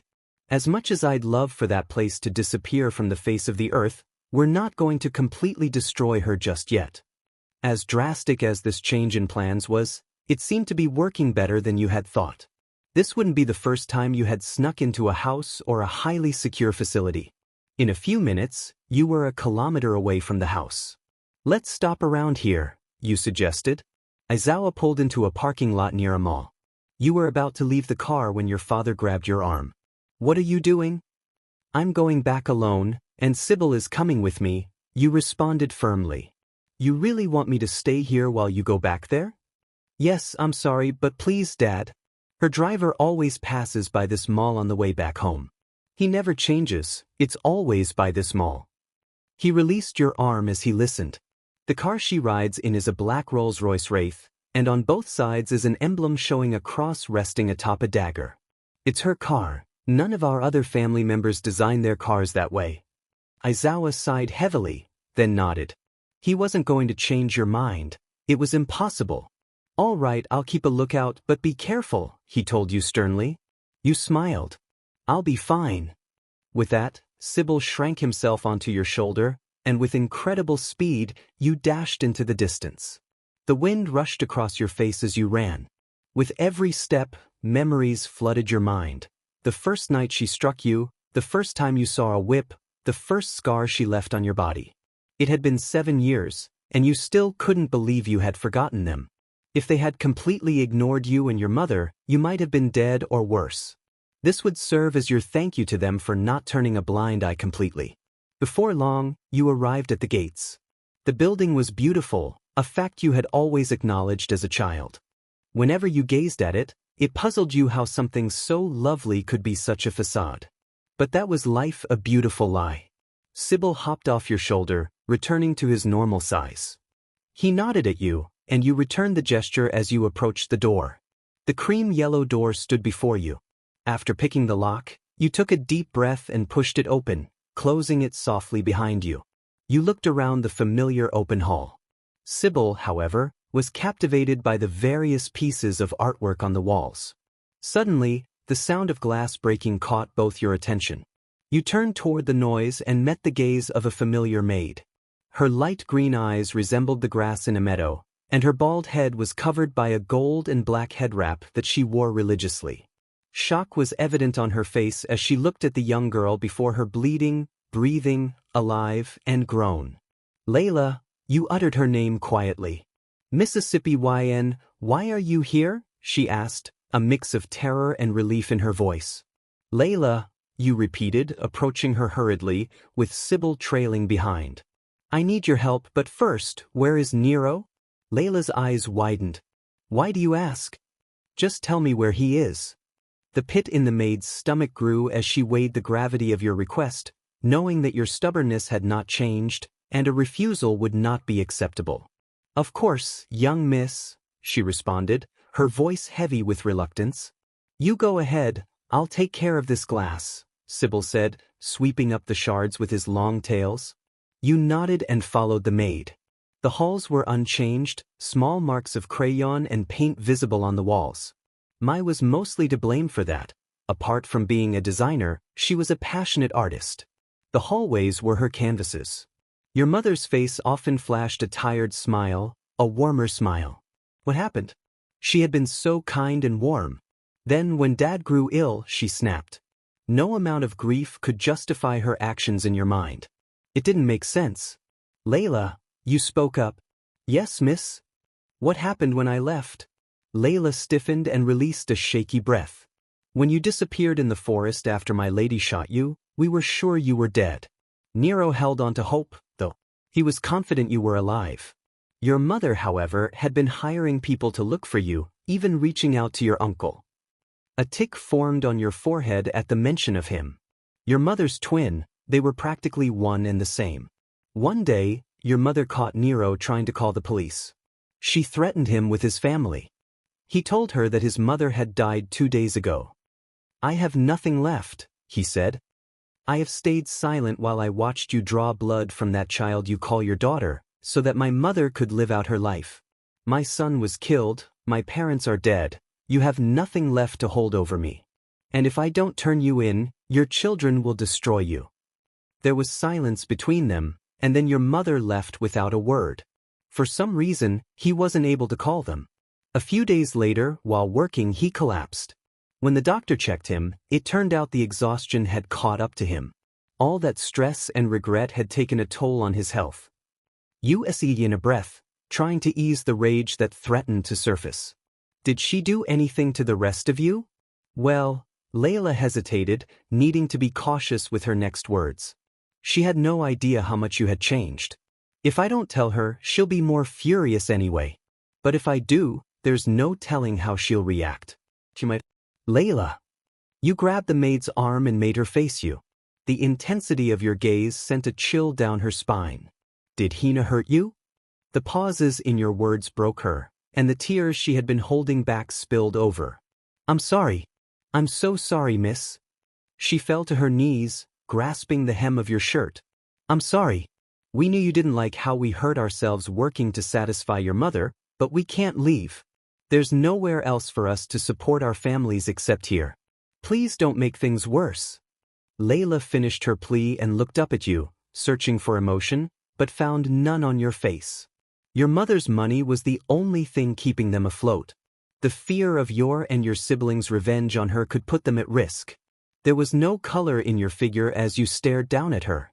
Suddenly, you grabbed her left arm and rolled up her sleeve, revealing small cuts and bruises. Not as many or as severe as yours, but enough to confirm your suspicions. Is the money really worth this pain, Layla? I want an honest answer. She looked down, then back up at you. Her tears had dried, and she seemed resolute. As long as I'm able to put food on my family's table, she could take my arm for all I care. You heaved a sigh and dropped her arm, still devoid of emotion as you held your gaze on her. No need to do that, you idiot. With that, you walked past her, already knowing the way to the servants' quarters. Layla got back on her feet and followed you quietly. The sound of footsteps echoed until she saw the white fox you had come here with catch up. She looked up at your walking figure. You were no longer that fragile girl who would break like glass with a simple gust of wind. Your stride was strong and true, as if nothing could break you again. Soon, you approached the door of the quarters. When it opened, a wave of fury surged through your soul. The room held simple twin-sized beds, but his was like a gurney. His face was worn by age and he was hooked up to many tubes. His hair was no longer vibrant and bright, but a striking white gray. Nero, you whispered softly. He's been like this for the past few months, Layla explained. The doctors aren't even sure what's wrong. At first, it was exhaustion, but now he's just ill. They think it might be related to his mental health. Mental health? What kind of thoughts could lead to this? You walked closer to his bed and gently touched his face. The wrinkles felt unfamiliar beneath your fingers, contrasting with the rugged texture of the small beard he once had. His breaths were short and weak, as he barely clung to life. He barely wakes up. He doesn't even have the strength to talk, Layla added, fidgeting in the doorway.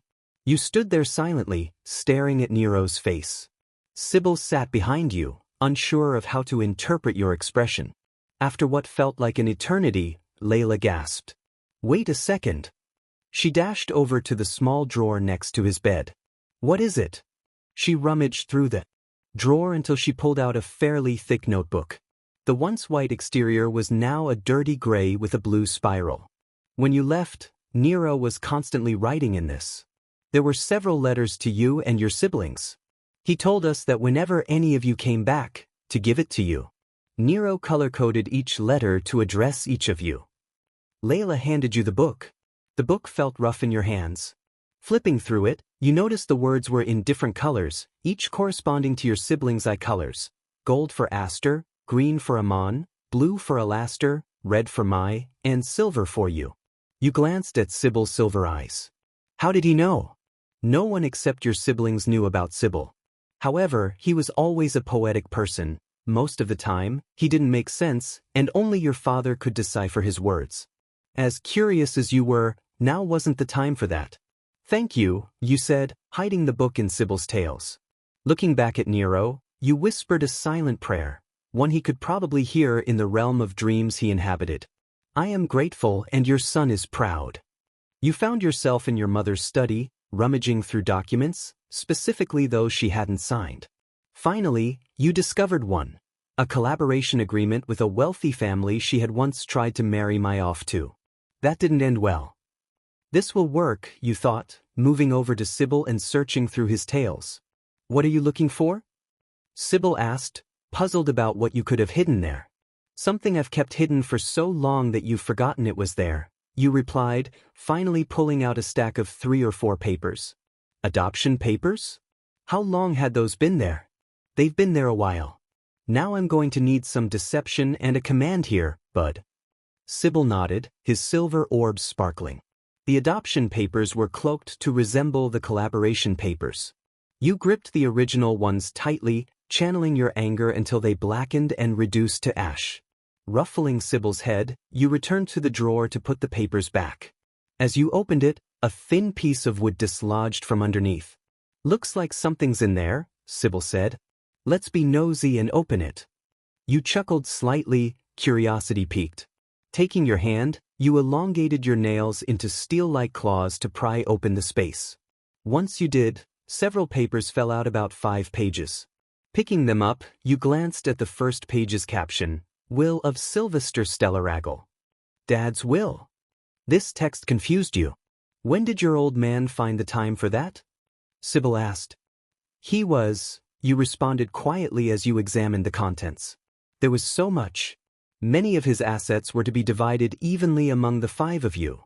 Houses, boats, a private island, and large sums of money. Dad was quite the character, huh? You said with a scoff. You continued to read. There was a mention of divorce. Everything he acquired while married to your mother was to be handed over to you and your siblings. With all this, we'd be set for life. As you continued, a particular line on the last page caught your eye. When this will is submitted to the court, any of my children under the age of 18 are to be taken out of Hina Linmei's custody. All custody of my children under the age of 18 is to be granted to Shoyuta Aizawa. What? Aizawa knew your father? I am so confused. You were meant to be adopted by him. Sybil asked. Apparently, according to this. But how do they even know each other? And why? Not that I'm complaining, but still. This whole time, you didn't even need the adoption papers, just this. Your father thought of everything. As smart as you all are, this money and these assets would help you immensely. Not to mention, you wouldn't be in Hina's custody anymore. You could finally go to UA. The ring of your phone snapped you out of your thoughts. It was Aizawa. Hello. Her car just passed by. Finish up whatever you have there. Okay, we'll be right over. You hung up, hiding the will in Sybil's tails and taking the cloaked adoption papers. Remove the command here, Sybil. With a flash of his eyes, you placed them back in the drawer and left the study. Sybil used his paws to clear the ashes from the floor. As you walked down the hall, you ran into Layla and another maid. Miss Yenne, you're really here, she exclaimed. Yeah, but I have to leave now. You glanced at Layla, who wore a worried expression. I'll come back for all of you soon, but if you can, when you're ready, leave. Without waiting for a response, you walked down the hall. Sybil pounced onto your shoulder, small as a cat, and in a whooshing ball of light, you vanished from the hall. Layla stood there, relieved not just because you were alive, but because you trusted her strength. You were back at the parking lot and sprinted to the car. Once inside, Sybil bounced to the back. Before you could finish, you were caught in Aizawa's embrace. The rapid beat of his heart conveyed his worry. You rested your head against his chest, allowing him that reassurance. Finally, he let you go and gently patted your head. All right, let's get out of here. He pulled out of the lot and merged back onto the main road. So, how did it go? He asked, keeping his eyes focused ahead. A heavy sigh escaped your lips. It was as I expected, plus a lot more. She's been mistreating the servants, probably because she needed an outlet for her frustrations. You reached back to Sybil, who handed you the will from his tails. I also found my father's will. His eyes widened in surprise. The old man wrote one? Yeah, but there was something else in there I wanted to ask you about. On the last page of the will, it says, when this will is presented to the court, any of my children under the age of 18 are to be removed from Hina Linmei's custody. Okay, he really did think ahead, he said as he turned a corner. Yeah, but it also states that all custody over any of my children under the age of 18 is to be handed over to Shota Aizawa. He briefly looked at you, his eyes wide with shock. Are you serious? You nodded. That's what it says. It's also why I wanted to ask how you knew my father. Looking up at him, you could see the confusion on his face until realization dawned. He shook his head slowly. That's what you meant, Sylvester. You poetic BSTRD. Hey, you said, slightly offended by the insult, though you knew well how your father liked to speak in a poetic manner. Sorry, kid, but your father was kind of hard to understand with the way he spoke. He felt your gaze on him, silently pleading for him to tell you more about that night he visited Sylvester in the hospital. I'll tell you when we get home, kid, about what your dad told me regarding you and your siblings. More curious than ever, you sat impatiently in your seat, wishing for the journey home to be quicker, but Sybil was too tired to teleport the car. I wonder if it's going to rain today, said a UA schoolgirl. A dark-skinned, dark blue-haired male walked out, his eyes sparkling as he looked up at the sky. The streaks of cumulus dance a gentle foxtrot, ending with a waltz, come a graceful blue hop, he said theatrically, earning giggles from the girl and her friends. Look, Stellaraggle, please make some sense for once, said one of her friends. He's saying it's going to rain later today. A gloomier male walked out, his messy black hair bouncing slightly with each step. My insomniac muse Shoyuta speaks fairly, a shame such Einsteins are not aware, Sylvester continued, waving his arms dramatically. They asked because they don't dedicate half their brain energy trying to decipher the nonsense that comes out of your mouth, he replied sharply. Not fazed, Sylvester laughed, and the students nearby smiled fondly at the unfolding events. For as difficult as it was to understand his words, that man brought joy to the world. Gone too soon. So, what was he like? Were the first words you spoke when you got home? We just got back. Calm down, he said, removing his scarf and heading upstairs. Yeah, Curious George, calm down. You know this man is always one word away from going into hibernation, Sybil said, plopping onto the couch and levitating the remote. You pouted at his words, slightly offended. But you couldn't be blamed. Aizawa knew your father, and for some reason he wanted you to be his child. The questions had to be answered. Despite the many memories you had of him, it still felt like there were things you didn't know. Aizawa soon came back downstairs, wearing his bonnet and regular all-black clothing. He sat down on the couch with a long sigh, looking up at the ceiling as his mind wandered. His behavior intrigued you. He looked as if he was remembering a pleasant memory. He smiled to himself and patted the couch space next to him. Come sit, kid. Quickly, you sat down, still clutching your father's will. For a few seconds, he sat there in silence before speaking. Your old man was probably the oldest first year at UA. He entered so he could get his hero license here in Japan. I think he was about 35 when he started. It made things a bit awkward given his age. When we first learned about his quirk, we thought it was silly. There were so many weaknesses in a quirk that required writing on paper. It left you vulnerable, and all someone had to do was destroy the book. You nodded in agreement, keenly aware of the variables in your father's quirk. However, you knew better. Your father was a smart man who knew how to make people eat their words. However, when we were set to spar with him, he proved our suspicions wrong. Every time someone tried to take his book while he was writing, he dodged with ease. He continued to write, and your old man made us look like novices, despite the months of training we had gone through. When he finished writing, he could freeze us in place. My quirk couldn't even stop him as long as he kept writing. Once his quirk was back, he could activate the text. Mick's loud voice didn't faze him. He was practically invincible.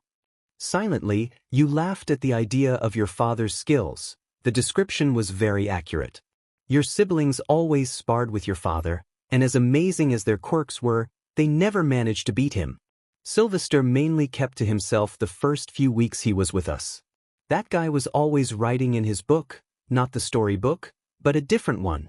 I remember the first time he talked to me, he left behind that book he was always writing in. It was open, and so I read a few lines of the poem that was on the page. The lines linger in my mind. The bundle of scarlet hides its sharp thorn, and in an innocent face, darkness is born. As one ascends the mountain's peak, whether the breeze is gentle or fierce, the climber may still fall. Gaze upon a flowery field, kissed by the wind, where a python watches from the grass. By the beauty of the light, you grow unaware of the cliff below. Like a minor tool, she has made a fool of him, yet we continue to trust her. But when he approaches with a rotting smile, we can't help but turn away, not wanting to accept the gift he offers. Lie for a truth, you said. Aizawa looked at you and nodded. He caught me reading, and instead of being upset, he asked, "What do you think?" I found it beautiful, but it took me a while to understand the last 4 lines. They're a reference to death, you explained. Lie for a Truth talks about how life is a beautiful illusion, while death reveals the harsh reality. The gift, he mentioned, is the answer to the questions you've pondered your entire life: clarity on the mysteries of the world. You're right, he agreed. That's what makes his writing, his poems and books so special. You might not grasp them at first, but they draw you in. That drive makes his works page-turners. It's only at the end that everything clicks into place, just like death. So, what did you tell him when you finally understood? You asked, leaning forward. I told him he was both right and wrong. When I said that, he looked slightly offended, as if he truly believed life was a lie. I told him that while life can be cruel, there are beautiful and enjoyable things worth waiting for and appreciating. The look on his face suggested he didn't believe me. You expect me to believe that after all the lies I've been told, I was still a kid, and I shouldn't have been telling him how to live his life. But even at my age, I knew there were experiences that could change his perspective. What did you say next? You rested your head on your hands. I suggested he try making friends. Sybil shot up in surprise, looking at Aizawa as if he had grown a second head. You were equally perplexed. You told her dad to make friends? Yes, I did, Aizawa replied, his expression blank. Wow. Now I've heard everything, he muttered, turning back to the TV. Anyway, Aizawa continued, I told him to get to know the people in our class. He looked nervous at the idea. Thinking back, it was surprising. Sylvester Stellaragle, nervous? But he was. Apparently, father wasn't the best at human interaction. He spent most of his time with the large eagle. Merlin, you exclaimed. Dad's wild guide. But now that I think about it, I haven't seen Merlin since Dad passed away. Don't your guides disappear when you die? He asked. No, if our guide dies before us, then we will too. But if we die first, their power diminishes, and they fade into the wild. Normally, they receive instructions from their owner before they pass, and if Dad gave Merlin any, I have no idea what they were. He sighed, rubbing the bridge of his nose. Your family is too complicated for me, both sides. You chuckled softly. Anyway, after a while, he took my advice and tried to make friends. The process was strange because he kept speaking in poems. I never figured out why he did that. But eventually, the rest of the class got used to him. Mike was the first to think his speech was groovy or something. After spending time with him, I learned to understand his words. I guess you could say I became his closest friend. A smile crept onto your face, realizing Aizawa took the time to learn your father's unique way of speaking. It reminded you that Aizawa was more considerate than he seemed. As the end of our first year approached, your father left UA. It wasn't to get his license. He wanted to understand what the younger heroes were like. He kept in touch while continuing his hero work. That poet climbed the ranks quickly and visited UA often.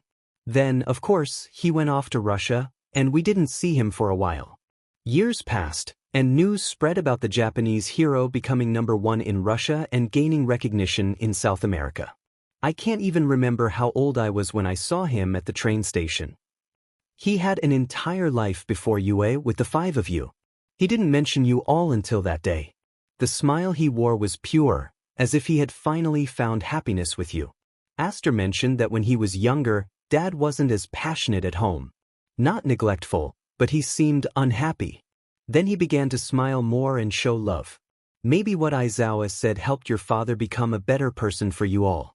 Whatever he experienced kept him from being present during the moments he needed to be.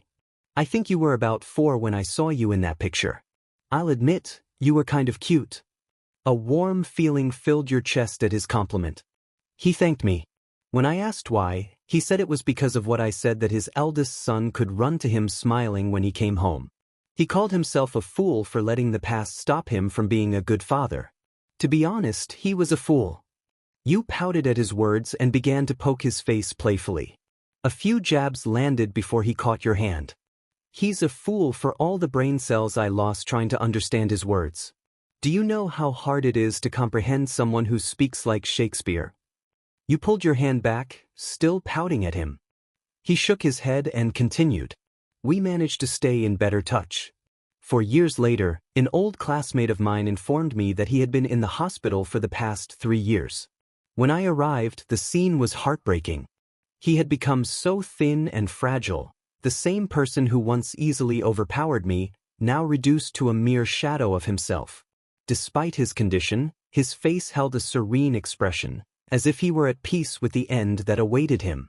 A shadow fell across his features as tears threatened to spill from my eyes. I clenched my hands tighter. When he finally woke up, he recited, My muse squired hypno-centered nice, he walked to thine vessel before enveloped in ice.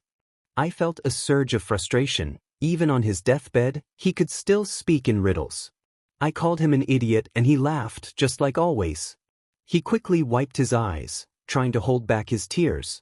After a moment of silence, he confessed, I'm scared, Shoyuda. His admission caught me off guard. Throughout our friendship, he had never shown fear. When I asked why, he revealed that he was worried about all of us. He mentioned that he didn't want the world to deceive us as it had deceived him. He spoke of lies from his mother and even from his own mind. I still pondered what he meant about his mind deceiving him. Before I left, he told me he had a gift for me, something that would find its way to me in due time, and when it did, he wanted me to fix it, as it had been broken many times. A soft sound escaped my lips as I tried to speak. And me and the others? He wanted you to fix us. Aizawa nodded, bending over to rub his eyes more vigorously. He wanted me to fix you all just like I helped him. Sylvester believed that someone like me could take care of his kids. He covered his face with his hands as I sat there, observing his figure. Aizawa was Sylvester's closest friend, and although he would never admit it, he looked up to him. It wasn't just the age difference. Sylvester's charisma, fearlessness, and dedication to his children were truly admirable. The poet was a remarkable figure, challenging Aizawa at every turn, pushing him to think creatively and develop new strategies. It was hard to believe that Sylvester would trust someone like Aizawa with his children. Deep down, Aizawa felt a sense of failure. Over the 7 years that had passed, he had never met any of us, and as time went on, guilt weighed heavily on his heart. He wondered if he should have sought us out sooner. Perhaps then, we wouldn't have become Kachimar, the triplets wouldn't have had to hunt down villains, and Aster might not have had to leave. In a way, our separation felt like his fault. I'm sorry, Sylvester. I couldn't reach them in time, he thought to himself, feeling his shoulders tremble slightly. You must be rolling in your grave, you poetic idiot. I'm sorry. In the midst of his sorrow, I wrapped my arms around his neck. He jolted at the unexpected embrace as I pulled his head into my chest. The rhythm of my heartbeat was a soothing melody in his ears. It's not your fault, I whispered. He said we would find our way to you, and I did. I'm grateful, and so are the others. Aizawa gulped, confusion evident on his face. How could the others be grateful? Our dad told us about you. He called you Hypno. He said you were his best friend and that you saved him. So thank you for saving him and for everything you can do for me. Aizawa lowered his head at my words and placed his hand gently on my arm. Sylvester had held him in high regard for a reason, and whatever that reason was, Aizawa would have to accept it. Do my best, Sylvester. We'll get her fixed. After a week of delving deeper into the will, Aizawa and I finally arrived at the courthouse to finalize the conditions. Knowing that the case would take time, Aizawa had taken a paid leave. The car ride was silent as I stared down at the will in my hands. We had been assigned a lawyer named Phoenix Wright. His name sounded familiar. He was gaining popularity for his case-solving skills. Although he was still relatively new, he had made a good impression. I wonder if she found out I took the will, I said aloud. Aizawa hummed thoughtfully. If she went through the trouble of hiding it, then she's probably noticed by now. She'll likely send someone to the courthouse today to contest the will. But there's still something I don't understand that I think we overlooked, I replied. What do you mean? Aizawa asked, looking back at me with curiosity. Everything in the will makes sense, so whoever she sends won't have a valid argument, especially regarding the assets. However, the topic of our legal custody is confusing. Confusing how? He inquired. How did our father expect to transfer custody so easily? Both he and she had custody over us, and the only way for you to adopt me properly is if she signs the papers, or if some divine intervention occurs. What I don't understand is how this will work unless you're planning to reveal what happened. If I do that, it'll only make things worse for the staff back at the house, I responded, feeling exasperated. Well, let's hope there's something your father knew that we don't, something that could help, Aizawa concluded as he pulled into the parking lot. Stepping out of the car, I gazed up at the imposing courthouse building. Anxiety tightened in my throat, knowing there was a significant chance that her lawyer, Haruki, would be there. From your few memories of him, Haruki was relentless, especially when it came to defending your mother. Even in times when she was in the wrong, he had never lost a case on her behalf. Come on, kid, let's get this over with, he said, sounding tired. Sybil hopped onto your shoulder as the two of you entered the building. It was just a normal courthouse, with offices filled with lawyers and their clients. "Excuse me," someone whispered urgently. You turned to your right and spotted the lawyer from the newspaper approaching you. "You must be Shoyuta Aizawa and Yenne, right?" "Yes, that's us," Aizawa replied. "Phoenix, right? A pleasure to meet you, big fan of your work, sir." "Thank you," he responded, a hint of annoyance in his tone. A chuckle escaped your lips. As a hero, Aizawa disliked being involved with the media and wasn't particularly good at handling fans. "Hello to you too, Yenne." You waved quietly. "Wow, cool fox," he said, looking at Sybil in awe. "This guy darts all over the place. Are we sure he's a lawyer?" You smiled a little as Phoenix beckoned for you to follow. A little later, you all arrived in an office.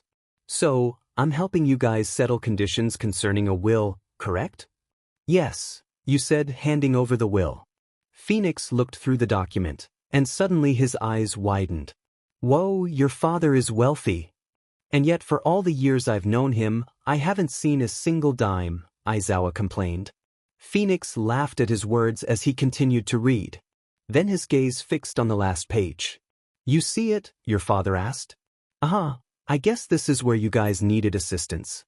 Although, he paused, holding his head in thought. "Something wrong?" you asked.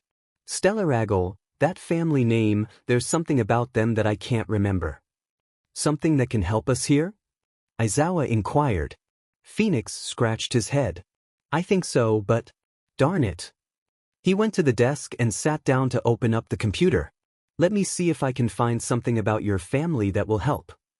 "All right, take your time."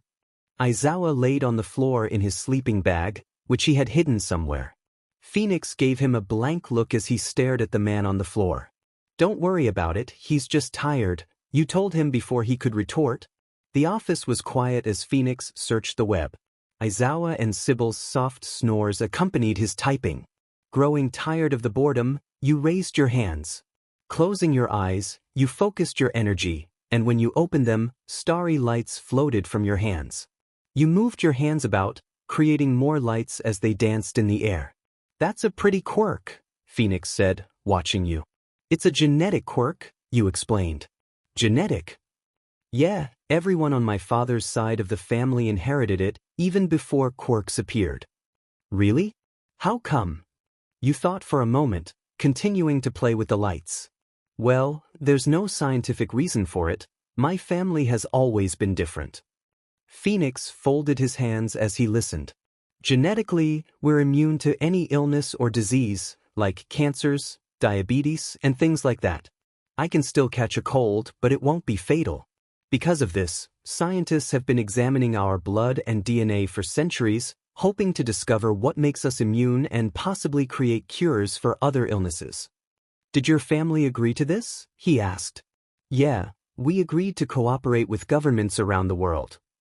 "Did you guys get anything in return?" "No, I don't think so. I'm not really sure what the government could offer us that we might need, unless it's something to help us emotionally." "Emotionally," he repeated quietly. "Family. The government." Quickly, he returned to the computer, typing furiously. You extinguished your lights as you watched him. For a few seconds, he typed in silence. "There it is," he exclaimed. Sybil leaped out of his chair at the loud yell, and Aizawa groaned in his sleep. "Is there a reason you screamed so loudly?"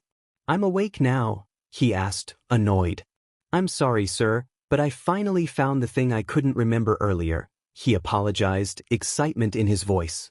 Now awake and interested, Aizawa stood behind him to see the screen.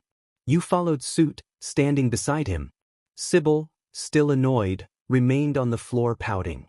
About 3.5 centuries ago, federal laws were passed in all corners of the world concerning children of the Stellaragle blood.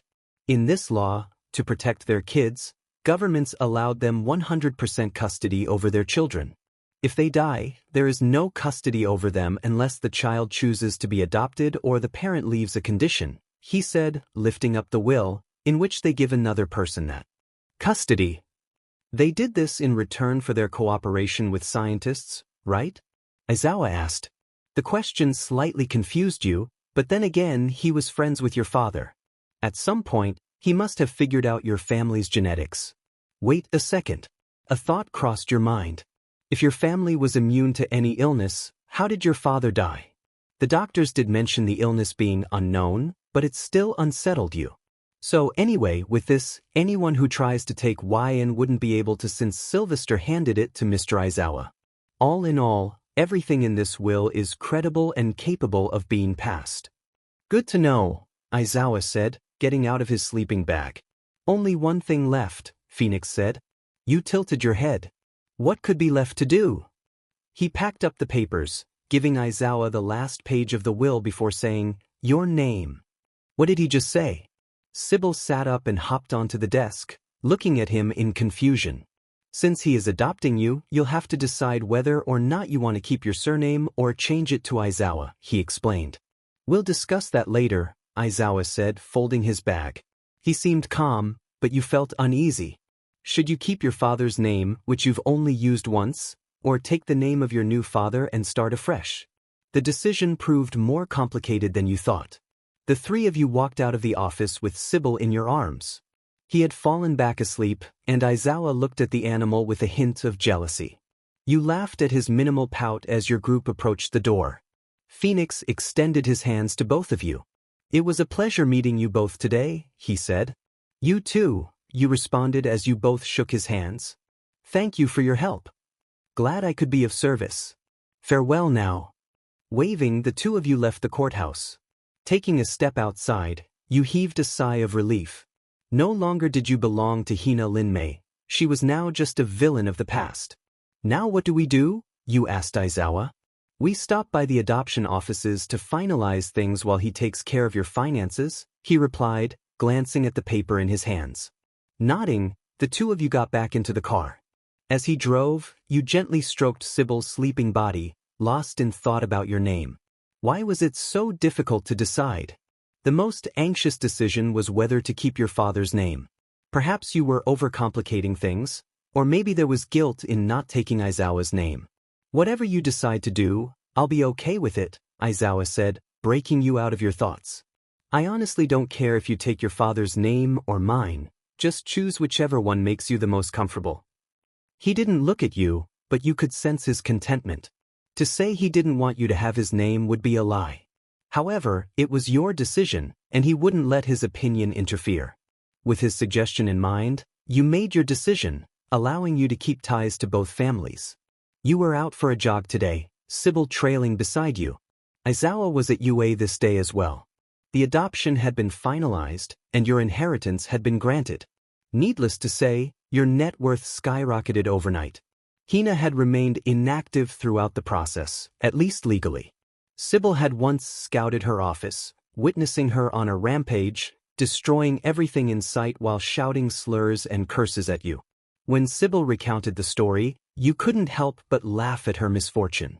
The weather was pleasant for a run, and Sybil was like a playlist of anime songs, now playing Bluebird in his head.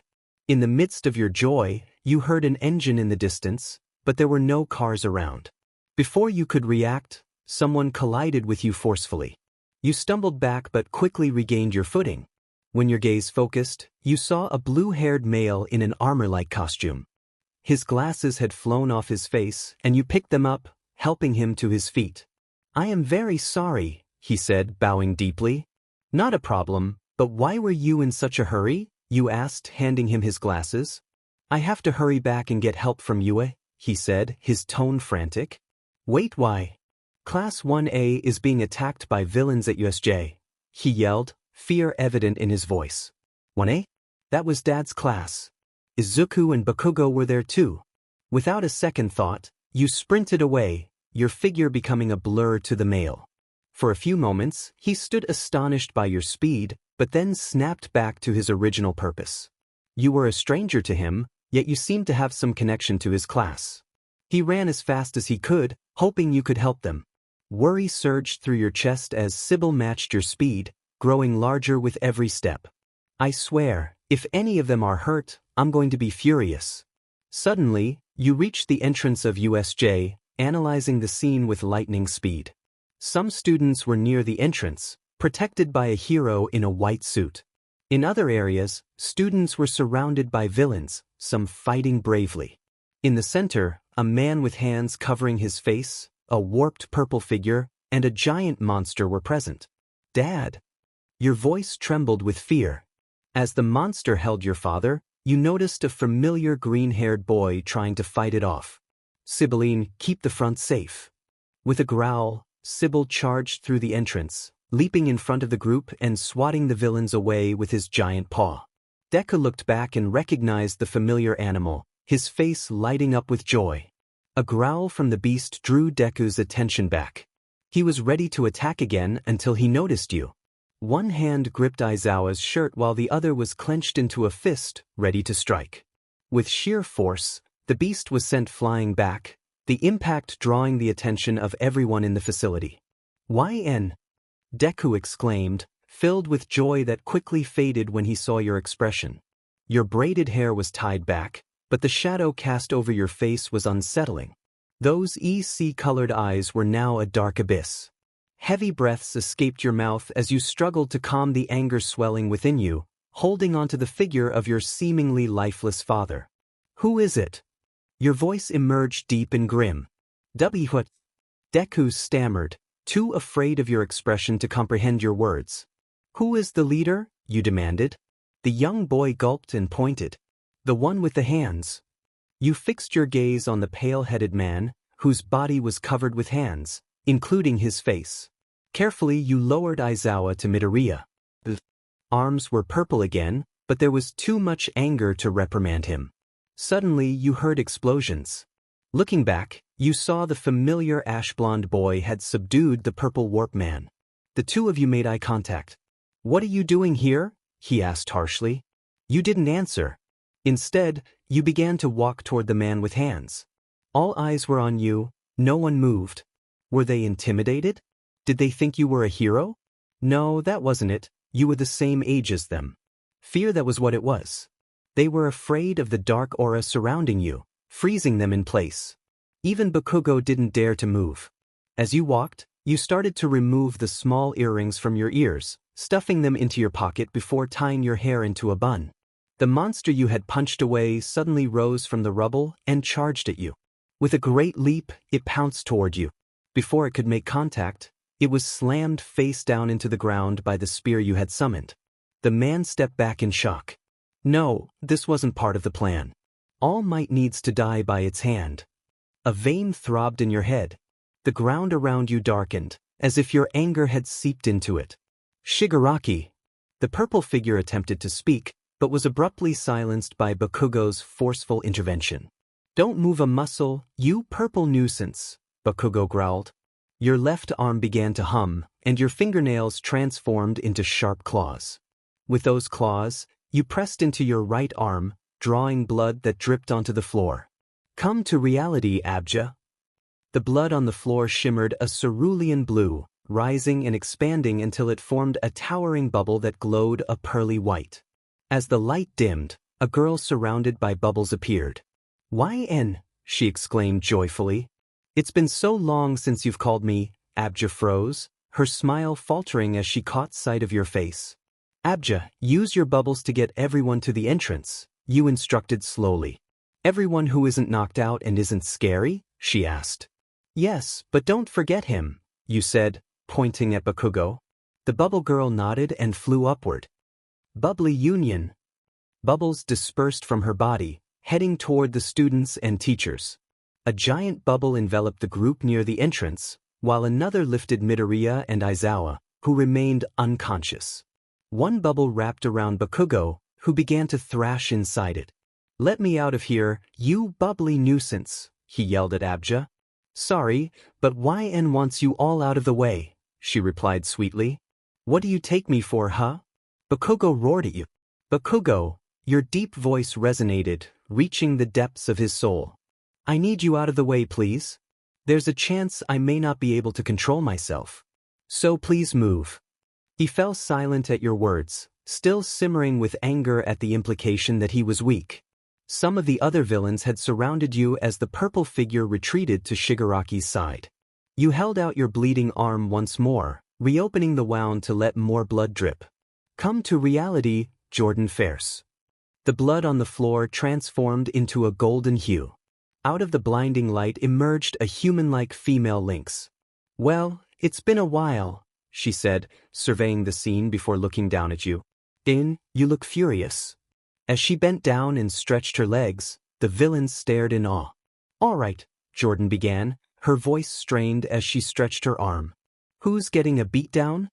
"I need you to take care of the fools surrounding us," you instructed. "Who are you calling fools?" one villain roared, prompting the others to charge. In the blink of an eye, Jordan was outside the circle. "Wow, these are some real dimwits you've hired, handyman." At her words, the villains fell unconscious. Shigaraki stepped back, trembling. No, no, no. This isn't how it's supposed to go. All Might needs to die." A booming laugh echoed from the entrance. "You want to kill me?" The heavy footsteps of the number 1 hero resonated throughout the facility. The students of Class 1A looked up at him with joy. "To kill me, you'd have to get past the woman in front of you." "I don't care, Nomu," Shigaraki shouted as the monstrous creature rose from the rubble. But before it could move, you caught its leg, lifting it up and slamming it back into the ground. "You're not going anywhere," you declared. And you began to walk toward Shigaraki, your pace quickening. "I was in a good mood today, but now thanks to you, I might end up in a mental facility." "Yep, she's really angry," Jordan muttered to herself as she watched you approach. "Yup. Abja bounced on the massive bubble holding the students. "Boss is angry, very, very angry. Don't mess with boss friends or you'll regret it." "All Might." A man adorned with weapons stepped up beside him. "Are you sure this girl can handle herself? What she did in the sludge incident was impressive, but still." "Don't worry, she'll be fine," he assured. Jordan approached the bubble and peered inside. "You kids all right?" "Yeah, we're fine," said a red-haired boy. "Thank you and your boss for coming here." "Don't mention it. She rushed over here so fast because she heard this cinnamon roll and that angry dog were part of the class," she said, pointing at Midoriya and Bakugo. "Who are you calling a dog, you silly cat?" Bakugo yelled, clawing at the bubble. "Keep it down," she said, sitting on the steps. "Look at her." The classmates watched you fight in awe. The Nomu was fast and strong, but you dodged its every move. If it landed a blow, it was blocked with your arm, and you stood your ground. Before it could strike again, you caught its neck and gripped it tightly. It couldn't move, standing still in your grasp. You took your spear and swiftly dispatched it. The area around its neck darkened, spreading throughout its body until it crumbled to ash. "What kind of quirk is that?" asked a girl in a red suit with a black ponytail. "It's called negative transference. Basically, she can transfer her negative emotions to any object to create a specific effect. For example, when she channels her anger into an object, it turns to ash. But that's just one of her 6 quirks." "6?" a small purple boy exclaimed. "YN has 6 quirks." Midoriya thought in disbelief. You turned to Shigaraki and advanced toward him with quickened steps. He began to retreat, and as expected, a purple warp appeared behind him.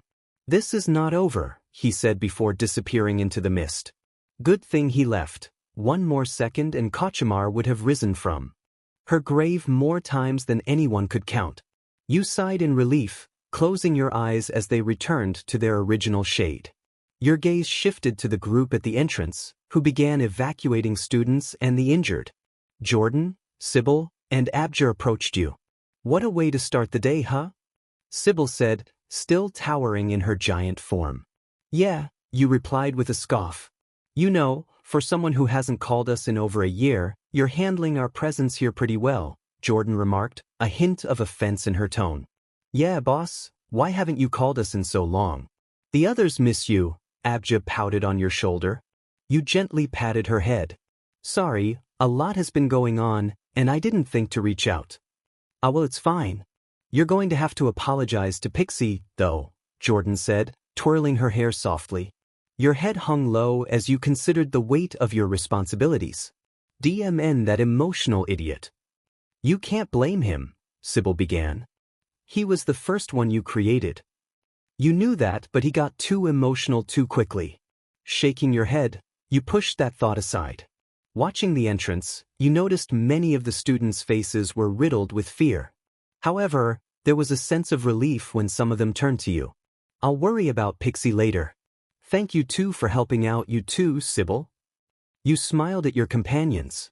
Sure thing, but try to call us more often. As complex and unpredictable as your subconscious is, it's getting kind of boring there, Jordan said, pouting. No problem. You held out your scarred arm. Abja and Jordan rested their hands on the wound.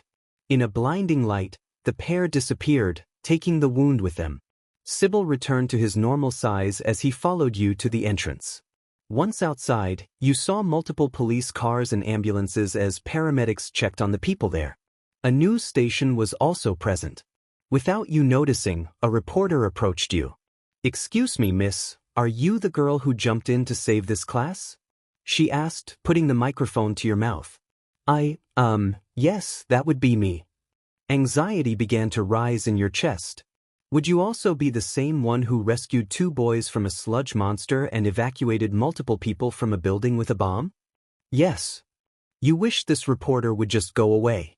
Are you a student at this school, or were you unable to enter through the entrance exam? Oh, that will be enough questions, miss. All Might said, approaching you from behind. Is that camera live? Yes, it is, she replied, nodding. Damn it. You really disliked reporters, especially being on the news. It's fine, All Might. Can we make this quick, please? You said, not wanting to seem rude. Yes, just 2 more questions. First, why did you jump in to save them, and how? One of the students was sent out to get help from the school when he ran into me. He told me what was going on, so I rushed over here. Mainly because I happened to be nearby, but also because I have friends in this class, and I couldn't imagine anything bad happening to them. Okay, then last one. Since you're not a student here, are you considering going to UA? Oh, I'm going to UA. That's a promise. You waved before heading toward the group of students. All Might. The reporter turned her attention to the top hero. You seem to be acquainted with the young girl. What do you think of her? I am confident that Yenne will be an amazing hero. She is a master of her practice and is not afraid to save anyone, no matter the abilities or strength of her opponent. She's confident in her skills and is a force to be reckoned with. I think she's also a great person at heart, considerate, and knows what's best for the people around her. All Might finished his statement proudly. He held pride in your actions and being, though you were too far away to hear his words. You approached the group of students as they talked among themselves, but you noticed Bakugo standing away, sulking. Before going to the class, you walked up to him. Sorry for not letting you go out like you wanted. He looked over at you as you spoke. No one told you to come here, he said angrily. I happened to be in the area when your friend with the glasses ran into me. No one in this class is my friend, dumbass. He turned to face you more directly. Of course, how could I forget? You responded, reattaching your earrings. Anyway, I'm just glad you're okay. Of course I'm fine. I'm the strongest in this class. Not for long, once I get in there at least. A smile graced your lips as you teased him. Oh yeah. Small sparks ignited in his hands. Your hand rested on his shoulder. Calm down, all right? You'll get wrinkles and you won't look as cute. I am not cute. He yelled at you, but you stood there smiling as a gurney caught your eye. A person with familiar black hair lay on it. Sorry, Sparks, but I'm going to have to leave you for a moment. You rushed toward the ambulance. Hold on, can I come with you? You asked one of the workers. What's your relation to the patient? I'm his daughter.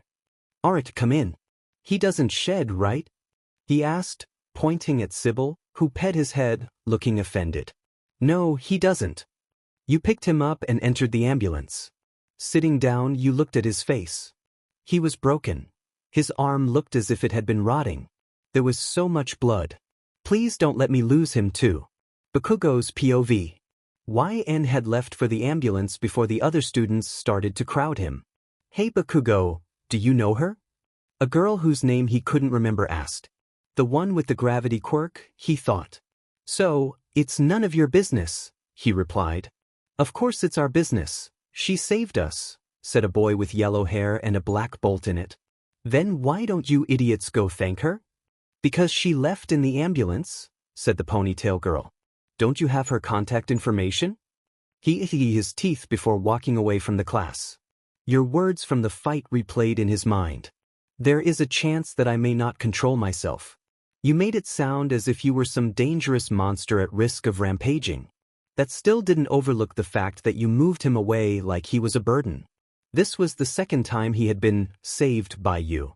It felt like it was becoming a habit. However, the way you talked to him was strange, at least to him. There was no fear in your voice. You spoke to him like a normal person, not the mean jackass everyone else saw him as. Or maybe you did see him that way and were just very good at hiding it. Either way, he felt that when you got to UA, he was in for an earful. I still can't believe you went there, Aizawa said as you helped him down the stairs. I could have lost you.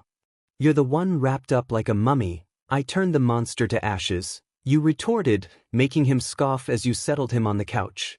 Sybil jumped up and sat next to him, resting his head on Aizawa's lap. Still, thank you for saving me and those kids, Aizawa responded softly. Of course, the one with glasses sounded worried. Not to mention my broccoli boy was in danger, so I had to help. Glasses? Oh, you mean Ida. He's the class representative and has engines in his legs to help him run.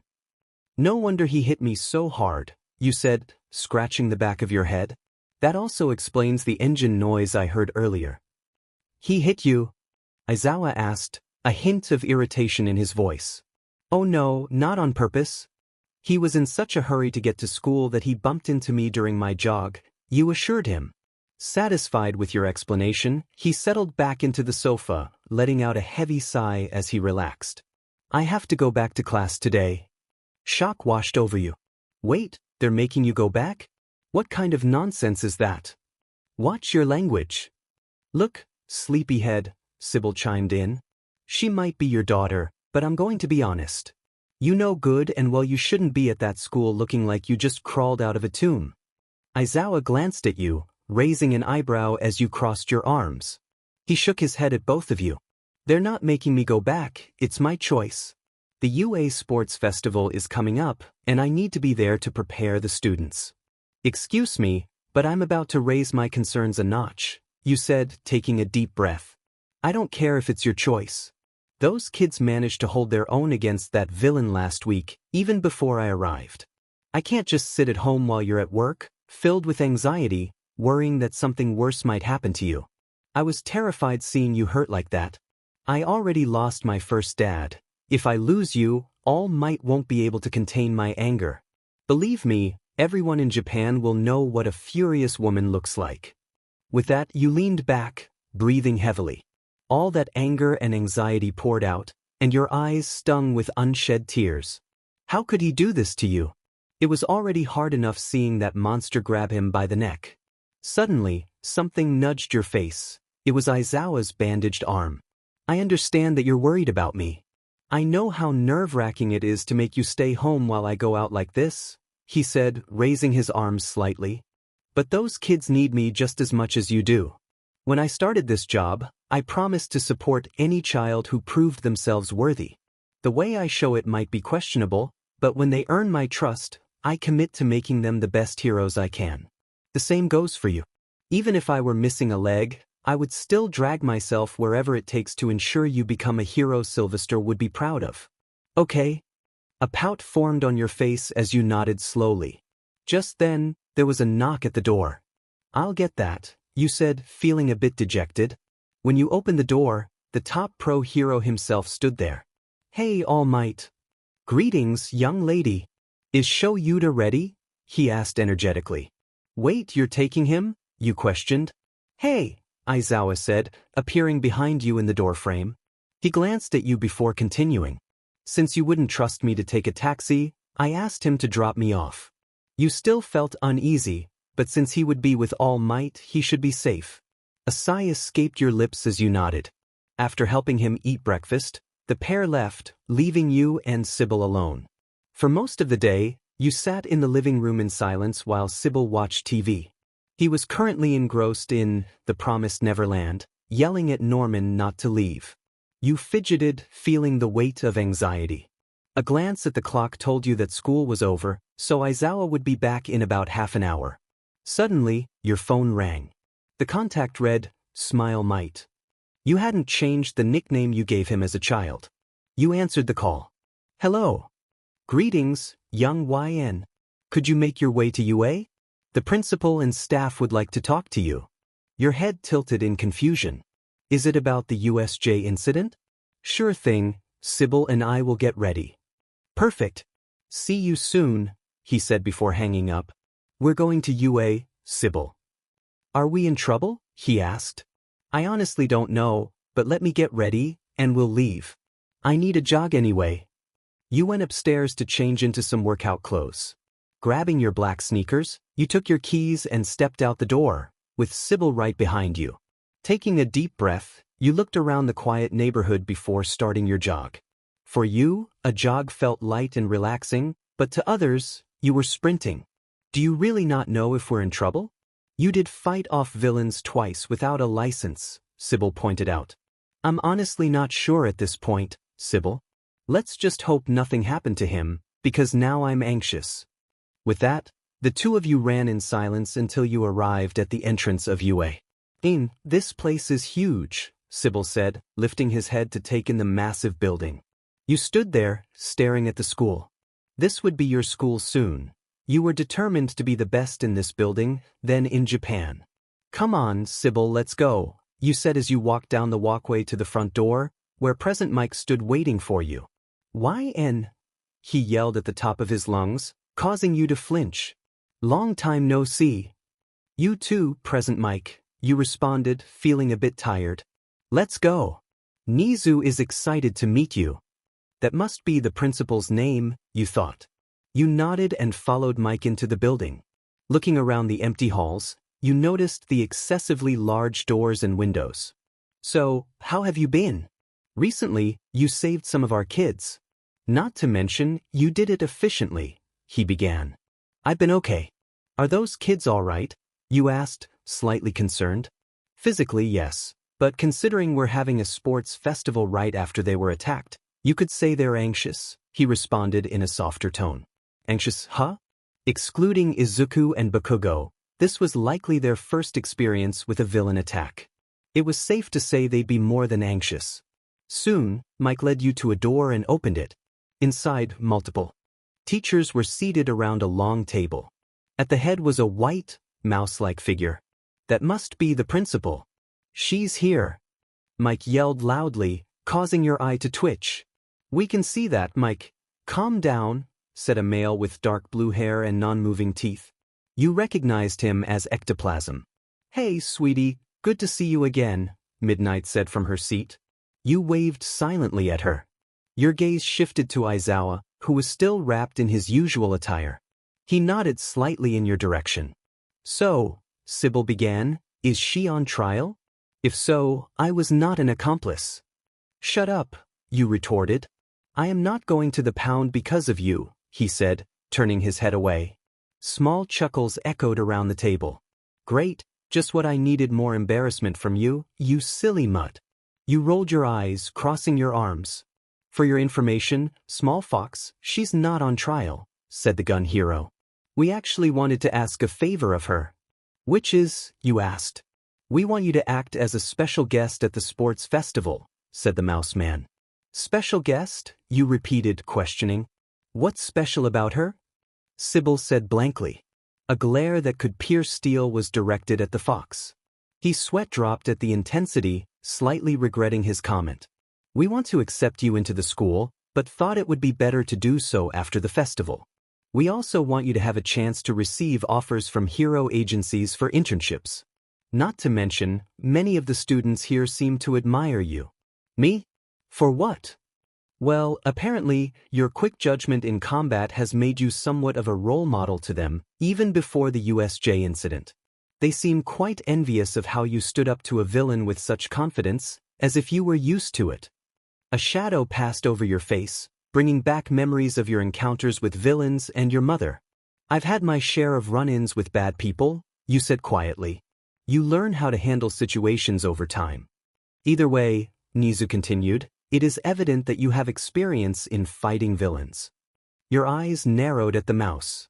Aizawa motioned toward him, sensing the dangerous waters he was treading. The teachers in the room could feel the intensity of your gaze when it wasn't directed at them. I will not pry into your past, but I believe your expertise could be beneficial to the kids, especially since you are of the same age. There was still a sense of uncertainty, but you relaxed your gaze and nodded. I'll see what I can do about that, but don't come crying to me if those kids end up traumatized by my training methods. Perfect. All Might finally spoke up. Although you will not be competing in the festival, there will be activities planned for you to interact with the students. What about me? I don't get to do anything? Sybil asked. Of course, dear Sybil, you will also get your spotlight, he responded. Fantastic. You shook your head slightly. Is there anything else you wanted me to know? No, sweetie, that's just about it, Midnight replied. All right then, you said, grabbing the door. I'll see you at the festival, I guess. With that, you left the room. Once you were far from the door, you lifted Sybil and spun him around happily. We did it, Sybil. Yes, we did, he said, jumping down and dancing on the ground. We're going to rock this. It was done, you were accepted. Another step in your father's footsteps, and as a bonus, you were to act as a special guest for the sports festival.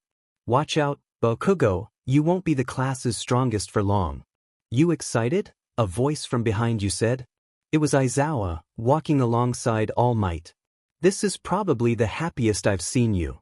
I've been liberated from my tyrannical mother, have an amazing father, and got accepted into my dream school. Of course, I'm happy.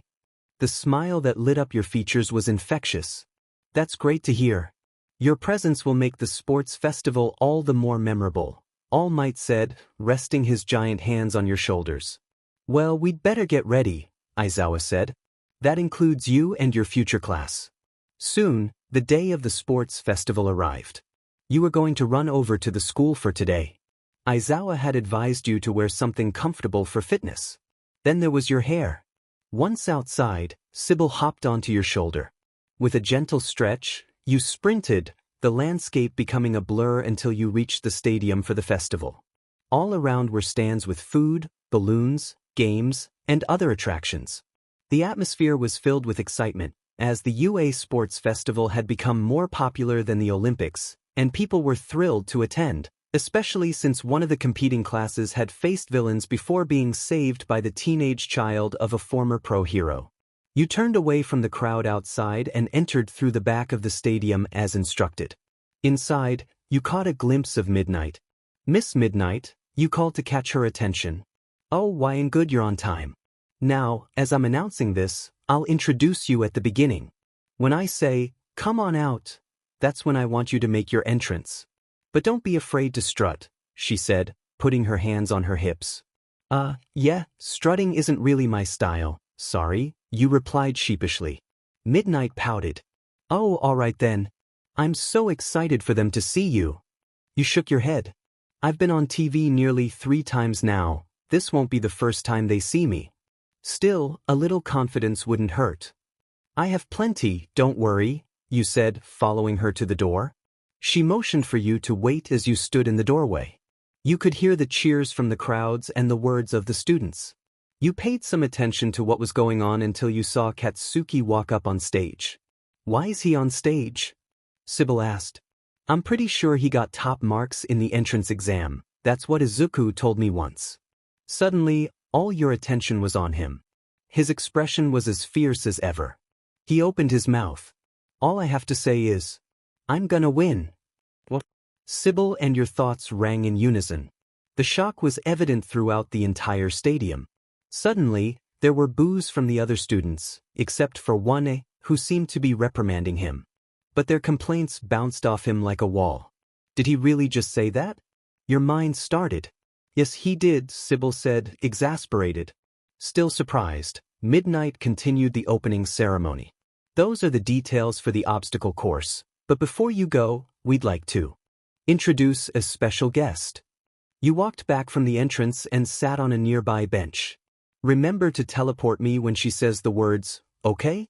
Don't worry, I won't embarrass you. You mean us. Same thing. You've probably already seen her on TV. Some of you have met her in person. She's caught our staff's eye and will be joining the school after the festival. So, sweetheart, come on out. With that, Sybil's body buzzed as both of you were teleported onto the stage, where you sat at the edge. You were met with many wide eyes of recognition and surprise, mainly from 1A. Raising your hand, you waved. What's good, you? Your voice was loud and proud, and a bright smile beamed on your face. There were murmurs among the crowd and the students. Hey! A voice called out. You looked over to see a smiling boy with red hair and incredibly sharp teeth. He seemed familiar. He was among the students you had saved that day. You waved back at him with a smile of your own. Obviously, you all know her quite well. Her name is Yenne. She is the daughter of a UA alumni and the highly distinguished late pro hero, storyteller, also known as Sylvester Stellaragle. She won't be competing in the sports festival, but there will be 2 activities for you all to engage in with her. So do try to impress her, why don't you? You shot her a sidelong glance. Don't say that, Midnight, I'm not that special. Your response echoed throughout the stadium. You might not be, but I am, Sybil chimed in. Sounds of surprise rippled through the crowd at the sight of a talking fox that seemed unaffected by any quirk. You shut up, you said, setting Sybil down on the stage. Midnight, let's get this show on the road, shall we? Using your hands, you lifted your body and flipped over on the stage. Sure thing. All right, kids, get ready. She returned to the program. The students crowded in front of a wall. With the sound of a horn, the entrance opened, and chaos erupted. The path was narrow, causing kids to jostle against each other. A laugh escaped your lips at the sight. Poor Deku, Sybil thought. True, as expected, he didn't use his quirk at first. In fact, he didn't use it at all. Once they reached the mines, you were impressed by his lack of quirk use, considering how he struggled with it. Bakugo and Shoto were in the lead. Shoto? Images of the half-and-half boy from so many years ago flashed in your mind. I didn't even notice he was among the others from USJ. So he's been at UA this whole time then. Your thoughts blanked you out of what was happening. Izuku had a piece of robotic material from the first obstacle, which he slammed into the minefield. The explosion propelled him forward at an alarming rate. The force was so great that he zipped past the boys. But despite their efforts, it was too late.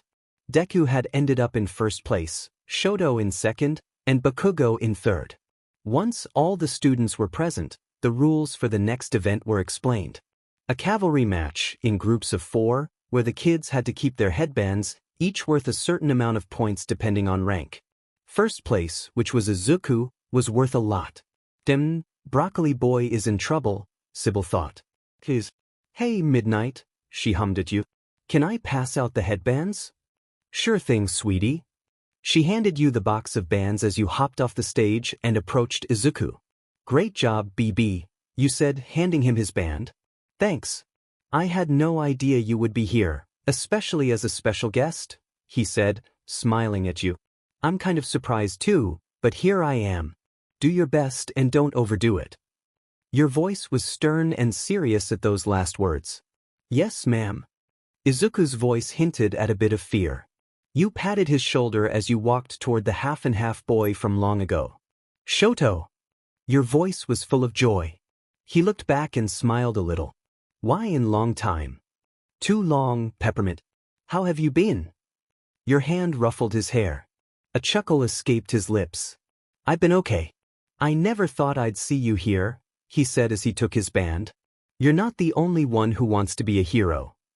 A wink played on your face before you walked away. Don't get your butt kicked too badly.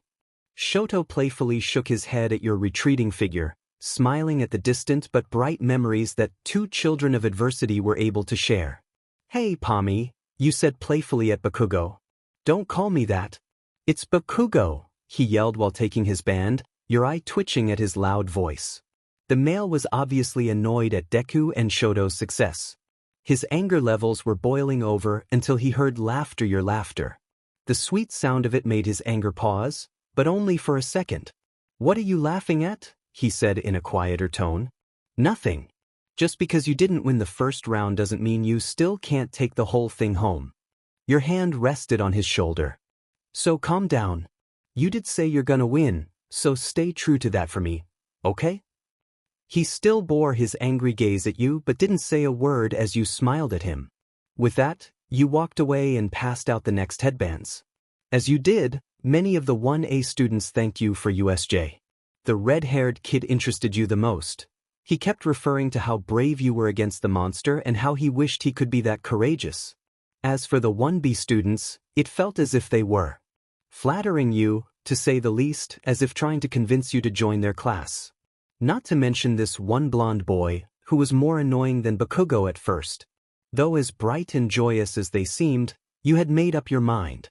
As you did, you ran into Shinso, who wore a sly smile on his face. Of course my favorite crackhead made it here. You rolled your eyes at his words as you handed him his band. I told you once things were taken care of that I would be here. Knock them dead out there, okay? Sure thing. With that, you finished passing out the headbands and made your way back to the stage. Perfect. Midnight started. Now that my sweetheart has passed out the headbands, hopefully, you've all become acquainted with her. Time to get into your groups of 4 and start the battle. People grouped up. Bakugo was with a red-haired kid, a pink girl, and a boy with tape dispenser arms. Shoto teamed up with a girl with a ponytail, Ida, and a blonde with a lightning bolt streak in his hair. Izuku was with an adorable brown-haired girl, a pink-haired one with a lot of gear, and a boy with a bird for a head. Hey Yenne, Midnight caught your attention and that of the other students. What do you think of the teams? There was silence among the students as they stared at you. Your eyes turned a bright red, similar to Aizawa's. You took in their descriptions and their stares didn't faze you, they just watched your gaze flow over them. I like them, you finally spoke. They complement each other's quirks and seem to work well. This will be fun. In a matter of minutes, the battle had begun. Most of your focus was on those 3 teams. Shoto was advancing hard towards Izuku. Bakugo was chasing the blonde kid who had stolen his band. As you watched him, you couldn't help but laugh at his behavior. Oh, he's so silly. Your voice was stifled with laughter. Why does he have to chase him like that? He's giving off very intense vibes, Sybil said, increasing your laughter. Unbeknownst to you, that laughter was loud enough for him to hear. Bakugo's POV, despite his teammates' pleas for him to calm down, he urged them to relentlessly pursue the sly male. His anger boiled over as he felt he had fallen behind Izuku and Shoto. Being behind those 2 was unacceptable, and being bested by this nobody was intolerable. Suddenly, he heard a girl's laughter and followed the sound until his eyes landed on you. The smile on your face was intoxicating. For a moment his anger eased. You looked up at him, saw his gaze and waved. He quickly looked away, rubbing his face to calm the warmth creeping onto his cheeks. The pink girl noticed his change and followed his eyes to you. She looked between the 2 before laughing to herself, familiar with the male's expression. Yenne's POV. Soon, the cavalry battle had ended. The 3 boys' teams had made it, along with Shinso's team. However, 2 of them had backed out, so 2 people from the rest were chosen to enter, Tetsu and Shiozaki. So before we move on to the matches, we want you all to get a better look at Yenne's abilities. You will be split into 2 teams, 1A and 1B, Shinso in A, Hatsum in B. The groups moved to either side of the field. Teachers wheeled out many carts filled with weights, as well as a long dumbbell. There are numerous weights on these shelves, all adding up to 550,000 tons. Sybil, since you know Yenne well, you should explain better than I can. But of course, he responded with a French accent. All right, your goal is to get Yenne to lift those dumbbells with both her arms within 7 guesses. At those words, the students murmured in question. Now, don't think for a second this will be easy, she's a lot stronger than she looks. So don't go easy on her, go as hard as your parents did when they decided to have you.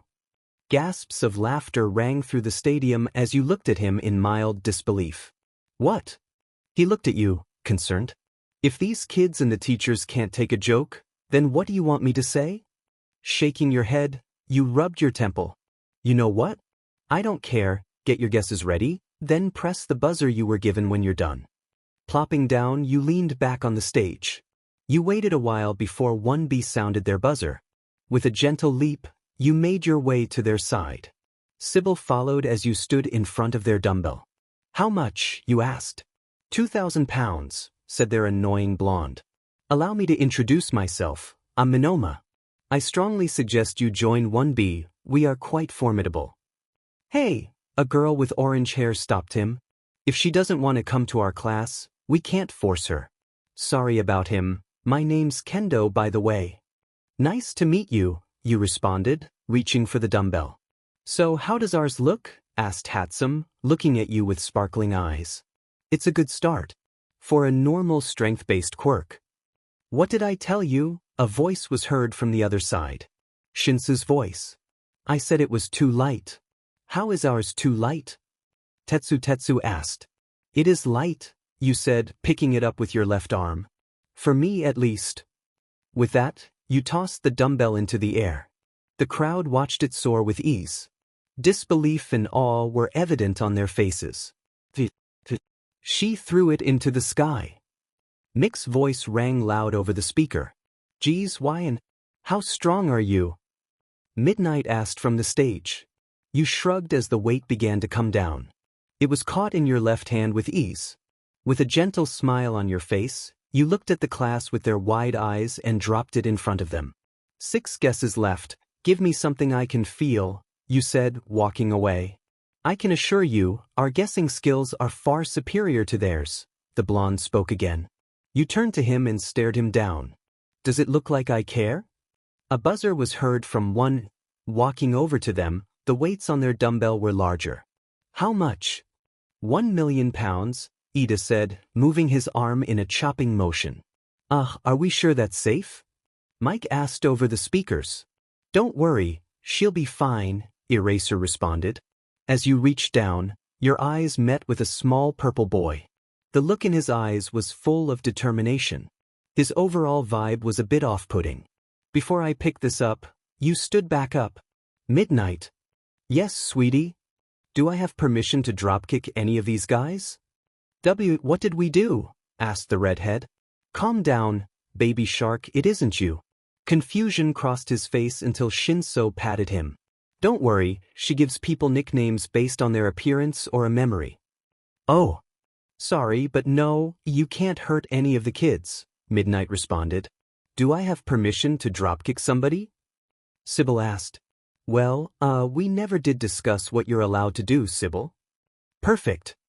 He said as he took his tails and wrapped the purple boy up. Hi, he protested, struggling in the fur. Oh, he was looking at you in a way that made you uncomfortable, wasn't he? Asked the brown-haired girl. Very, you scoffed. It's either Sybil takes him or I deal with him, no in-between. You reached down and grabbed the dumbbell. So how is it? Izuku asked.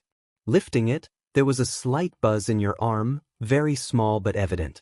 You smiled at them. Still light, you threw it up again to their surprise. But I can feel something in that one, so, you caught it again. Better. You dropped their dumbbell and walked off. Sybil stayed with them. So how heavy should we do this time? Asked the multiple-armed boy. Shinso Shoto. The brown-haired girl caught their attention. You guys seem to know her a bit better than Deku and Bakugo. Any ideas? Well, Shoto started. I haven't really seen Yenne in a few years. But I do know that she's on a different level of strength compared to other quirk users. Especially since she's not even using any of her quirks. Wait, how is she able to lift something so heavy without her quirk? Asked the boy with a tail. It's a family thing, Shinso said, adding a weight. Yenne's family is full of natural powerhouses. Across the globe, they're known for their brute strength and expertise in combat. I've heard of the Stellar Agles, Momo spoke up. Apparently, they're practically unbeatable. In their entire family records, there isn't a single trace of them being bested in battle. That sounds like a scary family to be a part of, said the yellow-haired boy. It's actually the opposite, Kaminari. Shoto started carrying a weight. Her family is very joyous and artistic. As opposed to their reputation for being combative powerhouses, Most of their strength comes from their emotions. Really? Deku asked, notebook in hand. Very, Shinso responded. If there's one thing I've learned about her family, their mind is their strongest weapon. Barely anyone in that family's quirk is based on physical strength. All of it is mental, which is why when it comes to a Stellaraggle, you don't mess with the people they care about. We all saw the look in Yenne's eyes when she saved us at USJ, Shoto stated. Yeah, they were intense, said the pink girl. Exactly, Shoto agreed. And that was all because she thought Midoriya and Bakugo were in danger. She also seems quite close to Aizawa-sensei, which is why she took down that monster so fiercely when it held him. All in all, her physical strength is immense, but not limitless, Shinso said, standing up from the dumbbell. Alright, that's 6.5 million. Think it's enough? Make it 12. Everyone turned around to Bakugo. Wait, Kaken, are you sure 12 will be good enough? Izuku asked. She said she could feel something in one. If you guys haven't noticed, she's only been lifting with her left arm. It's safe to assume that's her weaker arm. If she feels something more and pay attention to how far she throws it up, then we can either double or triple the amount on our next guess. Wow, that's actually smart of you, said the tape boy. Of course I'm smart, now make it 12, he yelled. After the class had finished adding the weight, a large thud was heard on the other side. Class B's 10 million guess was too light again. That's their third guess, Mike said. They did 10, said the frog girl. Make it 17, Bakugo instructed. Sybil's tail wagged at the suggestion. Quickly they changed again, then Kaminari pressed the buzzer. You approached the class at the sound. How much, you asked, slightly bored? 17 million, said the brown-haired girl. An eyebrow raised on your face as you reached down with your left and gripped it. You rubbed it with your hand before standing back up and smirking. This time, you went down with your right arm. Small gasps were heard from the class. She finally switched her arm. Present Mike yelled over the speaker. You lifted the weight and smiled at the class. With ease, you threw it up. You guys are getting warmer. They applauded themselves at your review. There was no annoyance when you caught the weight with ease. Once you dropped it in front of them, some of them clapped. Thanks, Bakugo, that was great thinking, Kaminari said. Oh, this was you, Pom-Pom? You asked, pointing at the weights. Don't call me that, he yelled at you, getting in your face, making your eye twitch again. You looked at him wide-eyed before smiling and softly patting him on the cheek. Look at you, strong and smart. I knew you wouldn't disappoint. Keep it up, won't it? The blonde stood there, dumbfounded by your gesture, but only for a few seconds before his face returned to its usual scowl. Multiply that by 1.5, he spoke in annoyance. The pink girl stood there giggling. What are you laughing at, Pinky? He asked her. Huh, you know what I noticed? Shinso said, holding a weight. What? Asked the frog. Yenne is like a polar opposite of Bakugo, but they're similar too. What could I and that girl have in common? For one thing, your nicknames. I've known that crackhead since kindergarten. She's given everyone she's come to like a nickname. Since kindergarten, she's always called me Plum Fairy. Why Plum Fairy? Asked the redhead as he added weights. I'm not explaining that, he said, adding his own. He's right, Shoto added. When we were growing up, she always called me Peppermint Prince. She calls me Broccoli Boy, Deku said, scratching the back of his head. I'm guessing Pom-Pom is short for Pomeranian then, Shinso continued. In addition to that, Bakugo is angry all the time but rarely calm, while Yenne is calm all the time but rarely angry. But that's just how I see it. Okay then, Ida started. That's 25.5 million. Are we satisfied with this number? I think we should add another 10, Izuku said. Really? Ida asked. He's right, Momo started. I think adding another 10 would satisfy her more, said one of the students. B has given our class 20 million and we're still falling short, Mike announced. 30 million should do the trick, Shoto agreed. They finished adjusting their weights and sounded the buzzer. Alright, Class 1A, what do you have for me? You asked, your interest piqued.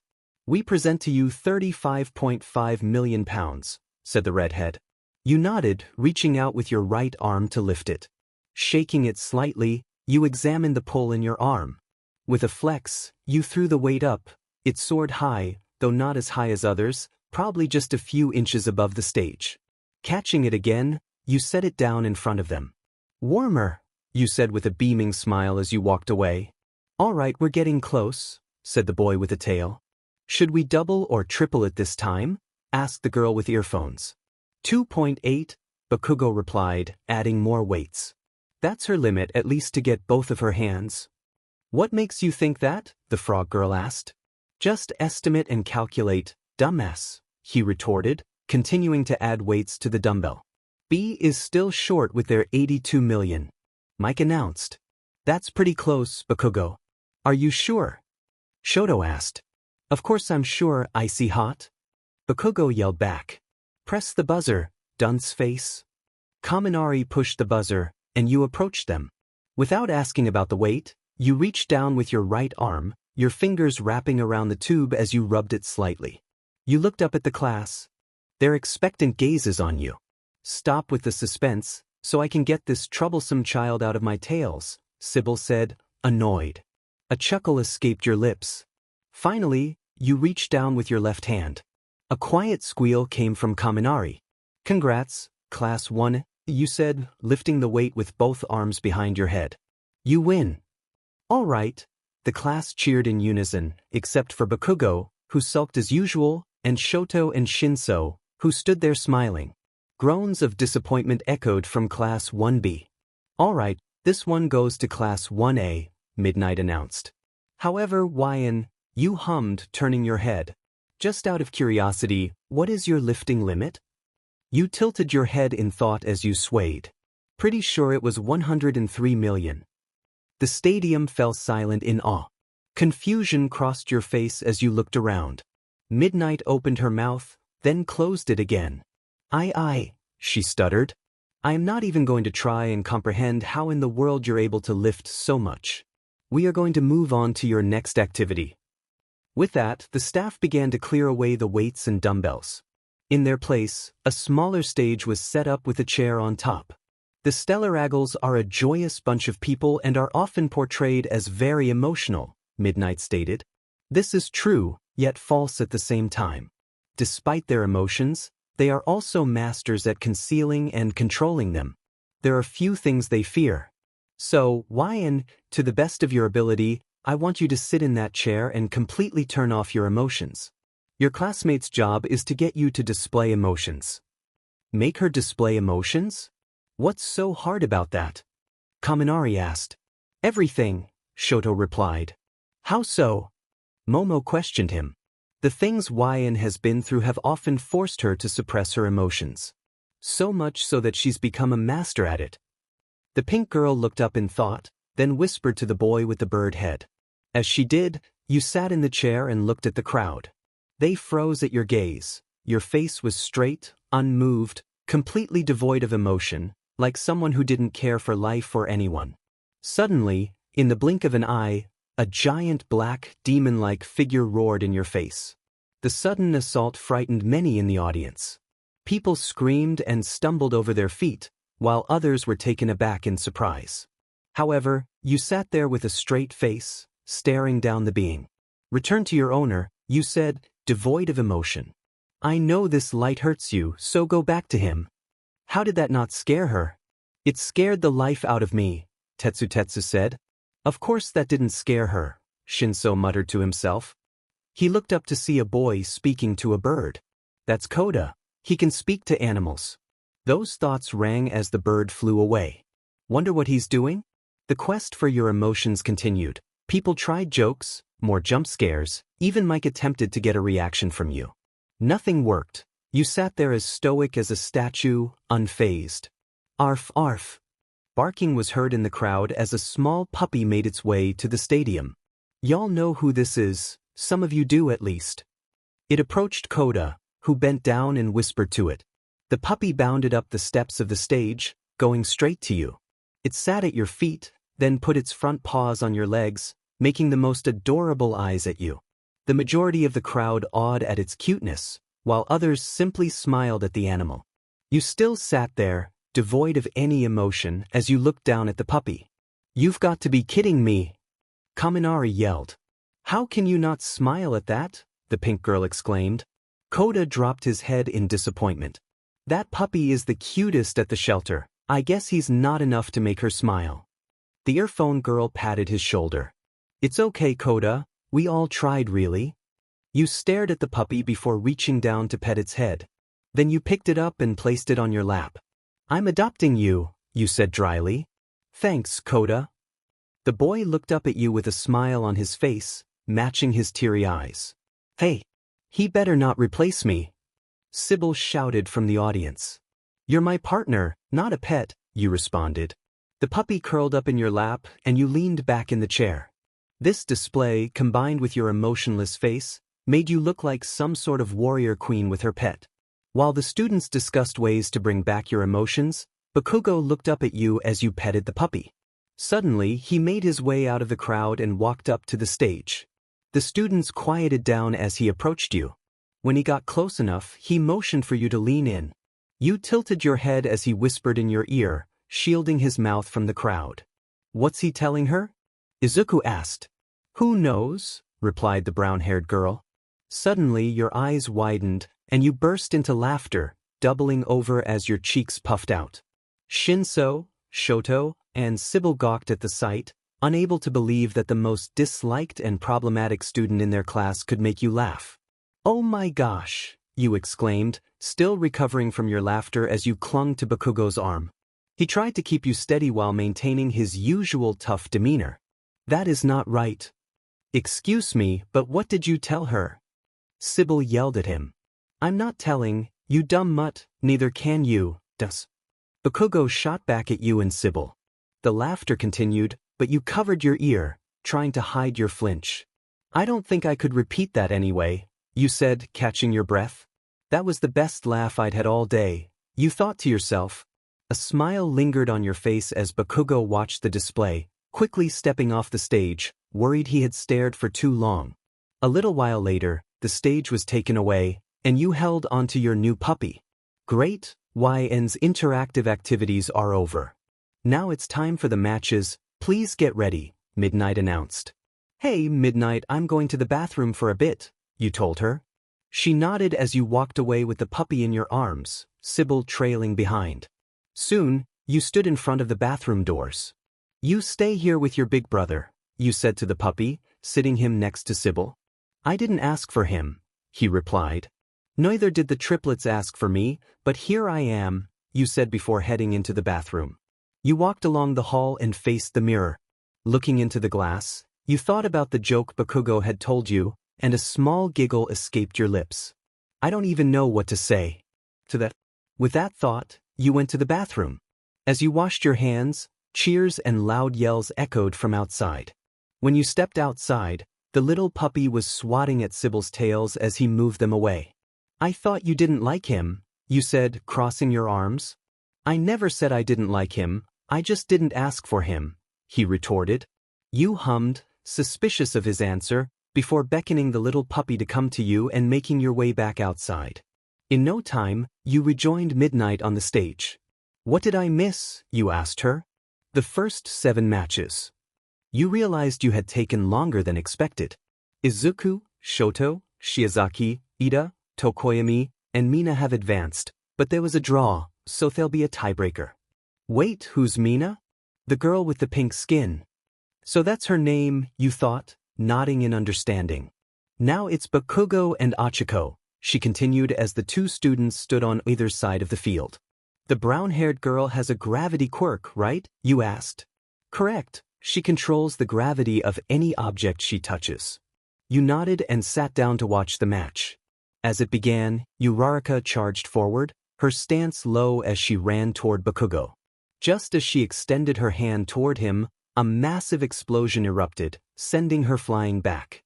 The sound made you flinch, and you covered your ears. "You okay, sweetie?" Midnight asked, noticing your reaction. You shook your head slightly. "Yeah, I'm fine." After reassuring her, you turned your attention back to the fight. The stadium filled with smoke. As it cleared, you could see Bakugo and a shadow. Just as he prepared to attack, Uraraka appeared from the smoke, trying to touch him but getting blown back by another explosion. She continued to charge at him, only to be sent flying again and again.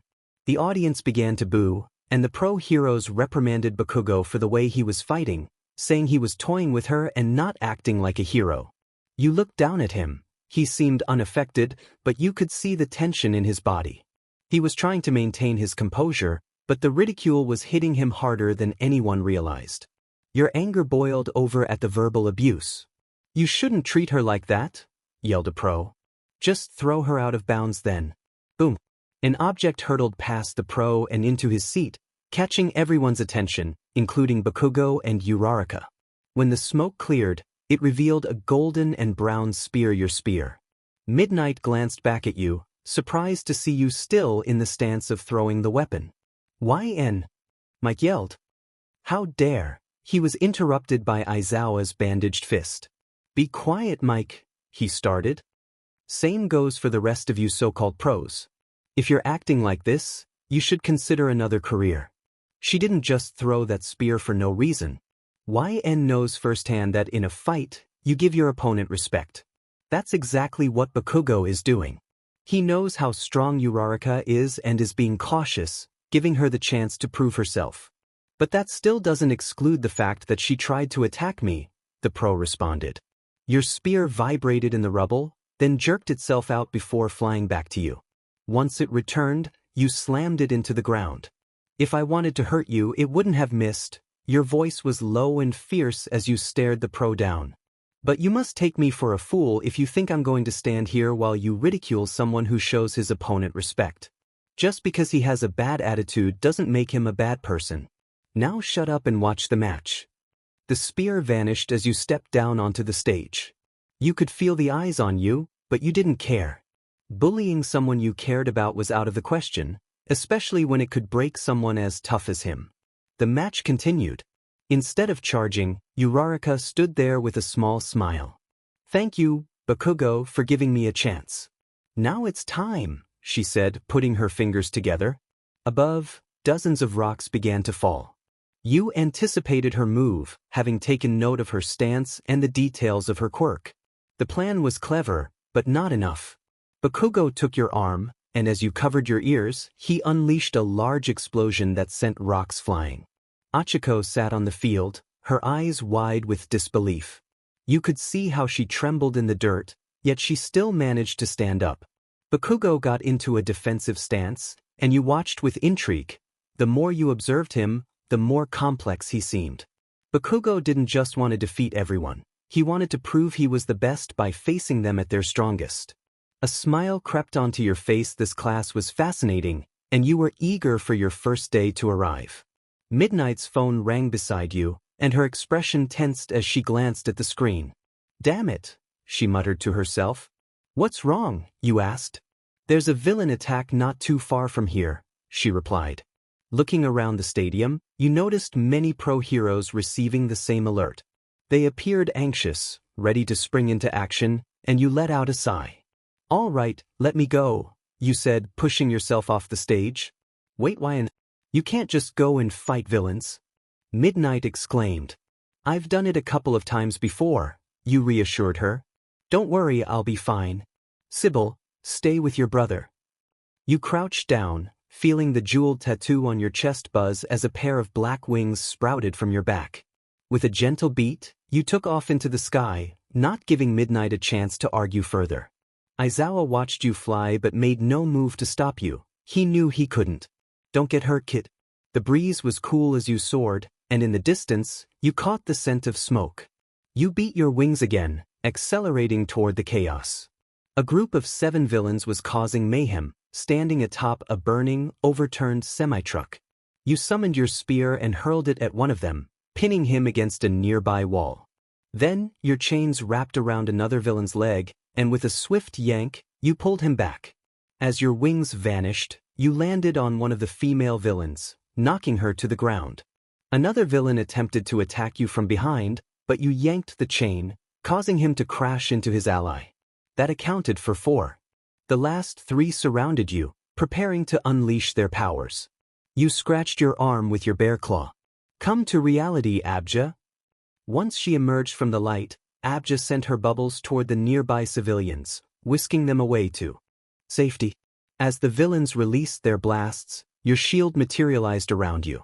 You dismissed your spear and chains, leaping onto the roof of a one-story building. Taking a deep breath, you felt a warmth build in your chest. You threw your shield down, encircling the group. With a swift motion, you formed a circle with your fingers and blew, sending a beam of fire straight toward them. They yelled in alarm and tried to escape, but soon succumbed to the heat. You halted your fiery assault and surveyed the area. Thankfully, the damage was minimal, just a few cracks in the road. Jumping down, you summoned your wings again, beating them to cool the flames until they extinguished. Then you dismissed your shield. Police and firefighters arrived, astonished by the minor damage. "Hey, kid," one of them called as you turned to face him. "Thank you so much, great job." You waved back, smiling. "Hey, you're Sylvester's kid, right?" a firefighter asked.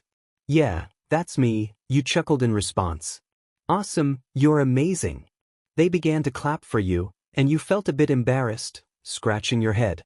You waved once more before taking off into the sky. As you drifted on the wind, you reflected on fighting villains without resorting to lethal force. It felt different. Rather than leaving you bitter and filled with rage, it brought a sense of fulfillment. In the past, killing had provided a twisted relief, but now, seeing those villains being apprehended by the police felt far more rewarding. Perhaps all those years you had been doing it wrong, feeding your bloodlust instead of helping society. When you had taken a life on that rooftop, it had shattered you. Your mind wouldn't let you rest, haunted by memories of your mother nearly killing you and the slow loss of your father. You had filled the void with rage. But now, there was no rage left to fuel that darkness. That was likely why you hadn't aimed your spear at their hearts. Not to mention, you had promised your father that Kachimar wouldn't rise again. You were determined to be a hero, though a piece of your past would always remain with you. "Let's get back to the festival," you thought as you accelerated. Within minutes, you approached the stadium and descended back onto the stage, catching everyone's attention. "I'm back," you announced to Midnight. "Great job out there, sweetie," she praised. "No problem. What did I miss?" You looked down at the field where Bakugo and Shoto were facing off, a giant wall of ice towering behind Shoto. "This is the final battle for today," she replied happily. BB didn't make it." "Well." You sat down and patted Sybil on the head as the little puppy nestled in your lap. An explosion erupted, causing you to jump slightly and startling Sybil. You focused your attention to see Bakugo soaring through the air, setting off more explosions as he spiraled toward Shoto. Shoto extended his left arm, igniting a flame. "He's using his fire side," you thought, surprised. "Yeah, he used it against BB in their fight," Sybil informed you. This revelation was significant, knowing how much he had disliked using it. But seeing him embrace it now brought a smile to your face. Then he extinguished the flame. Bakugo charged forward, unleashing a massive explosion that shattered the ice and sent Shoto flying. When the smoke cleared, Shoto was down for the count. Midnight announced Bakugo as the winner, but the look on his face was furious, and you understood why. Shoto had held back.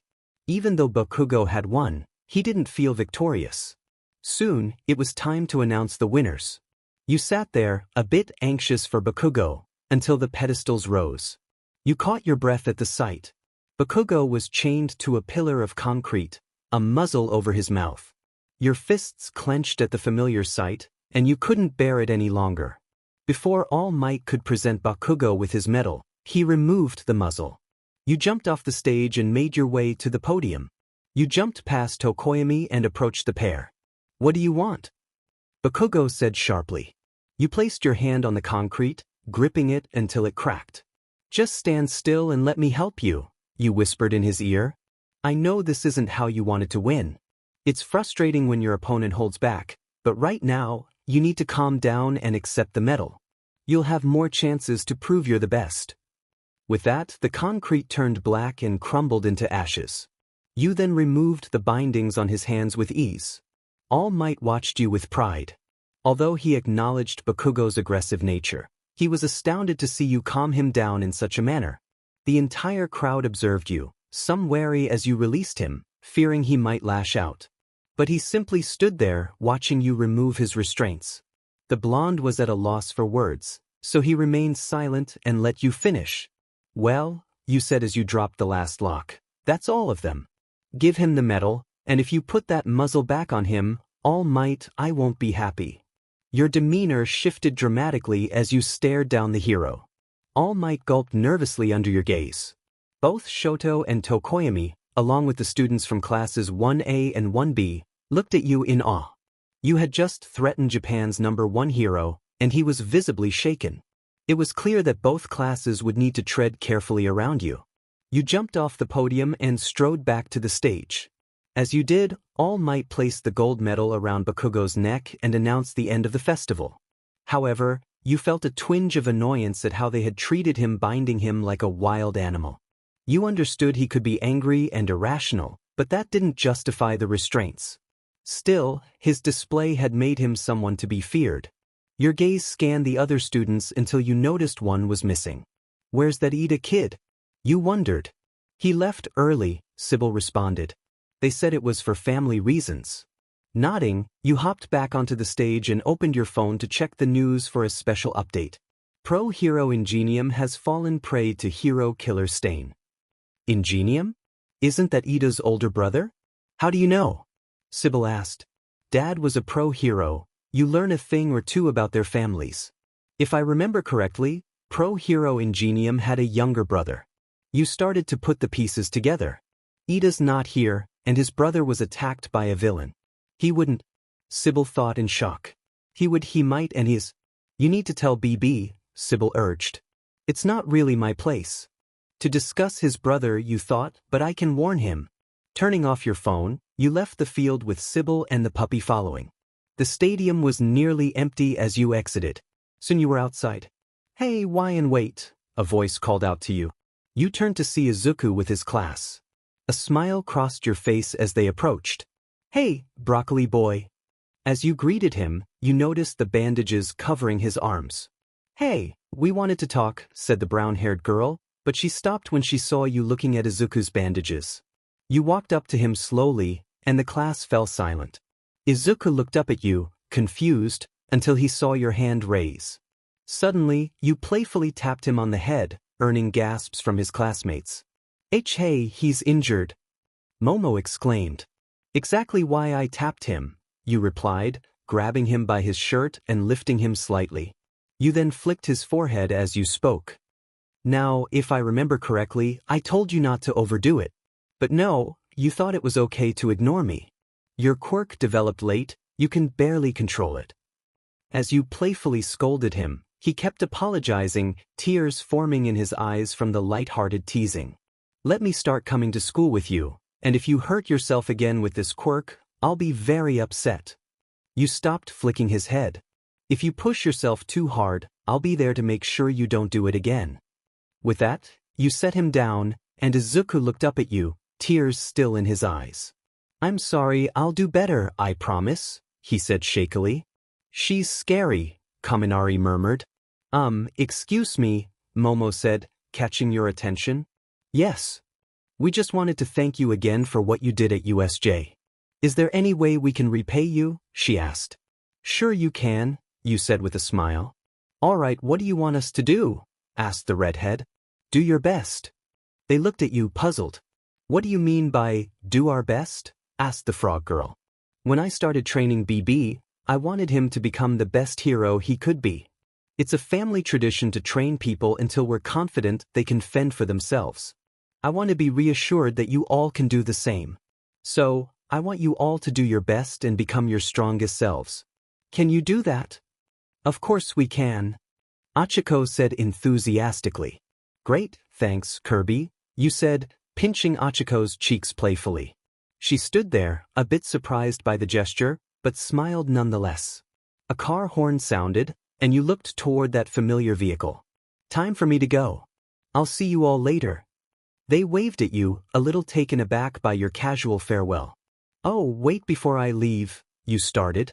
About your friend Ida. What about him? Mina asked. You all need to keep a close eye on him. Huh, why? The earphone girl asked. You'll probably find out later tonight when you watch the news. They still looked confused. Anyway, I better get going. See you. With that, you left the class behind and got into the car. What's up, Yenne? Mike said excitedly. I'm good, you replied, cradling the puppy in your arms. So, is he getting a name or what? Sybil asked. Kuriko, you said? Isn't that the quiet kid from Kuriko's basketball? He asked. Yeah, if you remember, there's a dog in there just like him. You tickled the puppy's belly as he wiggled on your legs. So, how did you like the festival? Aizawa asked. It was fun, although I missed a lot of the fights, you said, your voice tinged with disappointment. Well, one thing's for sure, you left a big impression on the audience, Mike said as he drove. A scoff escaped your lips. They shouldn't have been talking behind your back, Pixie said, his voice low and serious. Either way, Aizawa began, I'm confident that many heroes are going to want you. But of course, you replied with a smile. Who wouldn't want to work with this? About time you go to school, said the demon Pixie, perched behind you as you adjusted your new uniform. Calm down, you scoffed. You of all people know how complicated it was to get this far. I did miss the entrance exam, after all. You turned to your beloved friend, Pixie, who let out a small growl as he sat on your bed, picking up Trixon in his claws. I'm well aware, Yenne, but this is a big step, he said. A smile spread across your face as you looked at him. I know, and I'm going to make everyone proud. Finally, you finished putting on your uniform. It looked good on you for the most part, until you noticed that your socks were too short, leaving your scarred upper legs exposed. Pixie rubbed his chin. That's not going to work. Before you could agree, there was a knock at your door. When you opened it, Aizawa stood there, no longer wrapped in bandages. His eyes scanned you from head to toe. I thought so. Here, he said, handing you a pair of black leggings as if he could read your mind. Don't worry about the dress code, this will be fine.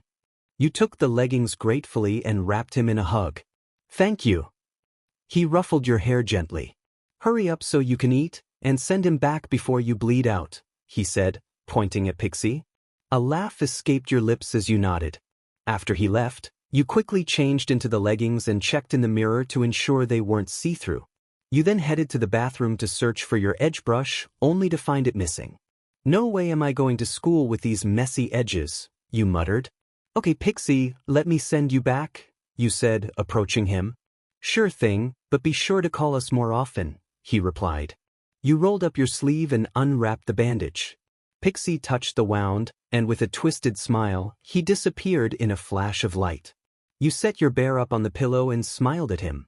Grabbing your bag, which had a hidden knife compartment because you could never be too careful, you bounded down the stairs to find Aizawa setting down your breakfast. Hey, Dad, have you seen my edge brush? You asked as you sat down to eat the waffles. You left it on the coffee table yesterday when we did your hair. Alright. Aizawa left the kitchen and returned with the brush and cream. Tilt your head for me, he instructed as he took the brush and began to style your hair. You tilted your head to give him access. Over time, Aizawa had learned how to help you with your hair braiding, twisting, and the products you needed. At this point, he had become quite skilled. All right, done, he said as he finished the last curve. Thank you, you replied, finishing your food and taking your plate to the... No problem. Sybil, you there with Kuriko? Of course, he's with me, the fox said as he walked into the kitchen. This little guy follows me like a baby duck. Just then, Kuriko ran in, wearing his little Siren jersey. Hey, my little ball player, you said, crouching down as he ran into your arms. All right, everyone ready? Aizawa asked. You both nodded as you grabbed your bag and phone, exiting the door with Aizawa, Sybil, and Kuriko. Once inside the car, you lifted Kuriko and smiled at him. The puppy wiggled his nose and touched yours. Are you guys sure it's okay for Kuriko to come? Sybil asked. Well, he needs to come to school with me since he's part of my quirk, and we can't leave Kuriko alone, you explained. It'll be fine, Aizawa assured. Nizu said it was okay as long as he stays quiet. Besides, Kuriko is obedient. He'll know when to be quiet. Sybil nodded, resting his head against the seat. Kuriko wiggled out of your arms and stood on his hind legs to look out the window. You watched the little dog with a smile, and Aizawa couldn't help but smirk at your eager state. Seeing you happy brought him joy, another step closer to helping you heal. Soon, you arrived at the staff parking lot and followed Aizawa inside the building. He led you to the teacher's lounge. Yenne. Mike yelled your name, causing you to jump at his loud voice. Calm down, idiot, you just scared her, Midnight said. Morning, Yenne. Good to see you, Ectoplasm greeted. You smiled back, feeling a giant hand rest on your shoulder. I am here, and so are you, young Aizawa, All Might said cheerfully. Hello to you too, All Might, you responded with a smile. Eh? So you took Eraser's name, huh? What about your old man's? Mike asked. Stellaragle is my middle name now since I didn't have one before, you explained. Oh right, and before I forget. You set Kuriko down before reaching for Sybil's tails. I don't know what type of food you all like, so I just made these. You pulled out several lunchboxes from your tails and handed them to All Might. Oh, you shouldn't have. Midnight exclaimed. She's always in the kitchen, so she ends up making a lot of food, Aizawa said, gathering his paperwork at his desk. Well, we appreciate it anyway.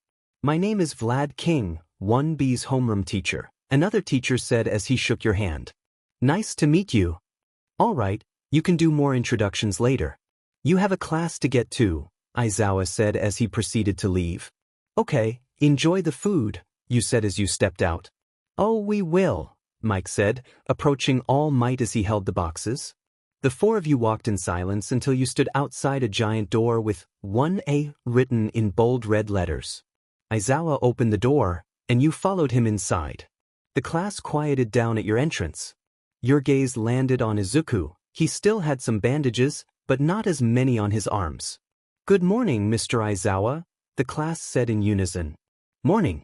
You already know her, but feel free to share details about your quirks, Aizawa said. What questions do you guys have? Also, as you ask, please tell me your name so I can remember, you said. Wow, she's really cool, the yellow-haired boy whispered, though you couldn't hear him.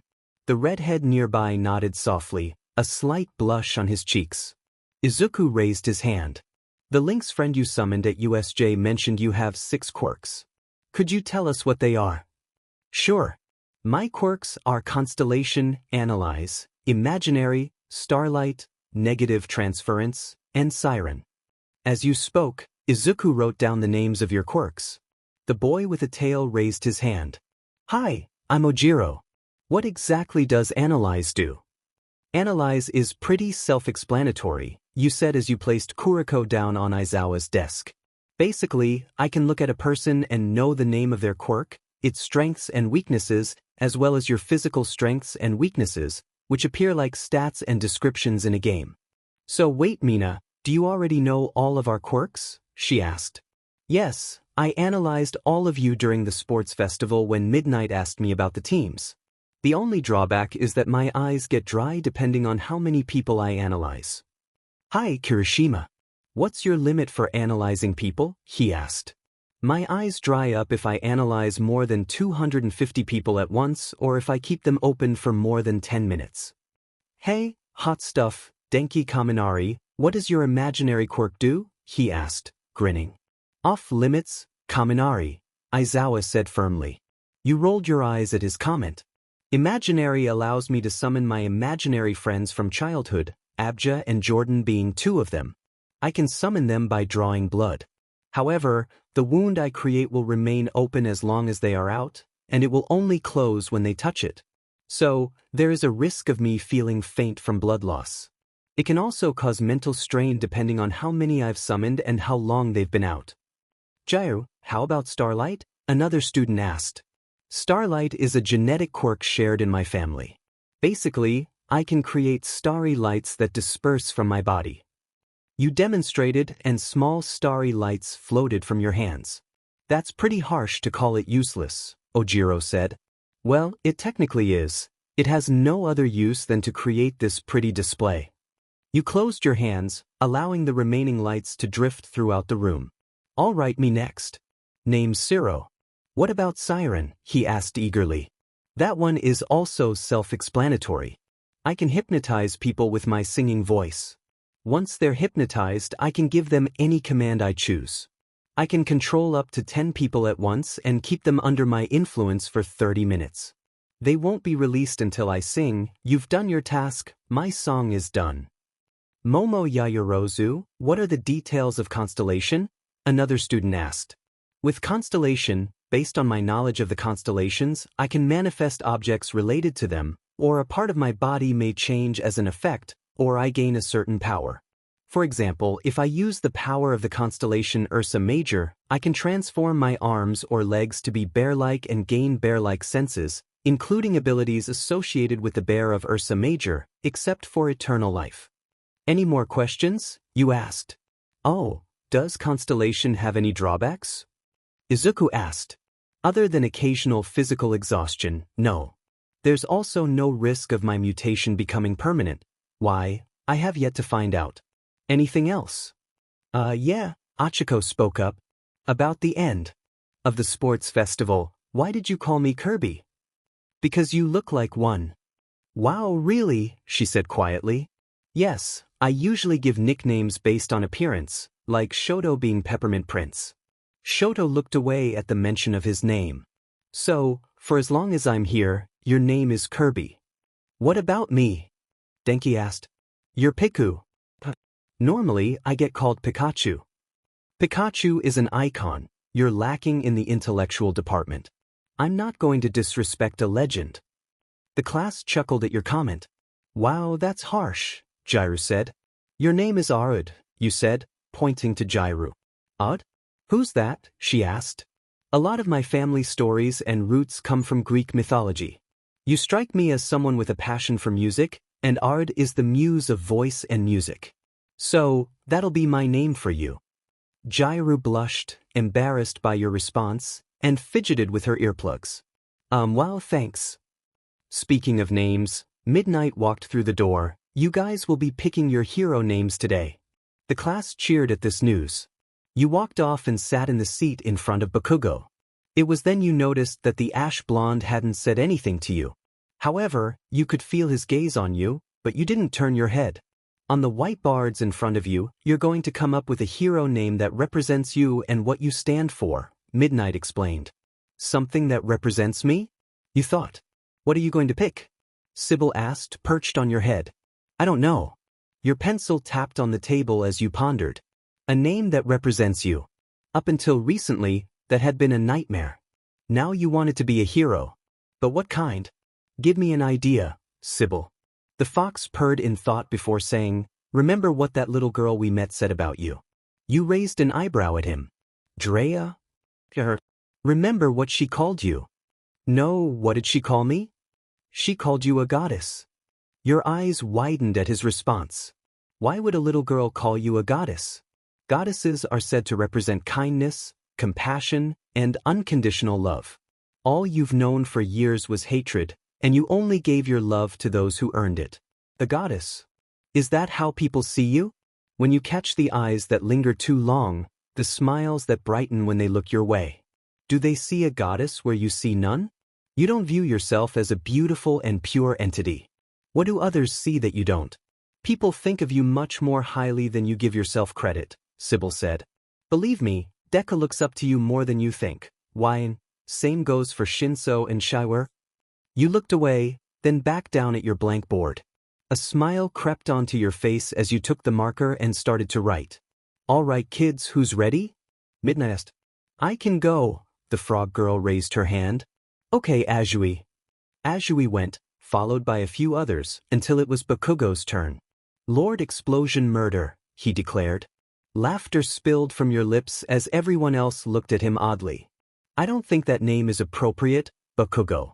Try to come up with something less. Demonic, Midnight suggested. He grumbled and sat back down. Why, and what about you? My name. She nodded, and the rest of the class turned to you expectantly. A sigh escaped your lips as you stood up and walked to the front. You turned your board to face the class. My hero name will be the Nightingale Hero, Tala Morpheus. That's a beautiful name, Yenne. Midnight exclaimed. It sounds cool too. Kaminari added excitedly. Thanks. Why did you choose Tala Morpheus? Midnight inquired. As I mentioned earlier, a lot of my family origin comes from mythology, both Greek and Filipino, where some of my blood lies.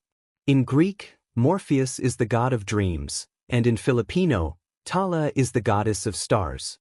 I took both names, one for my quirk and one for something my family treasures, our dreams. That's a great homage to your ancestry, Yenne. It's lovely, Midnight said. Thank you, you replied as you returned to your seat.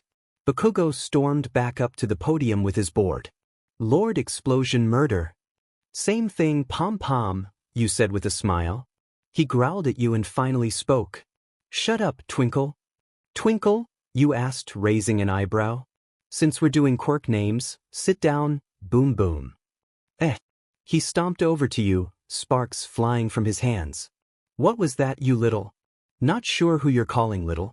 I'm not that much shorter than you, big guy. So you can cool it with that attitude. A hint of defiance crept into your voice. Sybil watched the drama unfold with the rest of the class. Even Midnight stood there intrigued. You want to fight, huh? Bakugo challenged. You don't want to fight me, Boom Puppy. I can lift nearly 100 million pounds. My expertise in combat covers numerous martial arts styles and a mastery of various weapons. I'm not afraid to take on All Might, and I certainly won't hesitate to take you down. But like Broccoli Boy, I won't go after him unless he gives me a good reason. Same goes for you. Keep pushing my buttons and I'll send you flying. The blonde didn't back down. He gripped the desk tightly, causing it to smolder. You maintained eye contact, his filled with anger, yours with annoyance. You're pretty cocky for someone who isn't special, he remarked, reminding you of your words from the festival. Sorry, Boom Puppy, you said, flicking his nose. You're in no position to call someone cocky. Bakugo's face reddened in frustration. Finally, tired of the back and forth, he stormed back to his seat and sulked. You rested your head on your hand as the name presentations continued. Soon, it was time for lunch. You knelt down to Sybil and retrieved your lunchbox from his tails. Then you took Kuriko and sat him on your shoulder, with Sybil on the other. As you headed toward the door, you noticed Aizawa leaving with his sleeping bag. Wonder when he woke up, you thought. Hey, Yenne. Mina called out. Do you want to eat with us? Shrugging, you agreed and followed the pink girl and her friends. That was brave of you, Yenne, Azui said. What was? You looked at her, confused. The way you stood up to Bakugo. He's been nothing but a bully since he got here, but it's nice to see someone stand up to him. True, his temper isn't the best, but I honestly don't think he's that bad, you replied. Is that why you got him out of the restraints during the festival? Momo asked. Yeah, honestly, it just looked like you were trying to give him PTSD. Why do you say that? I'm pretty sure you're aware that Bakugo was attacked by a sludge monster when he was still in middle school, right? Yeah, we heard about that, Jiru said. The way they tied him up at the podium reminded me of how that sludge held him captive. Was it that hard to look at? Mina asked. I'm pretty sure he didn't even think of that. He was too upset about how he won, Hagakure complained. That's not what I saw. I've been reading people for years. I know when someone's hurting. Even if it wasn't that, his anger towards Todoroki seemed excessive, justified, but over the top. He needed to calm down anyway. You looked down, feeling dejected. You really think Bakugo was hurting up there? Achiko asked. You looked up to see the blonde entering the lunchroom, still simmering with frustration. I think all of you see him the wrong way. Besides, even if he wasn't hurting, no one deserves to be humiliated like that. Jiru looked up at you and smiled. You know, you're a lot kinder than you act, why? Kind of like tough love. Yeah, maybe with you, Bakugo's temper will calm down, Hagakure said happily. It's like a dream come true. A chuckle escaped your lips. Well, it's in the name, Sina. Daddy? You asked. Yes, my little angel, he replied, braiding Mai's blue hair. Why can't our family dream? The small child you once were asked curiously. Whenever you slept, you saw nothing but emptiness. At school, The other children would talk about their dreams, but when they asked you, you had nothing to share. Well, Yenne, we gave up our dreams many years ago, your father responded. Mai lifted her head to look at him. Why would we do that? She asked. To protect the people we love. Our ancestors sacrificed their dreams to save those they held dear. Who did we give them to? You inquired, walking closer to him. The god of dreams, Morpheus, keeps them for us. Dreams can't simply vanish, they need to exist somewhere. Morpheus holds them for us but is forbidden to return them. Why? Mai asked. Well, my dear, that is a very long story. You sat at the lunch table with the girls and the boys nearby. Momo sat on your left, and Jiru was on your right. Kuriko rolled around in Momo's lap while Sybil lay down in yours. Hey Yenne, quick question, Ciro said. What's up, Peter? You replied. Spider-Man. Nice. What exactly is Sybil? Before you could answer, Sybil took your phone and went to your playlist. Suddenly, everyone heard, musical note I'm a savage, classic, boujratchet, musical note. Denki laughed, trying to contain the food in his mouth, while the others snickered. Sybil looked up at you, a playful challenge in his gaze. Wanna prove me wrong? He asked. You snatched your phone from the fox, shaking your head. Sybil's my wild guide. Everyone on my father's side has one. What does a wild guide do? Jair asked. Our job is basically to keep the people on Yenne's father's side of the family from going insane or falling into darkness, Sybil explained. Just Yenne's family? Kirishima asked. Yeah, just mine, you replied blankly. The reason is a bit of a long story, more of a myth, if anything. Can you tell us? Achiko asked from across the table. I don't. Come on, please. Denki urged. I too am curious about your family myths, Tokoyami added. A sigh escaped your lips as you silently admitted defeat. When ancient Greece was still young, my ancestor, Alexo, was a soldier of Athens, whose patron was the goddess Athena. By order of the king at that time, he and an army of knights were to drive out the entity of insanity, Manii, who was terrorizing the people and causing them to turn against each other. The class paused their eating to listen, including Bakugo, who remained silent but attentive. Alexo was favored by the Olympians for his kind heart and fighting skills. They offered many blessings, but he declined, asking for his wish to be granted when he needed it most. He had a wife, Bryony, and a son, Anselm. Anselm was a spirited child, often trying to follow his father whenever he left for war. This time was no different, except he had extra help, a she-wolf named Bergloit, who aided him in following his father to the town that Manii was terrorizing. When Anselm arrived, he saw his father and a few knights fending off the goddess. Many of the men had already fallen victim to the madness, turning on each other. The remaining knights began to attack one another, including Alexo, who fought to subdue them without harming them. That reckless 5-year-old Anselm crept behind the goddess and picked up a fallen soldier's sword. He raised the blade at her, and in a moment of chaos, she lost her arm. She turned to the child, seizing him by his throat. Alexo shouted his son's name, pleading with the goddess to release him. Manii, now focused on Anselm, was furious at being wounded by a child. If Greek gods are known for anything, it's their punishments. Manii cursed Anselm and all his descendants, condemning him to a descent into madness. When he turned 10, he would embark on a spree of destruction, harming everyone in his path until he was stopped. After placing the curse, she threw the child to the ground. Alexo rushed to his son and called out to Olympus, hoping the gods could ease the curse. Zeus, the king of the gods, declared that he could not lift it and consulted the rest of the Olympian council for a solution. As they deliberated, Anselm awoke and, without warning, took his father's sword, tackling him and pressing the blade against his throat. The other knights prepared to strike the child down, but Alexo halted them. He tried to reason with Anselm, but nothing worked until Bergloit approached. Anselm looked into the she-wolf's eyes, and she liked his face. As if breaking a spell, Anselm lowered the blade and gazed at his father. Tears filled the boy's eyes as he apologized repeatedly. Athena, witnessing this, proposed a solution. With her guidance, Zeus commanded the god of the wild, Pan, to give the animals of the world this order. When the descendants of Anselm turn 5, you are to appear before them when tears of regret are shed. In return, you will be granted the power to protect these children. You will not leave their side before they die. If so, their soul will follow. But if their soul seeks out Hades before you do, you will remain in this world and fulfill their final wish, watching over those they cherish for all eternity. Not even chaos will break this bond. To this day, the animals of the world follow this rule, keeping your family safe from Mani's curse and preventing them from descending into madness. And that's the story of why my family has wild guides. You clapped your hands together, concluding the tale. Oh wow, that's deep, Jer said, her head bowed. But it is just a myth, of course, Ida added.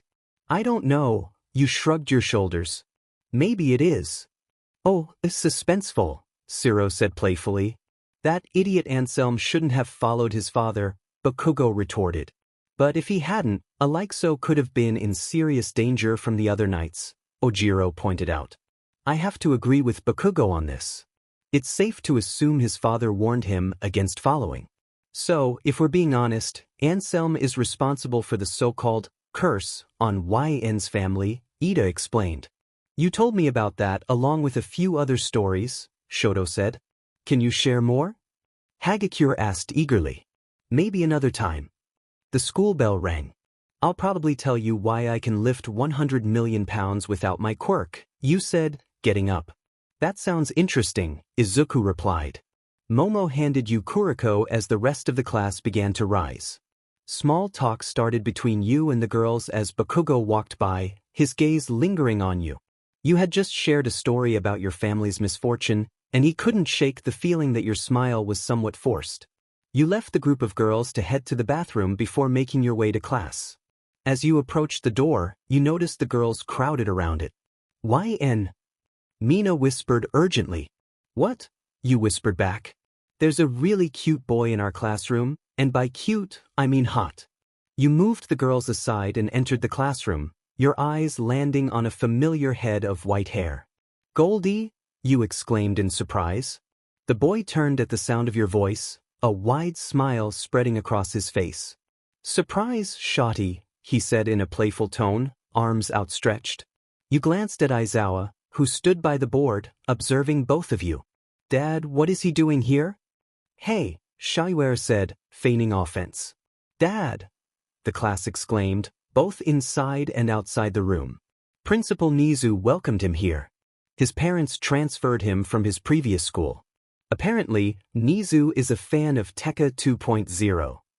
Tekka 2.0 is that pro-hero couple from America, right? Kirishima asked. That's right. My name is Shaiware Oliveira, and I hope you'll treat me well, he introduced himself. A soft tick came from your seat. Shaiware glanced over at Bakugo, who tilted his head at him before looking away. Hey, Shoto, long time no see, he said to the half-and-half boy. Shoto waved softly, a small smile on his face. Shaiware, you'll be sitting behind Shoto, all right? Aizawa instructed. He nodded and moved to his new seat behind Shoto. The two exchanged a simple handshake and fist bump. Still in shock, you sat in front of Bakugo, placing Kuriko and Sybil on your desk. I'll be passing out the list of your internships, and Yn, I was recently given yours. Here it is compared to the others. Aizawa took out a remote and pointed it at the board. Your name appeared first, followed by Shoto, Bakugo, Tokoyami, and others. Your bar vastly exceeded Shoto's, roughly 7. She has so many. Kirishima exclaimed. That's roughly the same number of hero agencies in all of Japan, Aizawa began. In case you're wondering if I'm showing off because she's my kid, then yes, I am. Well, that's not fair. I want to shine too, Bakugo grumbled from the front. Too bad, Aizawa said, handing out stacks of paper at the beginning of the columns. Pass these back. You have 2 days to pick an agency. Yn, you have a few joint offers, so pay attention to those. Joint offers? Ciro asked. 2 or more agencies came to an agreement to share her time, Aizawa explained. She's so lucky. Mina sighed from her seat. A chuckle escaped your lips at her complaint as your eyes skimmed over the list of joint offers. One caught your attention. Endeavor and Hawk's agency joint offer. That looks interesting, you whispered to yourself, marking it down. Turning around, you noticed Bakugo glaring at the paper in his hand. You turned back and thought to Sybil. Hey, Sybil. Connect me to Bakugo. He raised an eyebrow, curled around Kuriko's sleeping form. Okay, sure, but I'm staying out of the conversation. You smirked, feeling a small buzz in the back of your head. Can you hear me, Bakugo? What the heck? The blonde jolted slightly in his seat, looking up at you. Calm down, I just wanted to talk, you reassured him, picking up your list again. Since when was telepathy one of your quirks? This is Sybil's doing. He connects my mind with others so I can communicate. Sorry for surprising you. You didn't surprise me, dumbass. You rolled your eyes. Sure, boom puppy. A silence fell between you two. So, he asked. What did you want to talk about? The sports festival. You could hear him shuffling behind you. What about it? Besides our little argument, you haven't spoken to me, and you looked unsettled. More shuffling. I just want to make sure you're okay. I'm fine, you idiot. All right then, I'll leave you alone. Sybil, disconnect us. The fox nodded, and you felt the buzz fade as the connection was cut. Honestly, you felt a little sad that he wouldn't open up, but that was just how he was. If someone were to tell you about a time he was honest about his feelings, you'd think it was a myth. It was the day of internships, and you were at the train station with the rest of the class, holding your case that contained your hero costume. Aizawa gave you brief instructions and warnings before sending you all off. Looking to your side, you saw Bakugo about to leave. Hey, boom puppy. The blonde growled at the nickname. What do you want? He asked, annoyed. Mind if I get your number? You asked. Why would I want to talk to you?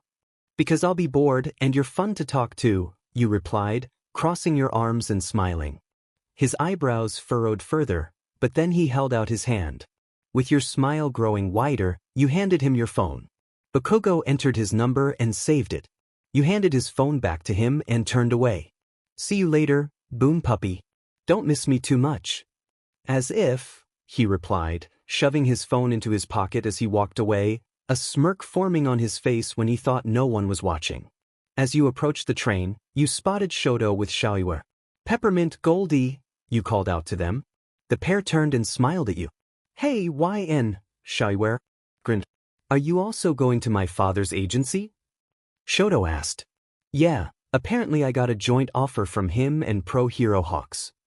That's cool, Xiaoyue said.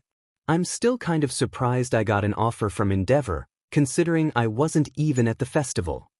Your parents are top heroes in America, you explained. They're also the most licensed in the most states over there.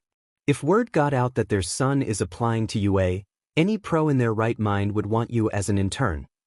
Let's get going, the train's going to leave soon, Shoto said, pointing toward the vehicle.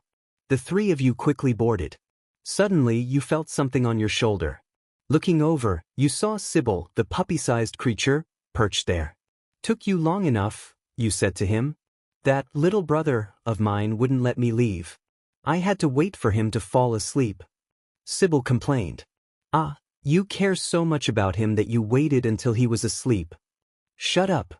You chuckled a bit before sitting next to Shoto, with Xiaoyue on his other side. The train ride was calm, filled with small talk and bursts of laughter over some memes you shared. Soon your group arrived and you got off the train, still chatting. I'm surprised no one has tried to hack me yet, Xiaoyue said as you followed Shoto. Well, your brain is wired differently to protect against that, Shoto replied, glancing back at him. He hummed in thought. Yeah, I guess you're right. I just hope I do well. My control over this thing isn't exactly ideal, he said, staring at his palm. You nudged his shoulder. You'll be just fine, Goldie. Don't worry. Here we are, Shoto said, stopping. You and Xiaoyue looked up at the tall building in awe. The skyscraper radiated wealth, power, and status. Are we sure this isn't just a hotel with agency slapped on it? Sybil asked. Well, there are rooms for people to stay in, Shoto stated. My statement still stands, Sybil replied. You rolled your eyes as the three of you entered the building. Inside, the large, bustling lobby caught your attention. Numerous flame-based sidekicks were present until one female with fiery hair approached you all. So, you three are our interns this year. Nice to meet you. I'm Burnin, one of Endeavor's sidekicks, she said excitedly. Nice to meet you too, you replied with a small wave. Now, just because you're the children of pros doesn't mean you'll get special treatment, she continued. We weren't expecting it anyway, Xiaoyue responded. Oh well, I'll lead you all to your rooms so you can change into your hero costumes. Burnin turned and started walking, and the three of you followed. Soon, you were led to a hall with doors. She assigned you all your rooms and you went inside. You looked around the somewhat spacious room. Here we are, Sybil, you said as the fox jumped off your shoulder and stretched on the bed. Don't get too relaxed, we have to meet Endeavor. You want to talk with him about Shoto, don't you? He asked. You didn't respond as you unpacked your gear. He wasn't wrong. You knew very well how similar the Todoroki family was to yours. Both had lost someone special, both had an abusive parent, and both had children driven apart. However, unlike your mother, Endeavor wasn't underhanded, he had morals. Deep down, you knew he was blinded by his desires, but not entirely. Once you finished thinking, you looked at yourself in the mirror while wearing your costume. On the back of your cape was your father's family symbol, a star embraced by two angel wings. To your back were a pair of twin swords, and within your boots were daggers. Inside your gloves were retractable claws, with a special button on your wrists that would release a toxin to quickly put your opponents to sleep. The fabric was flexible and resistant to fire and ice. You pulled up your black mask with a built-in filter. How do I look? You asked Sybil. I like this one better than Kachimar's, he said with a smile. All right, let's go. Sybil returned to his normal size and followed you out the door. At the same time, Shoto was leaving his room. He approached you with a smile on his face. You look great, he complimented. Thanks, so do you, you replied beneath your mask. A door opened, and you both looked at Xiaoyue as he walked out in a suit. Good morrow, kind sir, Sybil said in a British accent. Is it tea time? Oh, come on, Sybil, Xiaoyue said, crossing his arms. He is a gentleman at heart, so he might as well look the part, you said to him. Oh wow, Burnin walked up to your group. You all look great. Love the suit. She traced the markings on his outfit. Thanks. I'll have to ask you about the material later, she said, motioning for you all to follow her. Can you even fight in that? Sybil asked. Yeah, I can fight in it, and it's very durable, so I'll be fine, Xiaoyue said confidently. In a few minutes, you all stood in front of the door to Endeavor's office. Burnin motioned for the four of you to go inside. Shoto took the handle and opened the door, stepping inside as the three of you followed. There he was, the number 2 hero, Enji Todoroki, aka Endeavor. More importantly, the man Shoto despised the most. About time you all got here, he said in a harsh, low voice as he dealt with paperwork. There are a few things here I want to finish. Once I'm done, you all will accompany me on patrol. Until then, you'll stay in the lobby and help at the front desk. You're dismissed. Xiaoyue turned to leave, but Shoto's gaze lingered before he followed. You stood still, waiting until the boys were at the door. Yenne? Xiaoyue called out, causing Endeavor to look up at you and Shoto to turn back. I'll catch up with you two later, you responded, staring Endeavor down. The man narrowed his gaze at you. Shoto was about to argue, but Xiaoyue's hand rested on his shoulder. He shook his head, and the pair left the room. Now it was you, Endeavor, and Sybil who stood away from the area. Is something wrong? He asked. Yes, you replied as you walked up to his desk, resting your head with your arms crossed on the surface. I want to talk to you. What about? He resumed his work, his voice tinged with annoyance. Do you love Shoto? Enji looked up at you, confusion evident in his eyes. Did he love Shoto? What kind of question was that? Why would you ask him that? I ask so I can know if your conscience is still there. So I can know you're not completely blinded by your ambition to surpass all might. What do you mean by that? Our families are very similar. Both have abusive parents and children who suffer because of it. He flinched at your statement. Both have lost special people amidst this abuse. He stopped breathing at your last comment. Images of his son flashed through his mind, and his throat clenched as he struggled to find his voice. The hero's fingers gripped the pen tightly. Enji's eyes refused to meet yours. I knew it, you thought. You're still a good man, but you let that ambition of yours get the better of you. Why are you asking me this? He finally asked.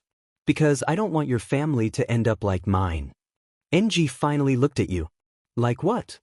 Beyond repair. You all might think you are, but I see differently. I believe you can improve. However, you need to let go of your ambition, or at least ease up on it. Enji looked down, conflict swirling in his eyes, more like doubt. That won't change anything. You raised your head slightly at his comment. They'll never forgive me, not for as long as I live. They might if you show the effort. A smile graced your face. I know you're a good person, Enji, but you can't let your desire to surpass all might get in the way of being there for your family. He leaned back in his chair, a frown etched on his face. His gaze wandered, and you watched him, trying to decipher his expression.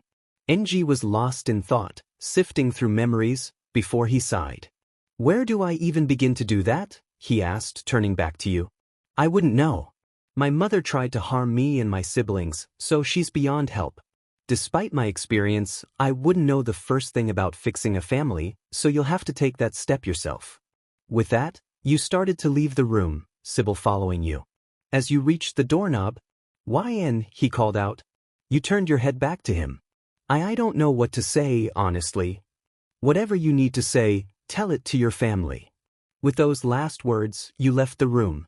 Silence enveloped you and Sybil as you walked down the hall. Are you sure he'll know what to do? He asked.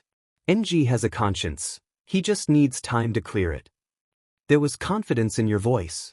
More importantly, you had faith in their family. It would take time, but you were sure of it. The Todorokis will be okay. The four of you walked with Endeavor during his patrol. Many people watched the flaming hero in awe. Most steered clear, while a few children tried to approach you all, only to be held back by their parents, wary of disturbing your work. Oliveira, Endeavor began. Yes, sir? What are the details of your quirk? I'm not completely familiar with it. Yes, so my robotica quirk makes me essentially like a cyborg. I can turn a part of my body into a robotic object. For instance, my legs can transform into robotic feet with jets at the bottom. His feet suddenly cranked and rearranged like a transformer until they turned to steel, and he was levitating off the ground. Endeavor watched the action, concealing his awe. Impressive. Is there anything about it that worries you? Well, yes, he replied as his feet transformed back. Since I'm basically part robot, there have been moments where I feel like I'm losing my humanity. Enji nodded as he listened.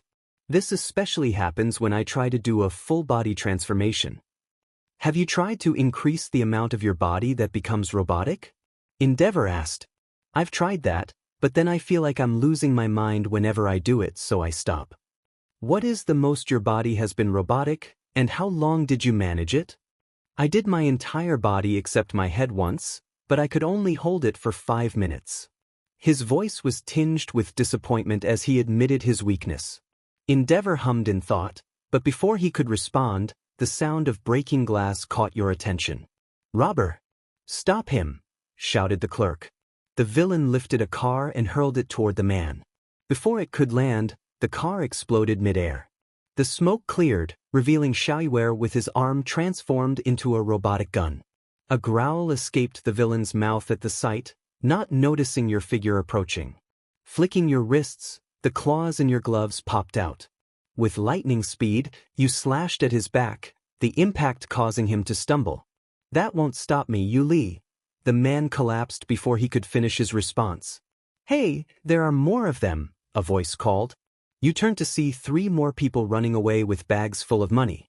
Before you could move, their legs were encased in ice. Your gaze shifted to Shoto, who looked back at you with a smile. Soon the area was cleared, and the criminals were taken away. Endeavor approached the 3 of you. Although you're not licensed to fight villains, he began, I'm impressed by your actions. You all did well. You and Shiware smiled, your gaze turning to Shoto. His expression was neutral, neither happy nor angry, as if he was unsure how to respond. Yenne, Endeavor called out. How did you manage to make that man fall over? If I recall correctly, that's not part of any of your quirks. He crossed his arms.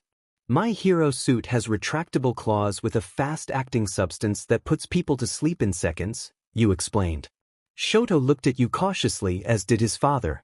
Where on earth did you get a substance like that? Shiware asked. I know things I probably shouldn't, you admitted. Hey, Sybil chimed in. Next time you take on villains like that, let me join in. Sorry, Foxy, maybe next time? You bent down and ruffled his hair. This day is the worst, he said, stepping away from your touch and sulking. I couldn't do anything because of your lightning-fast moves.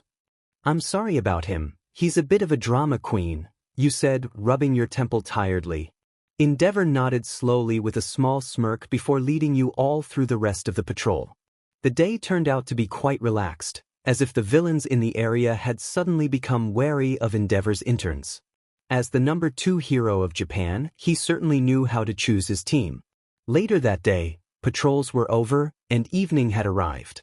The 4 of you were riding the elevator up to your rooms. Shiware leaned against the wall, looking tired. Who would have thought someone would have the nerve to start something in broad daylight? He asked, annoyed. Yeah, Shoto agreed.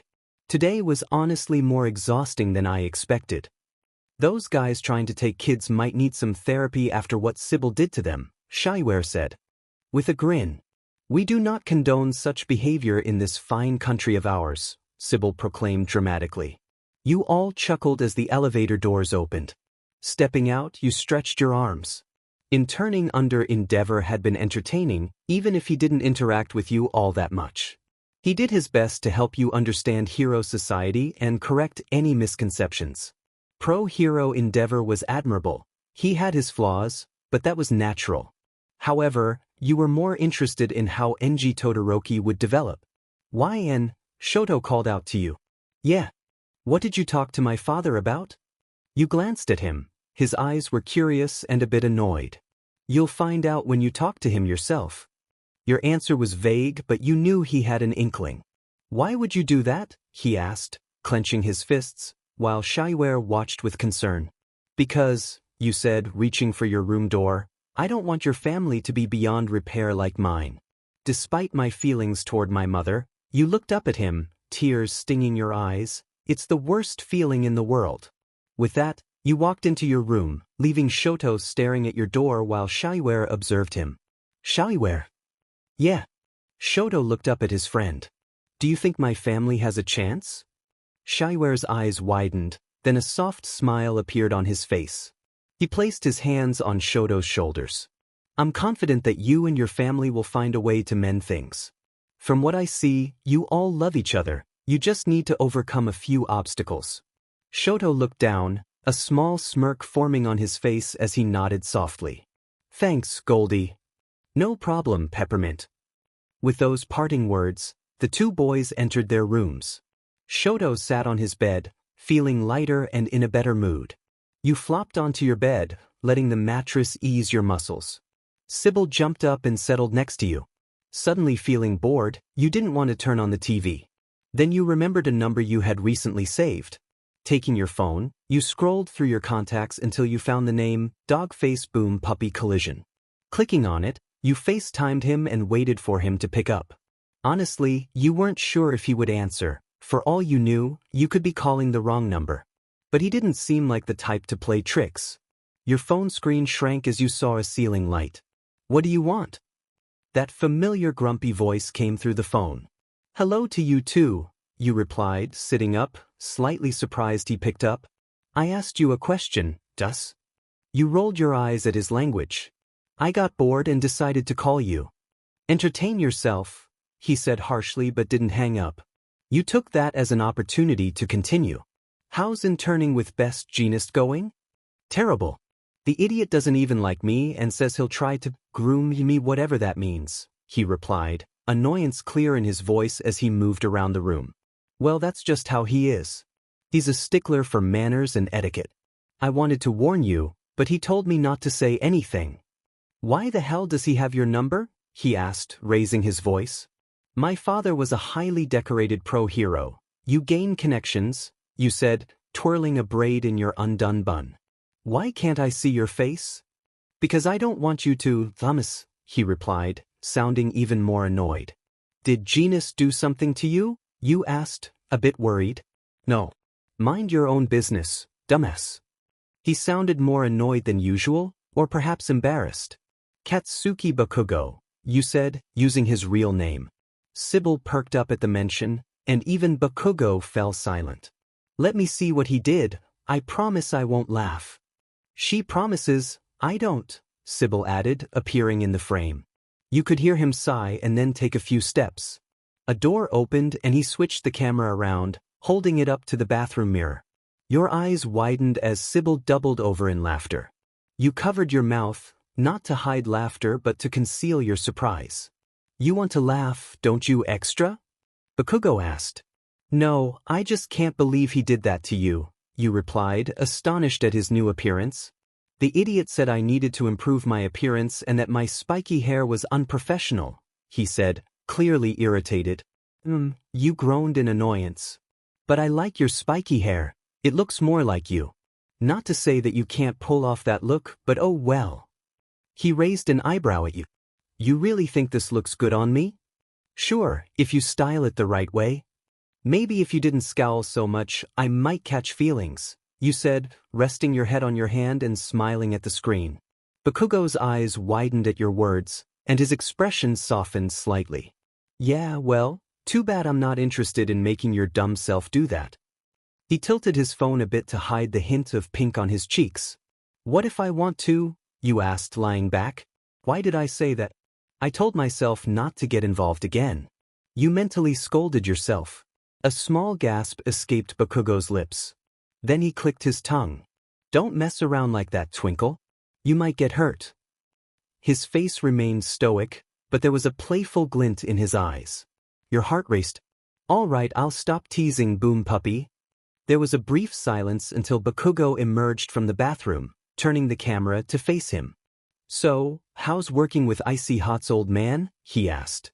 It's interesting, really, you replied, rolling onto your back. I think he's a great role model as a hero. He's also pretty analytical when it comes to quirks. You heard him flop onto his bed. How?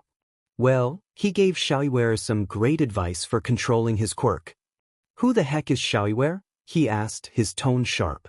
You sighed, rubbing the bridge of your nose. The new kid with white hair. He's darker than you all but lighter than me. You can't tell me you don't remember him. Bakugo furrowed his brows in thought. Oh, you mean Snow White? He asked. You burst into laughter at the name, earning a small smirk from him. Wait a second, you said, catching your breath. I love that. I might start calling Goldie that. Yeah, I don't do names anyway, he admitted, rolling his eyes. You think I do? You asked, moving a stray braid out of your face. Why do you call that guy Goldie anyway? He inquired. First off, you said, raising a finger to the screen, don't call my Goldie a bee. Second, that name comes from a play incident in 3rd grade. We were doing the story of King Midas. Midas? You mean that guy who wished for everything he touched to turn to gold? You nodded. Yeah, that's him. Goldie was cast as King Midas. On performance day, the object he was supposed to touch was to be covered in gold paint. But instead of falling on the object, the paint spilled all over him because the kid pouring it was a bully. Everyone stared, and then he suddenly started laughing and yelled, I am the Golden King. Our teacher couldn't believe his reaction since most kids would be upset. So I took the name he gave himself, added my own twist, and called him Goldie. That extra is weird, he groaned into the phone. What about you? Why do you call BB Deku? You asked. I gave him that name because when I was younger, I learned how to read, and when you read his name backwards, it spells Deku, which means useless. That's what he was since he was quirkless for most of our childhood, he admitted, annoyance creeping into his voice. You rolled over onto your stomach, propping your phone against the pillow. Crossing your arms, you held yourself up. It's mean but creative. Then again, calling someone Plum Fairy is a bit of a tease too. What kind of name is Plum Fairy? He asked, confused. You glanced at the clock, it was getting late. I'll probably tell you tomorrow if you'll talk to me again. Looking back at him, you noticed his face was slightly flushed as he looked away from the screen. You okay, Boom Puppy? Yeah, just let me go to sleep, dumbass. See you tomorrow, Twinkle. With that, you waved and hung up. You wondered why he was blushing. Did I say something wrong? Yenne, Sybil started, look down. You raised an eyebrow at him, then glanced down at yourself. To your surprise, the position you were in, along with your shirt, was a little revealing, and your phone was angled just right for anyone on a video call to see. Once you connected the dots, your eyes widened in shock. Did I really just? Yes, you did. Oh my God. You covered your mouth, amused by the thought. Well, I mean, Sybil began again, you are very, very blessed in both departments. Shut up and go to sleep, Sybil. The fox rested his head back down. You placed your phone on the nightstand and turned off the lamp. Lying in bed, your mind refused to stray from the fact that you might have flashed Bakugo. Should you ask him about it tomorrow, or just apologize? See you tomorrow, he said. Why did that excite you a little? The thought of talking to him again made you happy. Then, almost on cue, his words echoed in your mind. Once you leave me, no one can make you this happy because no one will keep you. Those poisonous words were forever etched in your memory. Who am I kidding? You thought, pulling the blanket up and burying your face in the pillow. These feelings will just break my heart again. I can't risk it, especially with him. This internship is going well so far. I can't mess it up by listening to my heart again. Today's internship was more relaxed than yesterday's. There were no robbers and people weren't acting up. Instead, it felt more like a training day for Showiware. As the three of you walked, the white-haired boy levitated beside you, his feet off the ground while his robotic arms held guns. Are you still there, Oliveira? Endeavor asked. Yes, sir. A little drowsy, but I'm good, he replied softly. You looked back at him. Half of his torso was robotic. His eyes were slightly unfocused, not from exhaustion but from a struggle for control. Taking your hand, you pinched his cheek gently, the slight pain waking him up a bit. He looked back at you and smiled a silent thank you. Shoto glanced up at his father's back, and you observed the conflict of emotions on his face, none of them positive, but none negative either. He couldn't quite decipher his feelings towards him. The hatred lingered, but it wasn't as overwhelming. Try to extend the metal along your torso to the rest of your body, Endeavor suggested, pulling out his phone. Showiware nodded, and as he focused, his suit transformed, hardening into metal until only his head remained unaltered. A heavy breath escaped his lips as he continued to levitate. He swayed slightly, and Shoto took his hand to help him stay upright. A jolt surged through the boy's head, followed by another, and then a persistent buzzing filled his mind. Searching for elimination target, a robotic voice echoed in his thoughts. Not again, he thought, frustration creeping in. He shut his eyes, trying to block out the system's search. That's enough, Oliveira. A gasp escaped him as his body jolted and began to fall. You and Shoto caught him just in time, preventing him from hitting the ground. His body trembled, muscles protesting against the transformation, but it was his mind that suffered the most, haunted by the same female voice that had tormented him since he was 4. All she wanted was a target, and once she found one, there was no turning back. You did well, Oliveira. The pro's words pulled him from his thoughts, and he looked up at Endeavor with tired eyes. Endeavor held up his phone, displaying a timer. You exceeded your limit. Now you can maintain this form for 17 minutes. A sigh of relief escaped him as he steadied himself, realizing how long he had held the form. Thank goodness, he said, rubbing his legs. He groaned, rolling his neck. That'll be enough for today. We'll continue this exercise tomorrow, Endeavor stated. The three of you nodded, following his lead. Great job, Goldie, Shoto said with a smile. Showiware nodded, finding a sense of relief amidst the chaos in his mind. This was a significant step for him and his family. Ever since quirks emerged, his family had been haunted by that robotic voice. Like technology, they advanced with each generation, but with each new version, her words grew harsher, tightening her grip around their throats. Like yours, his family was cursed. But unlike you, they had no means of relief, only their human nature to resist. Even so, it often wasn't enough. Some family members willingly fused with the voice, becoming something akin to villains and vigilantes. He had tried it once, walking a similar path as you. While your family was celebrated for their abilities, his was seen as a burden, as a disgrace. Yet, the day he saw tears on your face, that first day of second grade, he realized you weren't a divine being from a family of gods. You were hurting. Despite the jealousy he felt towards your lineage, that day he resolved to bring a smile to your face, to be the comedic partner on your missions when your guide couldn't be around. Any hatred he might have harbored towards you vanished like smoke. However, despite his mastery, the profession wasn't welcoming to two child nightmares. When he left, the weight of it all settled in, heavy and suffocating. To the point where he wanted to. A hand ruffled his hair, breaking his thoughts. He looked up at you.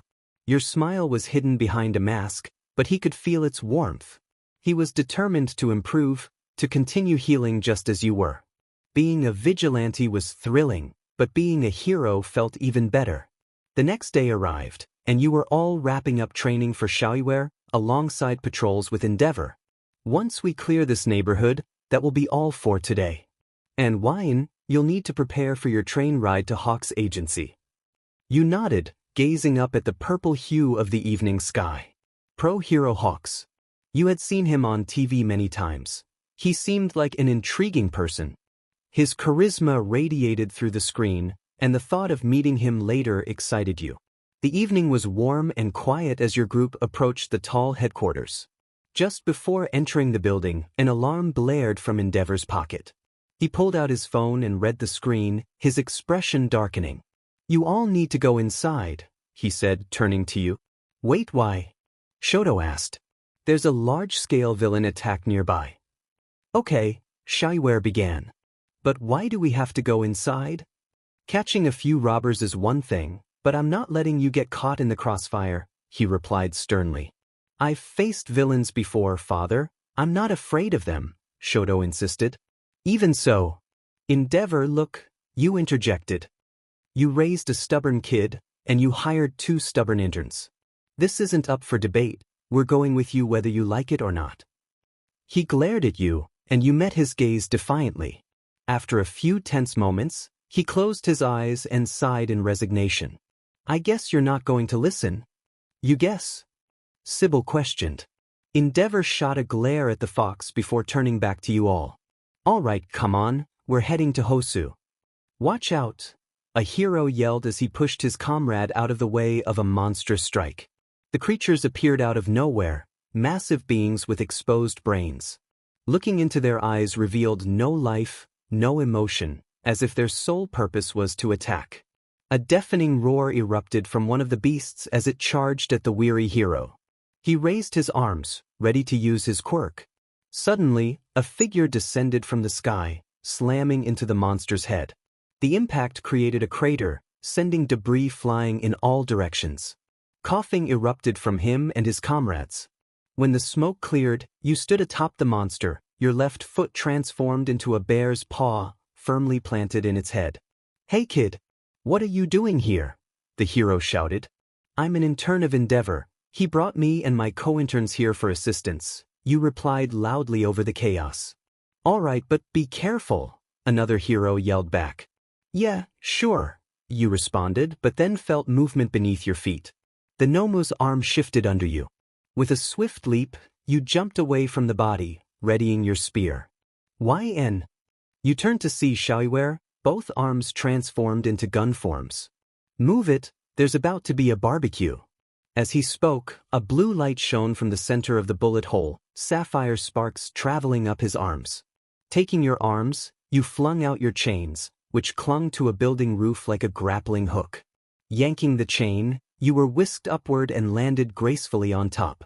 "Shaoyuer, I'm going to check on Sybil and Shoto. You can stay with them, right?" Pulsing rays of light escaped his guns as you spoke. Wails of agony echoed from the beast enduring the assault. Yeah, I'll have his ribs ready in a bit. Go ahead. You nodded and started your sprint across the rooftops. As you leaped from the buildings, the sounds of alarms, crackling fires, and crumbling structures surrounded you like painful symphonies from tragic musicals you attended as a child. And just like those times, you saw nothing beautiful, as if life wanted you to hate it. Shoto, Sybil, can you hear me? Shoto's voice eased your mind. Yeah, we're here. We can hear you. Where are you two? We're here with my father. There's another Nomu here that apparently won't stay down. It's like it can regenerate. DMN it all. Sit tight, I'll find you guys in a sec. Taking a great leap, your black wings sprouted from your back.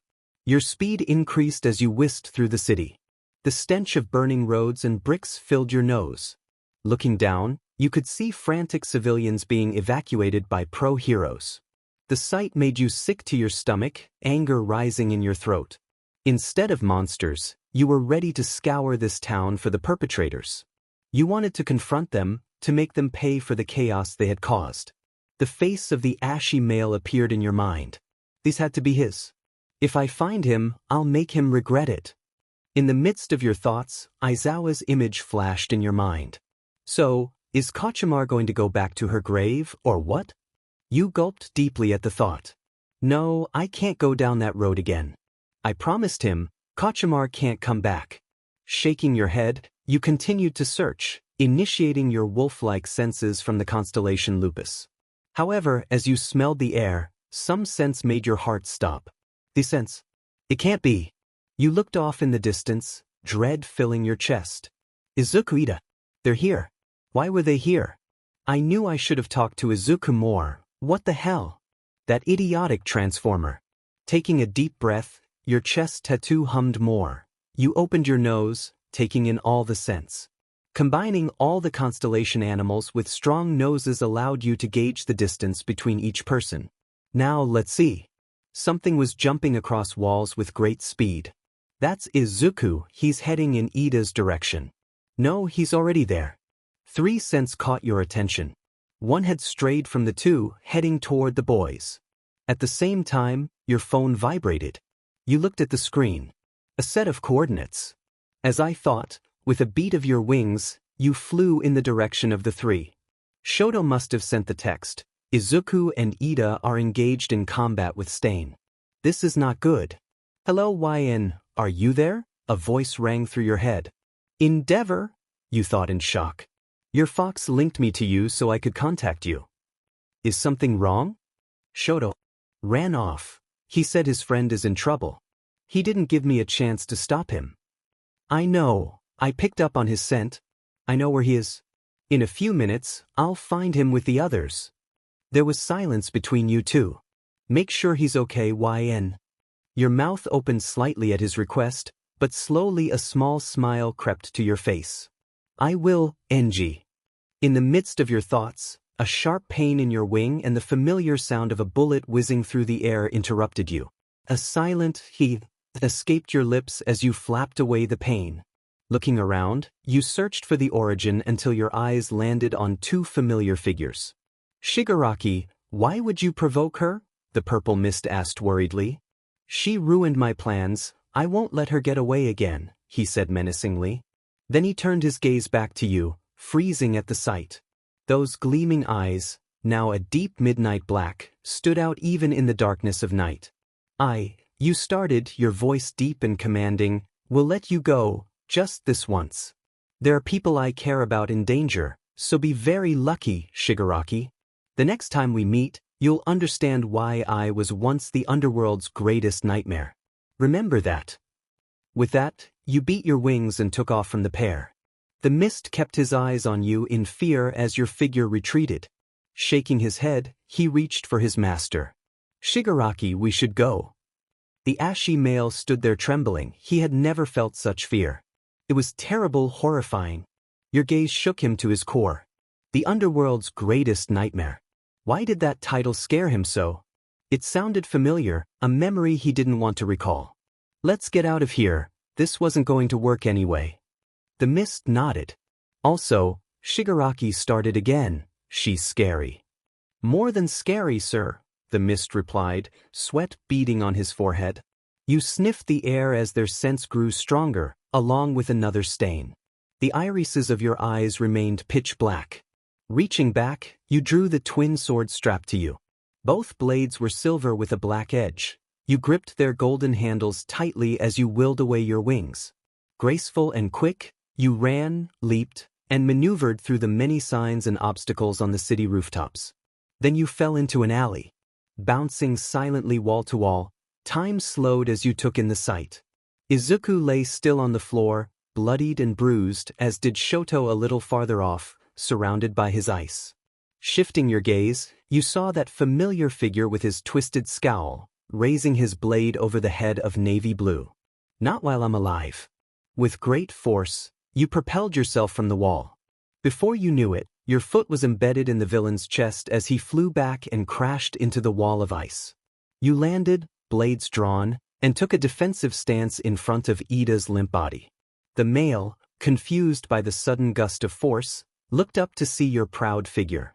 Why were you here? You barely knew each other, yet there you were, protecting his life. Ida was the class president. He was meant to set the example, but he tried to take a life. Villain or not, that action was not hero-like. I'm sorry, Tensei. Tears rolled down his face in regret as he buried his head in the ground, not wanting to meet your gaze. Lift your head, you urged softly. He caught his breath and looked up at you, your expression gentle, your irises their natural color. Don't let this break you. You wanted to make your big brother proud, right? You turned your gaze back to Stain, your eyes darkening. Izuku, there is no limit to your foolishness, is there? He swallowed at your words, grateful for your presence. Well. The shadow of your eyes followed the killer's movements as he emerged from the ice. The underworld's worst nightmare, a hero? You stood tall, unfazed by his recognition. Izuku looked back at you in confusion. What did he mean by that? Why ends the underworld's worst nightmare? What could that possibly mean? Shoto shared a similar look of bewilderment. What had happened during the years you were gone? You seemed different, your mood shifting like the weather. Stain halted, staring you down with a twisted smile that sent chills down your spine. Suddenly, he erupted into laughter, the sound echoing ominously. The world has come to this, hasn't it? One of the few people considered an actual hero is now on her way to become a puppet of the government. His laughter faded as he continued, Why? You rolled your eyes. I don't need to explain myself to a murderer like you. Raising your blade, you pointed it toward him. But know this, you began to walk forward slowly. I refuse to let you hurt anyone else I care about, including everyone in my class. So, if by some miracle you escape my wrath, tell your friends on the other side that if they come for anyone else in this class, you paused, your blade inches from his throat, there will be no nightmares for them, just complete annihilation. For a moment, Stain looked unnerved. The intensity in your eyes was more merciless than his. You were terrifying and you were serious. You were ready to fight, and you wouldn't hold back. I don't think there'll be a need to pass that message. Stain shouted, raising his blade toward your neck. Suddenly, time seemed to slow. Izuku's face was a mask of shock, while Ida and Shoto's eyes widened in horror at Stain's twisted smile. Moving at your normal speed in this sluggish world, you stepped back from the jagged blade. You sheathed one of your blades and, with immense strength, drove your knee into Stain's abdomen. Shock registered on his face as you felt the impact resonate through him. Before he could recover, you grabbed the fabric of his clothing and hurled him into the wall of ice. The force knocked the breath from his lungs. Ida finally regained his composure, rising to his knees and gazing at your back. He trembled under the weight of your fierce determination, the same eyes he once possessed. Unlike you, the thought of taking a life terrified him, yet you stood there as if it were nothing. Your vow to protect your class left him bewildered. You had been in their class for less than a week, yet you were ready to confront the world for their sake. He felt he could never possess such resolve or confidence. Tenya, Ida said, his voice trembling. There was worry in your gaze. You knelt down to his level, gently wiping away his tears with your soft fingers, like a mother comforting her child after a nightmare. It's all right, Tenya. You're okay. There's nothing wrong with you. You placed your hand on his head, rubbing it softly. Nothing wrong with me? Ida thought, his head hanging low as your hand continued to soothe him. Shoto watched you in awe, a ruthless warrior offering comfort to a child grappling with his own rage. You were an enigma. Just when he thought he understood you, you surprised him again. How dare you? Stain snarled as he emerged from the ice. You paid him no mind, focusing on Ida. You turned your back on me in the middle of our battle. As he approached, Izuku struggled to push himself up. Stay still, Izu, you said, hearing the movement. I'll handle him, so just sit tight. He wanted to argue but held back, understanding your stubbornness. Crossing his legs, he sat obediently. Stain looked at the scene with disgust. Look at you. I wanted to spare you. You listened to her like a puppet. All of you heroes are just pawns. This society needs to crumble. None of you are what this world needs. All Might is the only true hero, and as renowned as you are, you'll never be the hero this world requires. And you are. You finally turned your gaze back to him. Someone like you is what we need? Someone who kills innocent people just trying to protect what they love? Someone who harms those who want to make this world better? Someone who leaves a young boy's brother for dead all for some selfish ideology? Stain gritted his teeth, gripping his blades, ready to attack. I guess the world would be a better place without people like you, huh, Stain? Yes, a world where mothers fear for their children's safety, afraid that someone like you would take them away. That would be paradise, wouldn't it? I know I won't be the next All Might, he's one of a kind. But so am I. I'll become a different kind of hero, and that's plain to see. So there's no need for me to copy him. You stood up, withdrawing your hand from Tenya's head. Holding out your hand, your golden shield materialized. Lowering it, you handed it to Ida. Hold this for me. He took the shield from you, his hands trembling. Just then, Stain charged at you, swiftly slashing at your arm. You felt a sting as blood trickled down, staining his blade. Once he passed, he stepped back, raising the blade to his mouth. Prepare to be brought to your knees. His tongue traced the blood on the blade. No! Shoto yelled, his voice filled with urgency. Ida and Izuku exchanged terrified glances. The metallic liquid slid down Stain's throat, a look of satisfaction on his face. Then he turned to you, his eyes widening in shock. You remained standing, showing no signs of fatigue. How? Wait a second. You said as your eyes glowed a bright red, scanning his quirk details. Quirk name, Blood Curdle. Effects. By ingesting their target's blood, they are paralyzed for a certain duration based on blood type. Blood type B being the longest, blood type O the shortest. The maximum paralysis duration is 8 minutes. Weird, you mused, beginning to walk toward him. I wonder why it didn't work on me. Oh well. Suddenly you sprinted. Caught off guard by your resistance to his quirk, he was late to block your first sword strike, narrowly escaping by jumping back into the open street. You gave him no time to recover, sprinting again.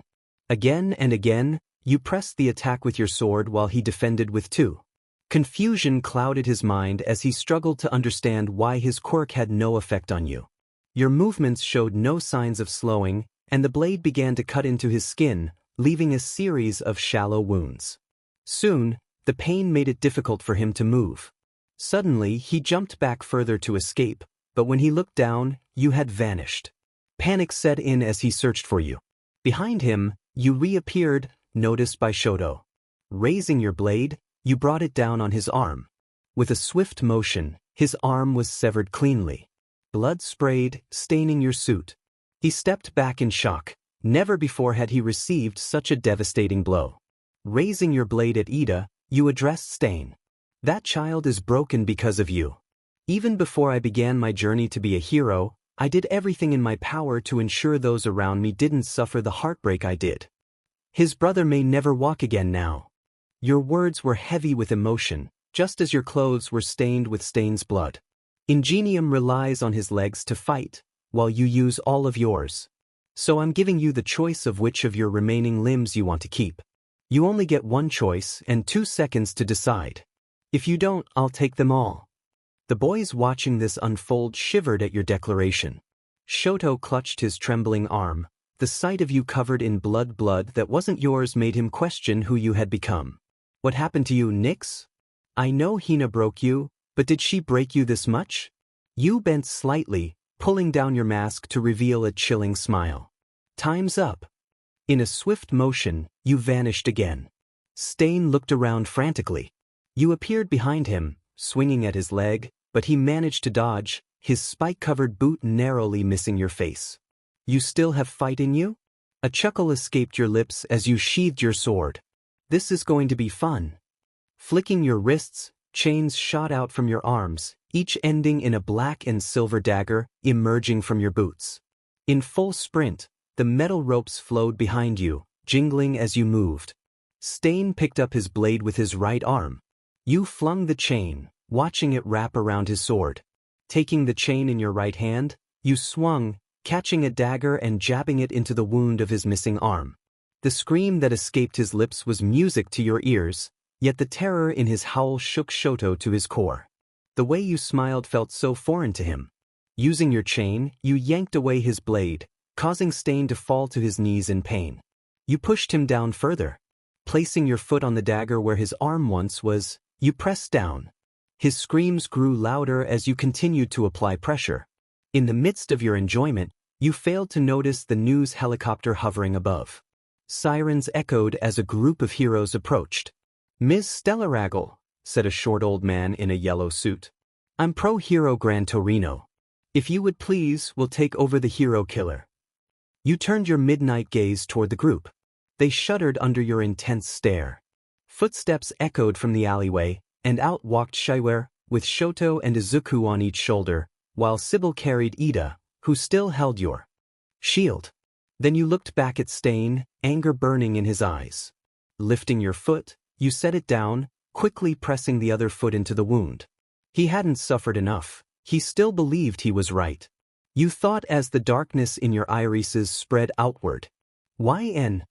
You looked up to see Endeavor approaching the crowd. You need to be careful, Todoroki. She's fierce, Torino warned.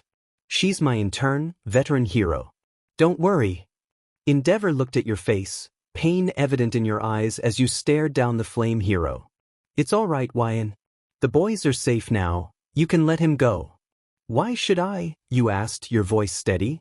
You promised Aizawa, remember? Your nearly black eyes widened. Endeavor's knowledge was limited, especially clear when Aizawa had met with him the day before internships. He had warned the hero about you. The anger in your chest flared, reflected in your darkened gaze.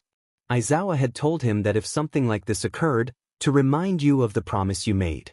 Of course, you remembered that promise, but to protect those three, your anger had taken control again. Heaving a deep breath, your eyes returned to normal, and you removed your foot from the wound. With a flick of your wrist, you pulled out the dagger.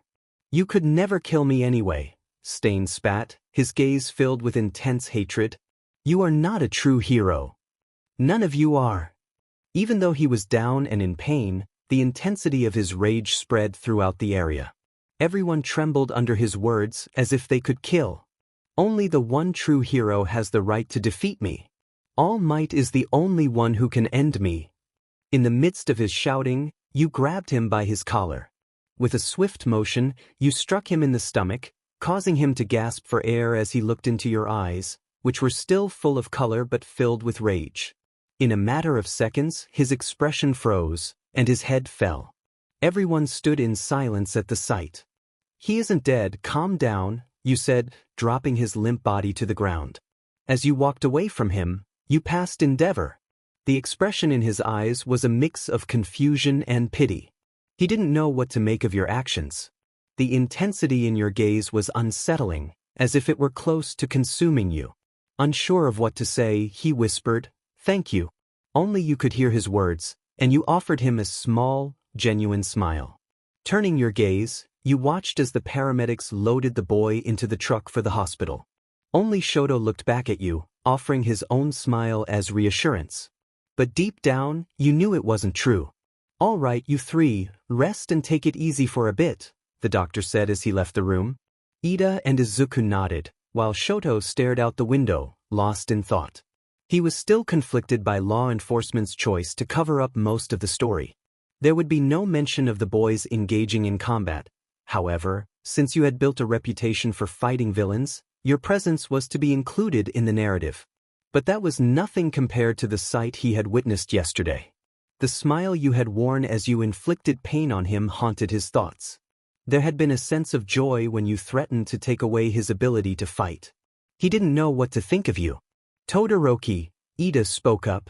Are you all right? He looked down, deep in thought. I'm not sure what to make of last night. Yeah, Izuku began, a small smile flashing across his face.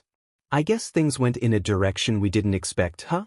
That is true, but we should be thankful you saved us from my reckless actions, Ida said, filled with regret. There's nothing reckless about caring for your family, a voice said from the doorway. The three turned to see you standing there in an all-black outfit. Yenne, I thought you were heading to Hawk's agency, Izuku said.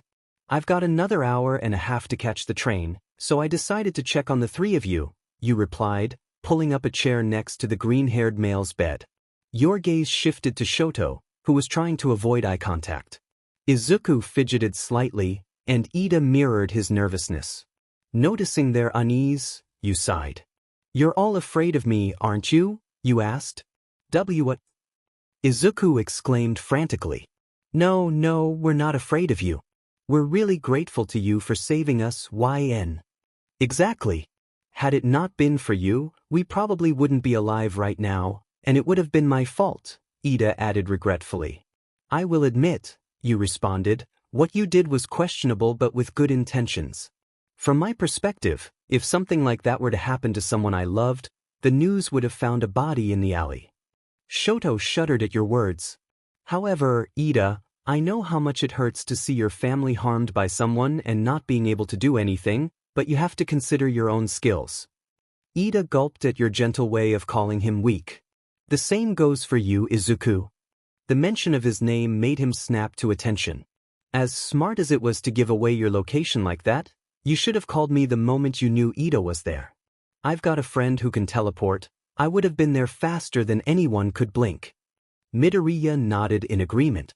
My point is, don't blame yourself for caring, Ida. It just shows you're willing to do anything to protect the people you love, even at the cost of your own life. However, I would prefer if it didn't come to that. Can you do that for me? A smile slowly crept onto Ida's face. Yes, I can do that, Stellaragel. Call me Yenne. Yes. You then turned your attention to Shoto, who still sat there silently, looking uncomfortable. Peppermint. He tightened his hands together and looked at you. You raised an eyebrow at his expression. What's wrong? He swallowed hard at the question. Do you remember the names I gave you when we were kids? His voice was soft and quiet. You called me Nyx, like the goddess of night, and Asteria, the goddess of stars. I called you that because you were a very gentle person, like Asteria, but also because people misunderstood you, like Nyx. She's often associated with darkness, when in reality, she isn't. You're easy to get along with and only angry when necessary. You'd never hurt anyone for pleasure. I thought at least. Until you saw me with a smile on my face as I confronted a villain. Well, yeah, he stuttered. So, are you afraid of me or? Izuku and Ida watched this unfold with interest. You were close to Shoto, that was evident, but the uncertainty on his face was palpable. I'm not afraid of you. I'm afraid that I don't know you as well as I thought. I'm afraid that the friend I had has turned into something else. You nodded slowly, sinking back into the chair. You're right in thinking I've changed. In fact, I've changed drastically. The only thing that hasn't changed for me is my desire to keep the people close to me safe. In the few days I've been at you, all of you have grown on me. Except Mineta, that purple nuisance can be dealt with however fate sees fit. A few chuckles escaped their lips. I'm not sure if I would go that far, but the feeling is quite mutual, Ida said. My methods and ideals might have changed, but I'm still that overprotective girl who would stand up to a bully. Instead of rocks, I might throw a chair or something sharper. A smile graced your face, not the sinister one you had shown before, but a genuine one that Shoto recognized. His friend was still there, just a little more hardened. The four of you talked about anything for a while. The tension in the room dissipated. They had witnessed the intensity you had hidden from the world for years, yet they felt more comfortable with you than ever. Topics emerged from fond memories, favorite heroes, or amusing habits. Your heart felt light as you all talked. You couldn't be happier that they weren't afraid. There was much they didn't know, but seeing them not judge you for your actions meant that one day, you could come clean about everything. All right, you said, checking your watch. It's time for me to go. Sybil is waiting for me at the station.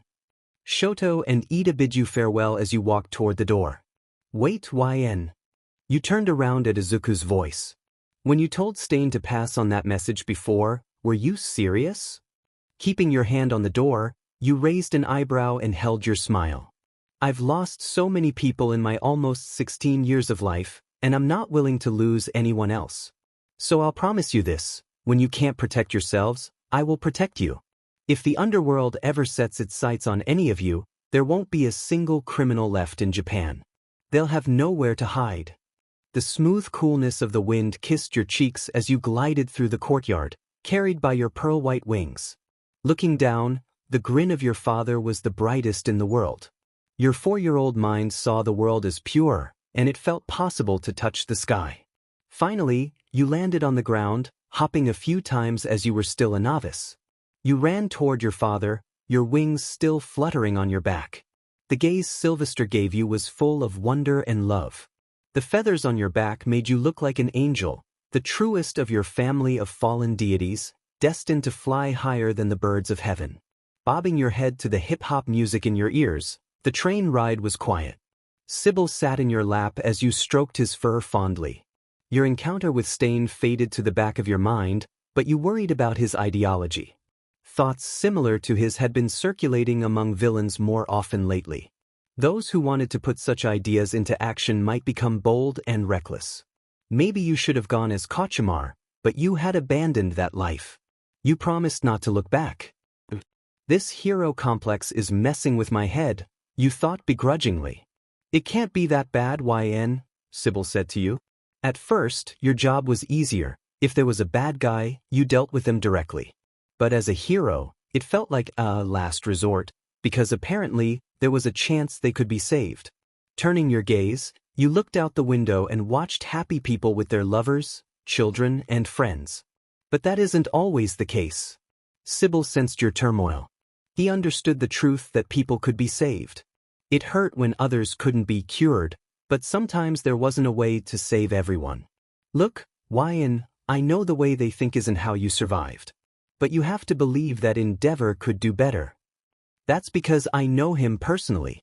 We're talking about people who have probably gone through years of trauma and injustice. Or maybe they're just twisted in the head. But the heroes would never know that. Come on now, humans.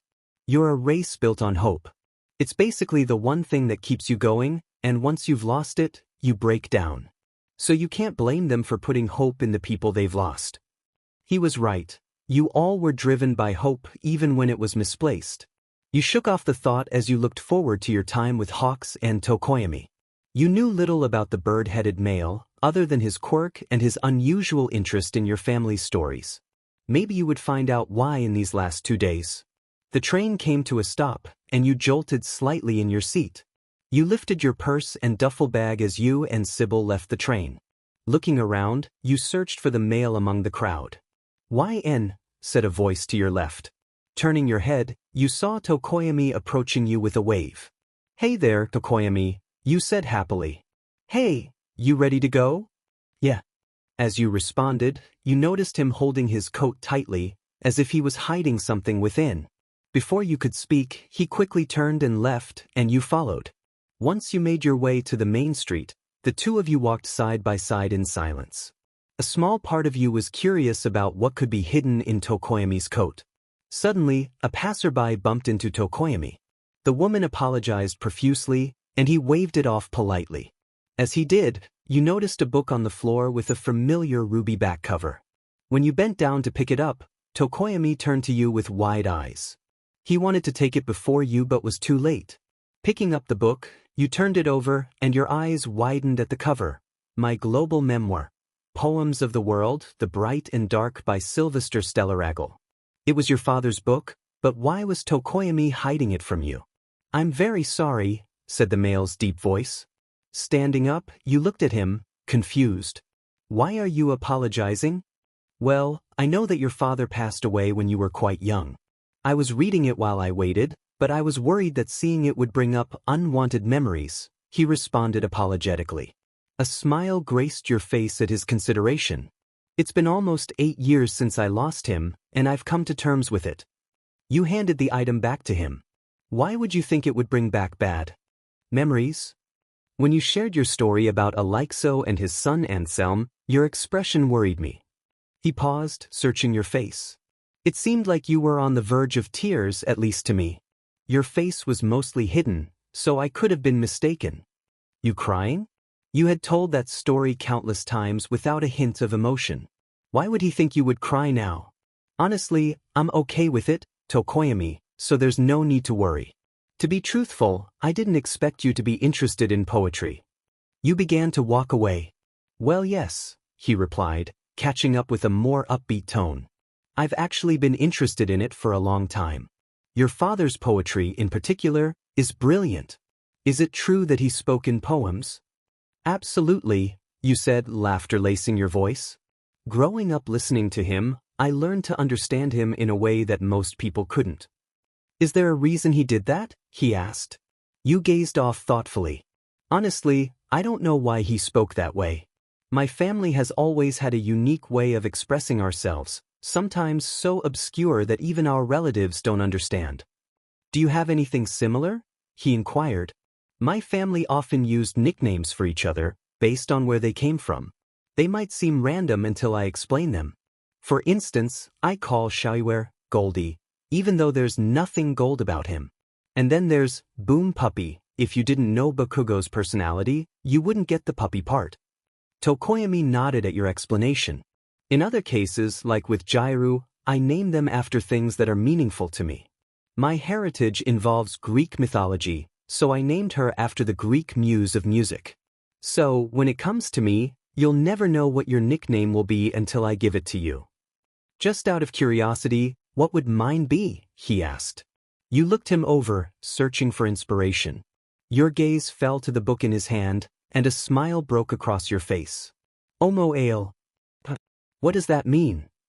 It's Yoruba for Prince of Night, you explained, pulling out a thick novel with a black-themed African-style cover from your duffel bag. It's also the title of one of the last books my father published. The main character is a quiet male who was once a noble knight. With his focus and perception, he fights his way to the throne. You remind me of him. Tokoyami gazed at the book in wonder. It had sold out years ago, and different versions had been printed and taken down for plagiarism. There were no pure copies left. As he marveled, you handed it to him. You're giving this to me? He asked, shocked. This is the original copy. My father designed the book covers himself and made an original model for copying. I want you to have it since there are no more. But, he protested as you placed it in his hands, I can't take this from you. It's been with you for so long. I've read the story 1,000 times, you've only read the summary. You need to experience the story more than I do. With that, you gently pushed it against his chest. Tokoyami hugged the novel, his fingers gliding over the rough cover. A smile lit up his beak as he clutched it like a fan holding an autograph. Thank you very much, he said happily. You smiled at his expression, pleased to have grown closer to him. After a few minutes of conversation, the two of you arrived at another tall building, though not as tall as Endeavor's. Now this looks like an agency, Sybil remarked. What does he mean by that? Tokoyami asked, confused. Let's just say Endeavor's agency is excessively large. He nodded at your response. As you entered, a sidekick with a bird-like mask waved at you both. You waved back as Tokoyami stepped into the elevator, with you following behind. Sybil hopped onto your shoulder as the elevator ascended. The ride was quiet. Tokoyami continued to look at the book, eager to open it. Soon, the elevator doors opened to reveal a spacious room with a white and gray color scheme. The wall to the right was lined with large windows, allowing light to illuminate the pictures on the opposite wall. "Tsukuyami," Hawks called from his desk at the end of the room. "You made it, and you brought just the girl I've been waiting for." "Because you asked me to bring her," he replied dryly. "Ah, but you asked me to let you through," Hawks teased, causing Tokoyami to grumble. "Anyway, Tala Morpheus," he said, addressing you by your hero name with enthusiasm. You smiled back, matching his energy. "I've recently become a fan of yours, especially after what happened last night." You looked away at his statement. His enthusiasm was overwhelming, but not in a bad way. Hawks seemed more carefree and joyful than other pros you had met, likely due to his youth. "Now, both of you get dressed, and we'll head out for patrol today," he instructed, and you both nodded. As you walked, Tokoyami suddenly asked, "Why and how quickly can you move?" "Faster than you can blink." "Why?" You replied confidently. "Hawks," he said, sounding dejected. "He's very hard to keep up with. That overgrown bird takes out villains with such speed and efficiency that the sidekicks are left to clean up the mess." A small chuckle escaped your lips. "Don't worry, I'll keep up." With that, you both entered your rooms. After a few minutes, you were finally in your new costume. "What do you think, Sybil?" you asked the fox. Sybil looked you over. "The style scheme relates to your quirk and name." You nodded in agreement. "But the first one seemed more elegant to me. It also appeared more flexible. But then again, you can fight in a ballroom gown, so I guess it doesn't make a difference." "Guess you're right," you said, pulling up your hood and retracting your claws. You turned to the side to admire your family crest on your back. "You know what?" Sybil began. "With this one, your crest is on your back, making it less likely to be lost like the cape on the first one." You smiled at the thought, tugging at your hood once more as you left the door to meet Tokoyami at the elevator, where he stood in his cloak. "That costume looks very nice, Yenne," he said softly. "Thanks. I like the simplicity in yours. I guess you're not the flashy type either." "Of course not. I stick to my realm in the darkness," he replied with a hint of humor as the two of you entered the elevator. Musical note, "Hello darkness, my old friend." Musical note, Sybil sang as you stepped inside. "Really, small fox?" Tokoyami asked, exasperated. "What? It fits you perfectly," Sybil defended. Laughter escaped your lips as the two of you exited the elevator and returned to the office. The pro sat on his desk, waiting, and his eyes widened in wonder as he looked at you. "Cool costume," he said, impressed. "I think I like this one better than your first one. What do you think, Tsukuyami?" "I prefer the darker scheme of the first one," Tokoyami replied. "I'm just seeing how I'll move in this one compared to the other. Then I'll choose between the two," you said, clutching your hood. "All right then," Hawks said, opening one of the windows. "Let's get going." With that, he jumped out the window and took flight. The speed he had was admirable. You glanced back at Tokoyami, who wore a look of annoyance on his face. "Sybil, get big and carry Tokoyami." The male looked at you in question as you leaped out the window. Your tattoo on your chest hummed and glowed as two pearly white wings sprouted from your back. With a few gentle flaps, you were airborne. Tokoyami looked up at you, amazed at your speed as you caught up with your mentor. Sybil nudged Tokoyami with his giant head, and he climbed onto Sybil's back. Taking a great leap, the fox landed on a nearby building, continuing to gain speed alongside you. Hawks soared with a smile on his face, but as he looked back, he noticed you catching up to him with your wings and Sybil with Tokoyami on his back. You took a dive and flew directly beneath the pro, smiling up at him. His face was filled with surprise. "What? You didn't think I'd catch up with you?" you asked jokingly. The pro chuckled. "I'll admit, I'm a little surprised. But then again, I expected it." His gaze shifted to Sybil, who kept pace with the two of you on the rooftops. "That fox of yours is pretty quick too. You want to see some real speed?" Sybil joked before increasing his pace, causing Tokoyami to grip his fur tighter. You also picked up speed, outpacing your mentor. Not wanting to be outdone by his interns, he took up the challenge and zipped through the sky, quickly surpassing you by a few inches. So, Yenne, he spoke up. Yeah. About last night. You furrowed your brows at him. I'm not going to pry too much, but I just wanted to point out how cool you looked handling Stain. A sigh of relief escaped your lips. I don't see many heroes who go as far as to take someone's arm and then threaten to take the rest. I gotta say, I'm pretty happy to have you on our side, even if it meant sharing with Blowtorch number 2. He pouted at his last words. Well, last night can't be the only reason you wanted me, you admitted. No, of course not. I also wanted you because of your wings. You raised an eyebrow at him. Did you also want Tokoyami because he was a bird? Exactly. You get me so well, he said, clasping his hands together. He was like an excited child. But of course, he was a young hero. So anyway, he said in a calmer voice, how exactly does your quirk work? I have 6 in total. Which one are you referring to? The one that gives you these wings, he said, pointing at your wings, trying to hide his surprise.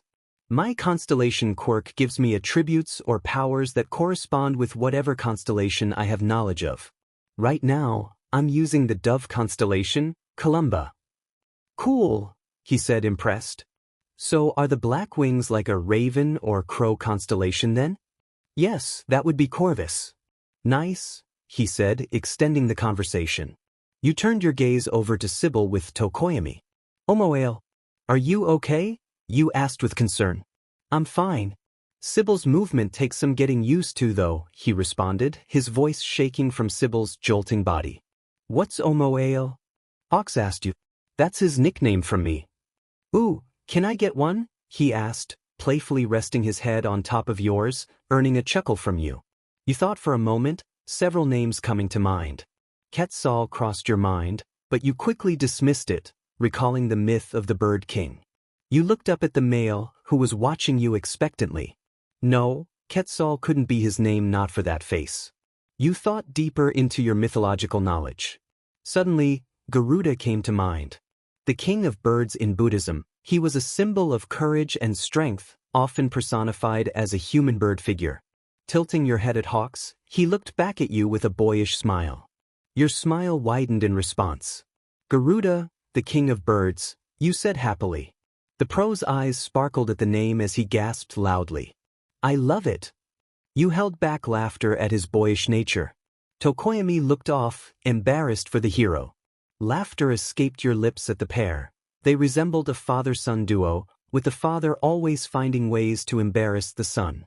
Let's just look for people to take care of so I can stop laughing. I might fall, you said, trying to contain your amusement. Please, let's hurry this up, Tokoyami said tiredly. Hawks laughed at the two of you as the three of you continued to move above the city.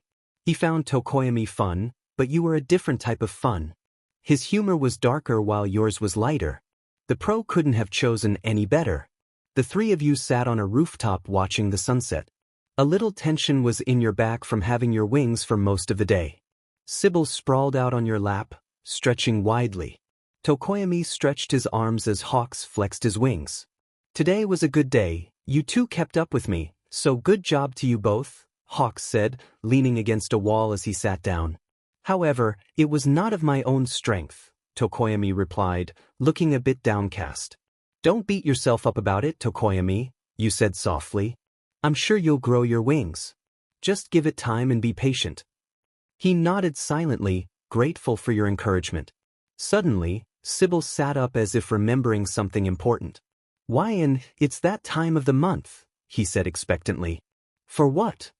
Hawks asked, intrigued. For me to exercise my siren quirk, you responded, stroking your throat. I need to sing something every 2 weeks to keep my voice strong enough to distribute the hypnotic waves that come from it when I use it. So what are you going to sing? Tokoyami asked.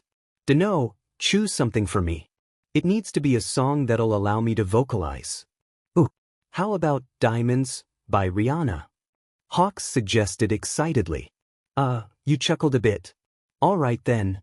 You cleared your throat and began to sing. Musical note shine bright like a diamond. Musical note, as you sang the first verse, silence enveloped the room as the two boys took in your heavenly voice. Each note was hit perfectly, if not better than the original. Musical note I saw. The life inside your eye. Musical note. The last note lingered, echoing like a beautifully held note from a melodious instrument. You poured your heart into the song, as you always did when strengthening your quirk. If others heard you, they might think you had a wonderful love life, but really, there was no emotion behind those lyrics. It was just training. Finally, your voice calmed from its crescendo. Musical note shine bright like a diamond. Shine bright like a diamond. The musical note. With that last riff, you turned your gaze to see Hawks recording you intently. Hawks, you exclaimed. He hugged his phone defensively. What? I can't record a natural wonder. You shot him a glare as he returned to his phone screen. I'm gonna make this my ringtone. Tokoyami watched him in amusement, still astounded by your musical talent. Naturally, with a quirk like Siren, a voice like that was expected, but it was still surprising. There were many things people didn't know about you. You were a mystery wrapped in layers, yet very open at the same time. Confusing, yes, but understandable, much like Hawks, though in a different way. Even Tokoyami felt he was hard for others to understand. The similarities among you all were surprising yet comforting. All right, Sybil exclaimed. Let's do another one. I'm feeling Disney. Why don't you two join in this time? Yes, let's do that. Hawks agreed. I'm not really a singer, Tokoyami said bashfully. Oh, come on, the fox argued. I know there's a little songbird waiting to sing in that deep pitch of yours. Come on, Tsukuyami, Hawks said, throwing his arm over Tokoyami's shoulder. Let's all just do a little karaoke, it'll be fun. I got the song, Gimme the Phone, Sybil said, looking up at you as you handed him the device. He scrolled through the phone for a moment before showing you the screen with the title, When We're Human, instrumental, from Disney's Princess and the Frog. Princess and the Frog? You asked. Yes, because you sound like Tiana got vocal training from Aretha Franklin with Beyoncé as your mom, John Legend as your dad, Usher as your uncle, Zendaya as your sister, Bieber as your brother, Michael Jackson as your granddad, and Elamai as your older sister. Honestly, I can't fit them all on a family tree. Sybil ranted. You looked at him wide-eyed at the obvious exaggeration until Hawks chimed in. He ain't wrong. Rolling your eyes, you took the phone and pressed play, pointing at Tokoyami to indicate he was first. As the trumpet played, he sang, Musical note. If I were a human being, I'd head straight to New Orleans. Musical note. Sybil was right. His deep pitch matched the tune perfectly. He started off shy, but as Hawks happily moved to the beat, Tokoyami's voice grew prouder and louder. Musical note. When I'm human, as I hope to be. I'm gonna blow my horn till the cows come home, and everyone's gonna bow down to me. He finished strongly, a smile lighting up his face. Now it was Hawks' turn, and he readied himself with a grin. Musical note. When I'm myself again, I want just the life I had. Musical note. He sang with such beauty and pride, like a songbird in spring. His aura matched the lyrics and character perfectly. Hawks picked up Sybil, who was dancing around. Musical note. A redhead on my left arm, a brunette on my right. Musical note. The joy in his voice brought a smile to Tokoyami's face, who clapped along happily. Musical note. When I'm human, as I hope to be. I'm gonna tear it up like I did before, and that's a royal guarantee. Musical note. He finished, motioning to you. Musical note. Your modesty becomes you, and your sense of responsibility. I worked for everything I got, and that's the way it's supposed to be. Musical note. As you sang, there was more character and joy in your words. You were happier, and it showed, making your voice all the more beautiful. Musical note. What you did is what you get, and that's a lesson I'll never forget. And I can lend it to you. Musical note. All three of you sang together. When we're human, as we hope to be. Musical note. Tokoyami chimed in. Musical note. I'm gonna blow my horn. Musical note.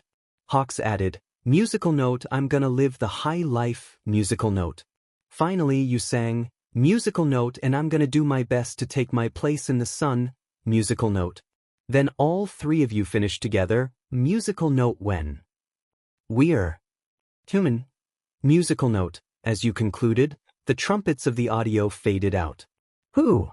Hawks exclaimed happily, lifting Sybil into the air. That was fun. Let's do another. A chuckle escaped Tokoyami's beak. That was enjoyable, but we should probably head back soon, right? He's right, Hawks. We could continue back at the agency instead, you agreed. Well, no, because you two stay at my place, but we could continue there, he said, handing Sybil back to you. Well, let's go then.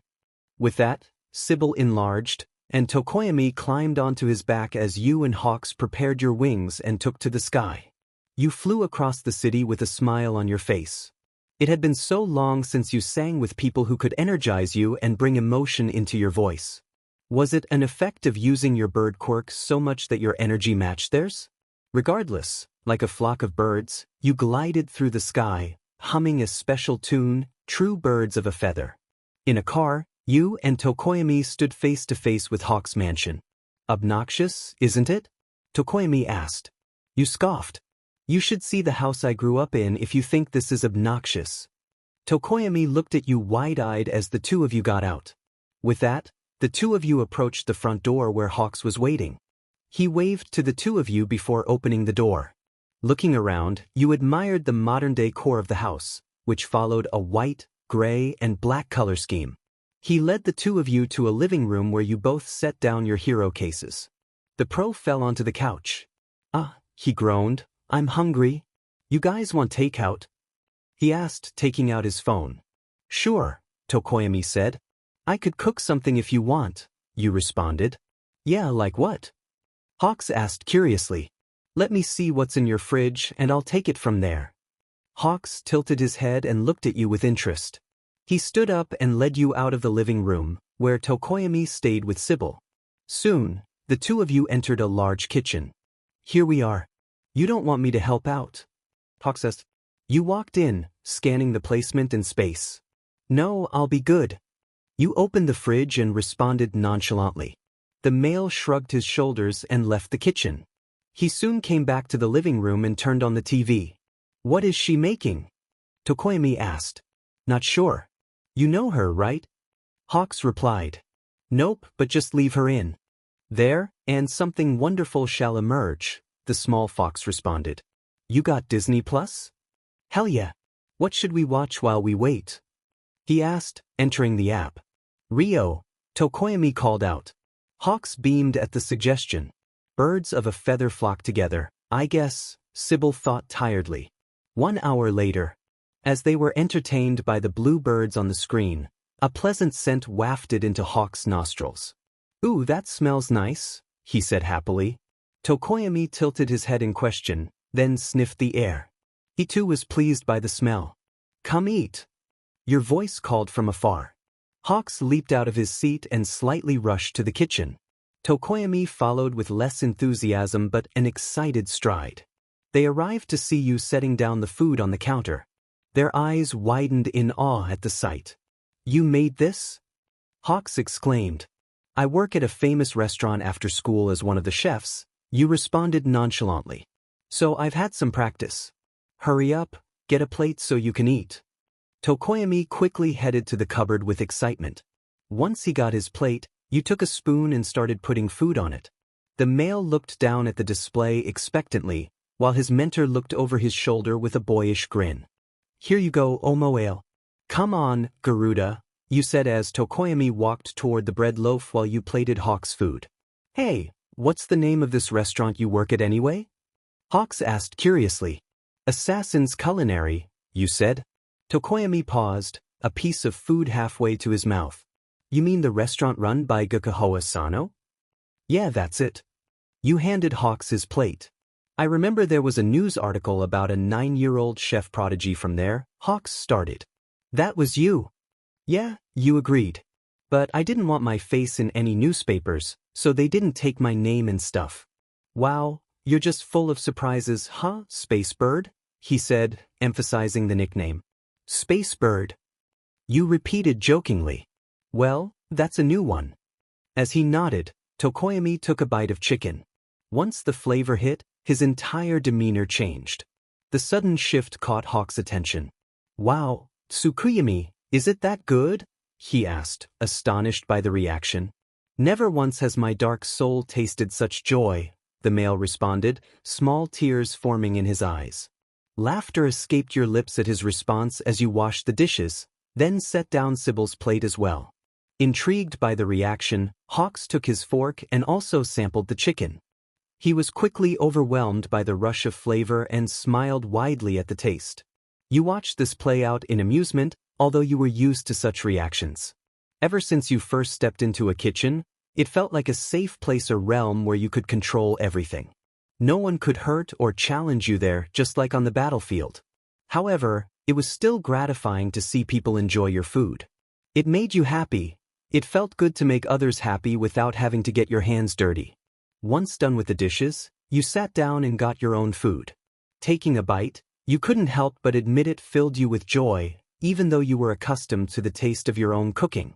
Hawks stretched his arms in delight, his stomach full. He let out a long, satisfied sigh as Tokoyami approached with his plate while you were at the sink. "Thank you again for the food, Yenne," Tokoyami said brightly. "No problem," you responded softly. "You can ask me to cook anytime. I'm always in the kitchen." "How about breakfast tomorrow?" Hawks asked, setting down his plate. You nodded with a smile as you agreed. Soon, the dishes were done, and everyone was off to bed. You followed Hawks with your case and bags, with Sybil on your shoulder as he led you to a room. "Hope you enjoy your stay," Hawks told you, motioning to the room. "Thanks, see you in the morning?" you asked. "Yes, ma'am," he said before leaving the room and closing the door. Stretching your arms, you let out a satisfied groan. With a little hop in your step, you plopped onto your bed. The mattress felt comforting against your back. Flipping over, you looked out at the vast window. You got up and closed the curtain. Within a few minutes, you were dressed for bed. In your black pajamas, you took out Trixin from your backpack and lay in bed. You turned over to see Sybil fast asleep. Turning back, you felt a bit bored. So you sat up and went to get your phone from your bag and checked your contacts. Setting it up and lying on your stomach, you waited for him to pick up. A few minutes passed before that familiar scowl appeared on the screen. "What do you want?" he asked, clearly annoyed. "I'm bored and need someone to talk to," you admitted, unfazed by his irritation. "That's not my job, you know." "You do know that I don't care, right?" you teased. There was silence until he groaned, sitting up on his side and looking down at his screen. "What do you want to do then?" "Before I hang up." "Not sure. I usually start the conversation, so why don't you ask me something?" He opened his mouth, then closed it again, as if contemplating whether the topic was appropriate. "What happened last night?" You caught your breath at his question. Why was that on his mind? "You saw what happened?" you replied cautiously. "The news was all over it last night, so of course I saw it." Your body tensed with worry. Although things were clear with those three, the fact that it was on the news made you uneasy. The whole class could have seen it, and you didn't know them well enough to be sure of their reactions. "Can you answer my question?" he snapped, pulling you out of your thoughts. "Well, Izuku sent out his location during the attack in Hosu. Out of worry, I went over there and found him, Ida, and Shoto in a tough spot. My anger got the best of me, and I confronted the attacker. I managed to grab one of his arms and was about to go for the other before the pros took him in." Katsuki scoffed at your description. "You always threaten to take someone's limbs?" Taking his joke, you smiled slyly. "Sure, if I'm angry enough." Yeah, he replied, getting up from his bed. "Hey, Katsuki." "What? Are you afraid of me?" He paused at the question. Him afraid of anyone? People who knew him would think no. Even he thought as much. "Why would I be afraid of you?" "Just wondering," you said slowly. "I wasn't sure if you wanted to be friends with someone who doesn't shy away from confronting danger." "You're not my friend, just someone I tolerate," he shot back. "If that's what you want to call this," you retorted with a scoff. "Shut up. Secondly, I'm stronger than you, so why would I be afraid of you?" The smile on your face grew warmer, as did your cheeks. "Sure, whatever you say." This feeling in your chest felt familiar. Painfully familiar. Anyway, you started pushing away the sense in your soul. "Anything new with Best Jeanist?" "He's still a pain, but at least he takes me on patrol. He seems to have a decent head on his shoulders. he said, ruffling his hair. Even though he won't leave my mind alone. Ah, so you like him then, you teased? No, Bakugo pouted slightly. He just isn't as bad as I thought. A chuckle escaped your lips. Okay, go ahead and deny it. What about you? You just got with Big Bird, right? Yeah, he's fun. A little childish, but he's not that much older than us, so it makes sense. Are you the only one there? No, Tokoyami is here too. Who? He asked, confused. You sighed and rolled your eyes. The human bird. Oh, Edgar Allan Crow, he said, realization dawning on him. Laughter escaped your lips at the name. I didn't take you to be interested in poetry, Boom Puppy. It just helps me sleep, he admitted softly. Noticing the change in his tone, you tilted your head in question. Bakugo, he said, shifting his gaze to look at you through the screen. The glow of your dark skin seemed to seep through his screen. There was concern in your eyes, a concern that puzzled him. Are you okay? Bakugo scratched his nose for a long moment. I'm fine, idiot. You're walking on thin ice with this name-calling Boom Puppy, you warned, your voice slightly raised. A notification sound from your phone broke the moment. He heard a notification on his device too. He set his teeth in annoyance, dismissing the idea of playing with those idiots. Are you playing or not? Your voice brought his attention back. Are you going to join those extras? He asked. Sounds fun to me, you smiled, hoping he would join as well. And you? He stayed quiet, contemplating his choices. Would he mind his own business and do what he liked, or play among us with the extras and you? Maybe it won't be that bad, he concluded. I don't have anything better to do, he groaned. Great, you replied eagerly. Both of you got out your laptops and signed into the Discord your class had created some time ago. Entering the voice chat, your classmates' voices filled the room. Hey, Bakubro and Yenne are here. Kirishima's cheerful voice rang out. Bakugo rolled his eyes at the enthusiasm, but noticed that your FaceTime was still on. He reached for it but stopped. Hey, baby shark, you responded, matching his energy. Yenne. Mina yelled out your name. I saw the news last night. You were awesome. Again. An unsettling feeling filled your chest at being praised for confronting someone. Thanks, I guess, you replied awkwardly. Why do you sound weird? Mina asked, confused. You literally just praised the idiot for confronting someone who was a threat, Bakugo responded angrily. He's right, Ishido, Siro added cautiously. Oh yeah, she chuckled through the speaker. I guess it did sound weird. Are Deku and the others even here? Achiko asked with concern. I'm here with them, Shoto's voice responded. All right then, should we get the first game going? Kirishima asked. Let's go, Tokoyami said. Soon everyone was in the lobby.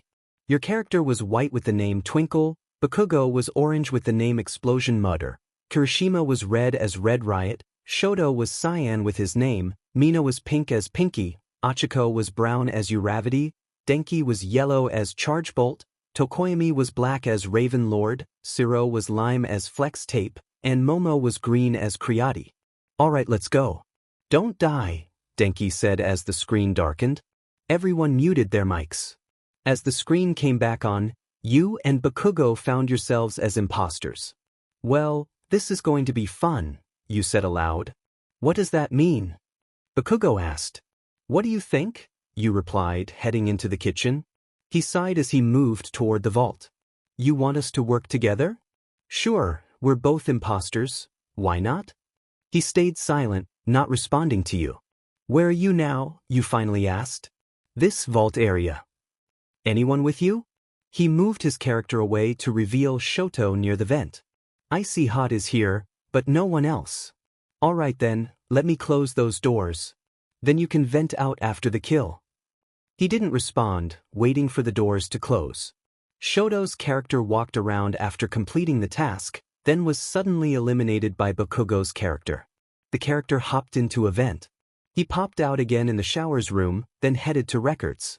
Your character walked outside to see Denki engaged in a signal task. Sorry, Piku. With that, you eliminated his character and hopped into a vent to go to the cockpit. There, you grouped with Kirishima and Mina. Did you just take out Dun's face? Bakugo asked. Yep, you replied with a chuckle. I'm with Baby Shark and Strawberry Shortcake. Gonna stick with them for an alibi. The three of you entered the weapons room, where you walked by the upload and stood still. Kirishima waited for you while Mina moved around below, presumably putting away weapons. Bakugo's character just entered the gap room. Gonna mess with the reactor now, where are you? Bakugo asked. In the armory, Sharky's watching me download while Barry is putting away guns. He nodded as he tampered with the system, causing the alarms to blare. Kirishima walked around, and you and Mina followed him. Suddenly, a cyan body was reported. All of you were summoned. Shoto, Denki, and Achiko's icons were marked out. Dang, 3 people are gone, Siro said aloud. Where is everyone, you asked? I'm with Bakugo near the reactor. We walked in on Achiko's body, Momo reported. Siro, you reported Shoto. Where was he? Mina asked. Found him in the cargo bay. Where were you? She was with me and Baby Shark in the engine room, then we passed through the main hall. You responded. Yeah, they had tasks in the armory, and I stayed with them before heading toward the reactor with them, Kirishima added. Bakugo, you were with Momo? Tokoyami asked. Yeah, I walked out of the room with the mannequins and was with her until we found Pink Cheeks, Bakugo replied blandly. Where were you, Tokoyami? Siro asked. Doing the pictures. Oh yeah, I saw him when the 3 of us passed in the main hall, Mina added. So the only one who hasn't been seen by anyone is Siro then, you stated. Hey, he said defensively. I know what you're trying to do, but it's not me. I finished the files task in records. You watched this unfold with amusement. Obviously, Bakugo had used the vent near the reactor and taken the long route to the vault, just in time to use Momo as an alibi. His timing couldn't have been better. Now for some psychological manipulation.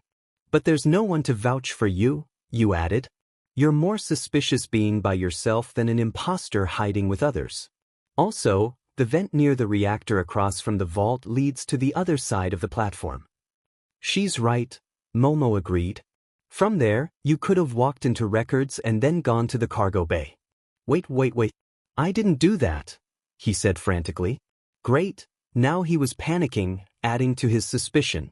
You smiled slyly. Bakugo raised an eyebrow, catching on to your actions. The way you added to everyone's suspicion of him was impressive. You had experience in this. Come on guys, I know it looks bad, but please. Siro pleaded. Siro, Shoji spoke up from the background. I'm not even playing and you sound suspicious. He's right, Azui added. Are you serious? The vote was unanimous, and Siro's character slowly disappeared from the screen. Everyone turned off their mics. You appeared in the main hall, as did Mina and Kirishima. The 3 of you stayed together as before. You really aren't that clueless, I guess, Bakugo said, walking through the kitchen. Oh, you noticed? You asked plainly. I guess. What do you want to do now? You take care of the eliminations while I stay with these 2. Make them think the imposter was Siro. Try to take out at least one person, you suggested. Whatever, he said as he approached the viewing deck where Momo was. He quickly eliminated her before running into the kitchen and using the vent to go to a room in the main hall. He walked across to the photo room and stood there as Tokoyami passed by, finishing his task. The male's character left, leaving Bakugo alone. At this time, you turned off the comms. Suddenly, a green body was reported. Momo's the only one gone now, Mina said. Which means that Siro must have been the imposter, Tokoyami added. The 3 of us were together again, you said. I found Bakugo in the photo room. He was doing a task and left me alone. So I'd have to say he's clear, Tokoyami said. Of course I'm clear, Bakugo said. Where was Momo? Tokoyami asked. Outside the ship, Kirishima answered. She was doing the signal task, I guess. So no one was near her then? Between you 2? You asked. Hell no, I did wires in the engine then went to the photo room, Bakugo said. I too finished photos, then went to pick up towels. You heaved a fake yet convincing sigh. So there's nothing to go off of then, should we skip? It could be Bakugo or Tokoyami, though, Mina said. No, Tokoyami replied. Wait, pause, you said? I know there's a 50-50 chance between the two, but we can't take a chance. If we eliminate the wrong person, we end up with one less player and an imposter on board. Also, there's no evidence pointing to either of them. True, Kirishima agreed. Well, let's skip then, Mina said. Everyone skipped and you all were let out. You appeared in cargo along with Kirishima, but not Ishido.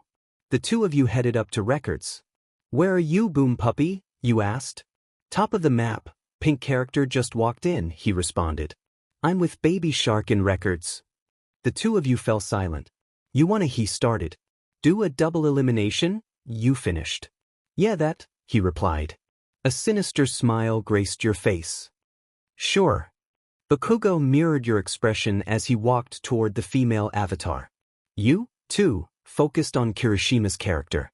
In unison, both of you eliminated the characters, ending the game. The screen announced the two of you as the winners. You slammed your mic down. Let's go, Boom Puppy. Hell yeah, we did it, the two of you exclaimed happily. You have got to be kidding me, Shoto said. Yenne? Kirishima said in disbelief. I said it wasn't me. But seriously, Yenne? Sorry, Baby Shark, you too, Piku? You responded with a smile on your face.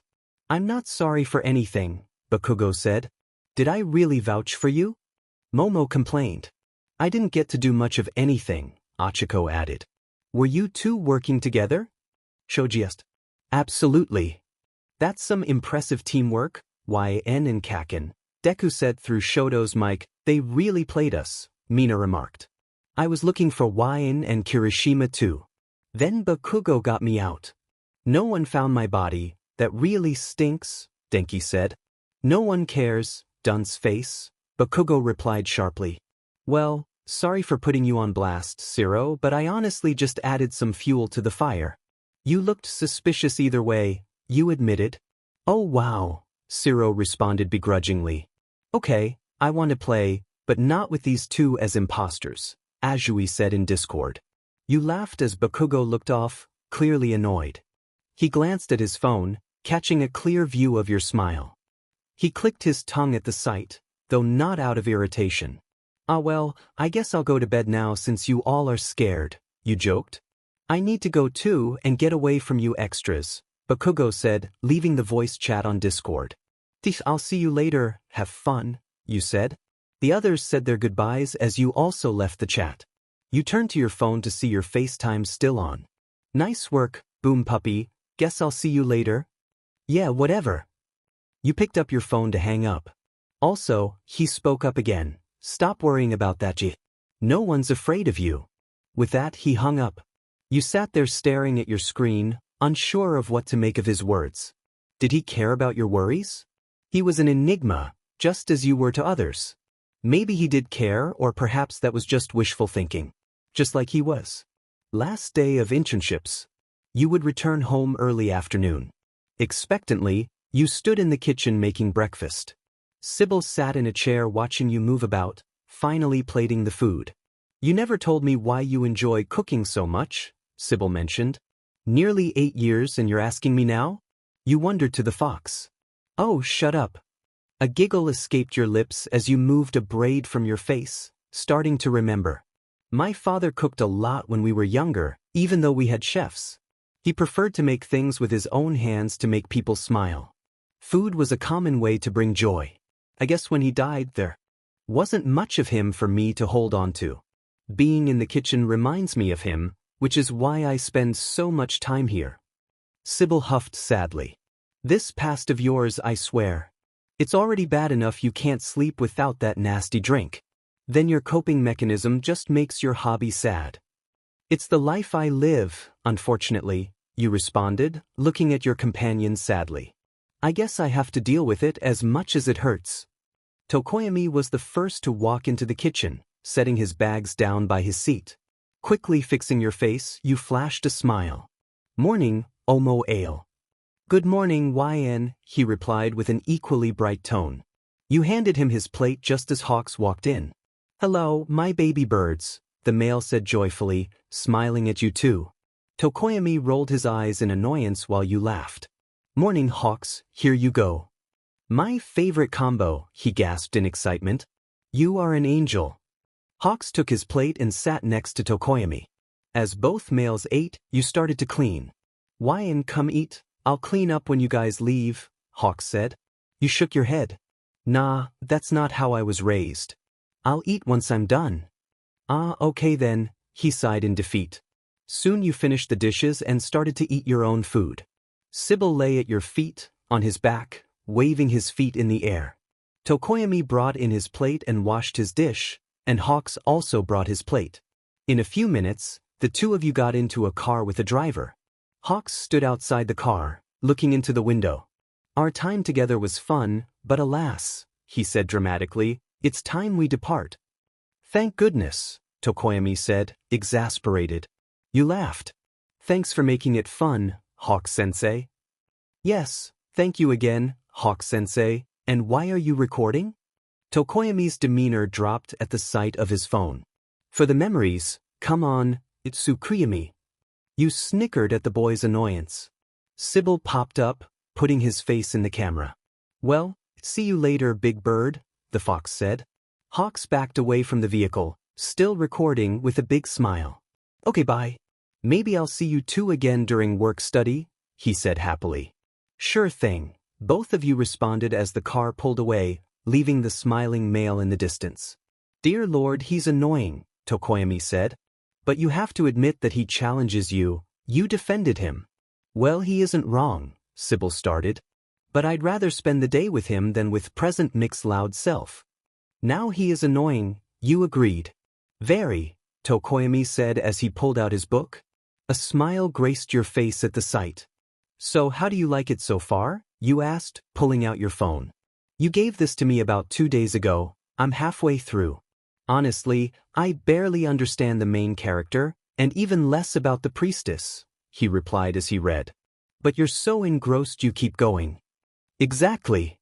How does your old man do that anyway? Just make it so confusing that people want to keep reading? Sybil complained. If that were me, I would have thrown in the towel. Well, he was creative like that, hence his hero name, the creative hero. You raised an eyebrow at the fox.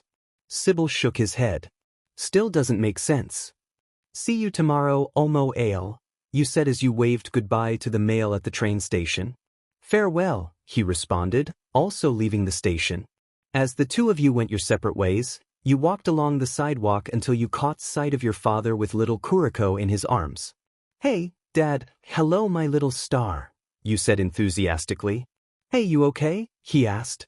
You paused at the question, knowing full well he saw the broadcast. However, when you looked up at him, there was no anger or annoyance, just a soft look of concern. Yeah, I'm fine, Dad. Giving him a smile, the male handed you the puppy. Sybil teleported into the car as both of you got in. Aizawa drove off while you played with Kuriko in your lap. So, how was working with Endeavor and Hawks? He asked, curious. Interesting and entertaining, to say the least. Endeavor is a good role model when it comes to the experience of a pro. He gives great advice on how to improve your quirk and strengths. That's good to hear. Although, for you, the thing you need most is pro-hero experience, Aizawa said, satisfied. And Hawks? Oh, him, he said, exasperated. You've worked with him? You asked, curious about his reaction. No, I've met him. The guy's creative, I'll say. Yeah, he's quite humorous, but he's a challenger, you admitted. Your father raised an eyebrow. Really?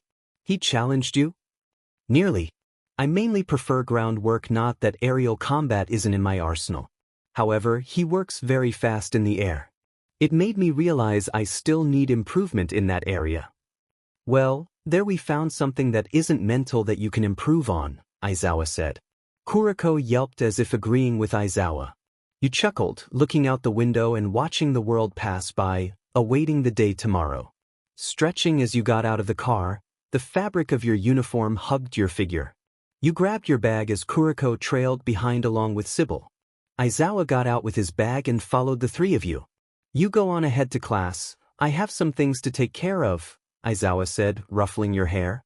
Sure thing, you responded as you headed inside with the two animals. As you approached your locker, you saw Ida walk in. The male flashed you a smile once you made eye contact. "Morning, YN," he said with his signature chopping hand motion. "Hey, Sonic, how are you feeling?" "I'm fine, and once again, I can never fully repay you for saving us," he said, bowing slightly. Raising an eyebrow, you looked down at him, a little unsettled by the gesture. "You don't have to repay me," you said, lowering yourself to be face to face with him. "Just promise me you'll get stronger." Taking your hands, you tapped the sides of his head with 2 fingers on each hand. "Okay." Confused by your action and smile, he nodded with his own smile. "Great," you said, standing back up. "See you in class. Come on, you two." You left Ida looking perplexed as your animal friends followed behind. Soon, the male finished putting away his belongings in his locker. As he did, his classmates came in. "Hey, Ida." Achiko spoke up behind him, with Izuku following her. "Are you okay? Deku told me you guys and Shoto ran into Stain before he saved you." Well," the male looked toward Izuku, who gave him a look of assurance. She wasn't fully informed, a relief. "Yes, thankfully I am just fine." "Achiko, so don't worry." As he finished, Shoto and Shiware walked by them, chatting quietly. "Ah, Todoroki, Oliveira." "What's good, Ida?" Shiware asked with a smile. "You feeling okay?" "Yes, I'm fine." "Hey, guys, you two okay?" Azui asked as she approached them. "We're fine, Sue, thank you for asking," Shoto responded. "Did you need something, Ida?" Yes, I had a question about YN." "Yeah, what about her?" Shiware asked, closing his locker. The other classmates listened in, Bakugo glancing at them from the corner of his eye, tugging on the hood over his head. "Earlier, she did this weird, I guess you could say gesture," he started, a little perplexed in explaining. "Gesture how?" Shoto asked. "She took her hands at the sides of my head." "Oh." Shiware snapped his fingers. "Did she tap the sides of your head with her fingers?" "Yes, that's what she did." "Oh, it's a family thing on her father's side," Shoto explained. "What do you mean by that?" Mina asked. Shiware looked off, thinking. "Look at it like this. You've all watched Naruto, right?" "Pretty sure we've all seen it to a good extent," Denki responded. "You guys know how Sasuke and Itachi do that finger thing to each other's heads?" Then, he further explained. "Yeah," Momo agreed. "Well, what she did to you was pretty much like that," Shoto concluded. "Her tapping the sides of your head means that you're important to her. On her father's side, they do that to people they treasure. It means they care about you, so essentially, YN is telling you that she cares about you." "Ah, that's kinda sweet," Hagakure exclaimed. "Okay, so does she do that to people she loves?" Denki asked slyly. "If you mean in terms of family and friends, yes," Shiware said. "However, if you mean she's in love with you, then no. There's a different gesture for that." "What is it?" Zero asked, curious. "YN will take her finger and circle your heart, then tap on it twice with her 2 fingers, Shoto explained. "Has she ever done that to anyone?" Mina asked. The pair tensed slightly in discomfort. No, she hasn't. We only know because Shoto saw her father do it to her mother when they were younger." The male had lied, obviously, but only to Bakugo was the lie clear. Shoto looked off sadly, as if heartbroken and betrayed. "Wyan doesn't really talk about her parents now that I think about it," Kirishima stated. "Especially her mom." "Yeah, well, she, along with her older siblings, aren't on the best of terms with their mother," Shiware explained dejectedly. "What okay then," Ida said. "I thank you both for the explanation. So I'll be heading to class, as should the rest of you." They nodded as he left. Shoto turned back to his locker, while the rest of the class gathered their essentials before heading to class as well. You sat at your desk with Kuriko rolling around. "Hey, YN," Kirishima approached your desk with a smile. "Hey, baby shark, how are you?" you asked, returning the smile. "Great, actually still a little salty about that Among Us game, though," he admitted, defeated. "Yeah, you played us like Uno cards," Zero said, leaning onto his shoulder. "Huh, well, Your gaze shifted to the doorway where an annoyed Pomeranian walked in, his expression fierce and hair flattened. "Be-boom, puppy." Shiro and Kirishima looked back and almost immediately doubled over in laughter. The action made his face furrow further in annoyance. "Holy crap! What the hell, Bakugo?" Shiro said, laughing in his face. He shook in anger at the pair as he stared them down. "Shut up, alright? My hair has gotten used to this, and I can't get it back to normal." "Oh wow bro, you look like a real pretty boy," Kirishima joked. "I'll get you for this," he yelled at them both, his gaze shifting to you as you looked at him wide-eyed. "Oh wow, he really pressed it down," you said. "I didn't think it would get stuck that way." Bakugo grumbled, "Yeah well, the JRK wouldn't leave it alone." You reached out your hand to him in a beckoning motion. "Come here, I'll help you get it back to normal." He growled before sitting in his seat behind you. You stood up, taking your comb out of your bag, and positioned yourself behind him while Shiro and Kirishima continued to laugh uncontrollably. "Alright, Baby Shark and Peter, that's enough. Quit making fun of him." You raised an eyebrow at the pair, urging them to tone down their teasing while you fixed his hair. Surprisingly, he sat still under your touch. "Come on Yenne, you have to admit it's funny," Shiro said, giggling. "Sure, it isn't his style, but he was groomed against his will," you admitted. "Okay, then sorry for being mean, Bakubro," Kirishima said, placing a hand on his shoulder. "Don't touch me, you idiot," he snapped, but you quickly pulled him back. "Hold your head still, or else I'll stop, and it'll be worse than before," you demanded, and he complied, sitting back as you continued to fix his hair. "Wow, he's actually sitting still and quiet," Momo joked from her seat, while Shiware and Shoto giggled at the comment. "Probably because he knows Yenne will send him flying if he moves again," Denki said. "You want to test me, dunce face?" the male yelled, though he kept his head in place. "Why don't you give him an afro like yours, Yenne?" Mina suggested. "As cute as that would be, I'm not sure if he'll appreciate looking like a blonde member of the Jackson 5, you joked, running your fingers through his hair. The action caused him to jolt slightly, but it seemed to calm his anger a bit. Taking your hand away, you admired your work. "There you go, back to normal," you said, returning to your seat. After cleaning the comb, you placed it back in your bag just as Aizawa walked in. "Good morning, Aizawa-sensei," the class said in unison.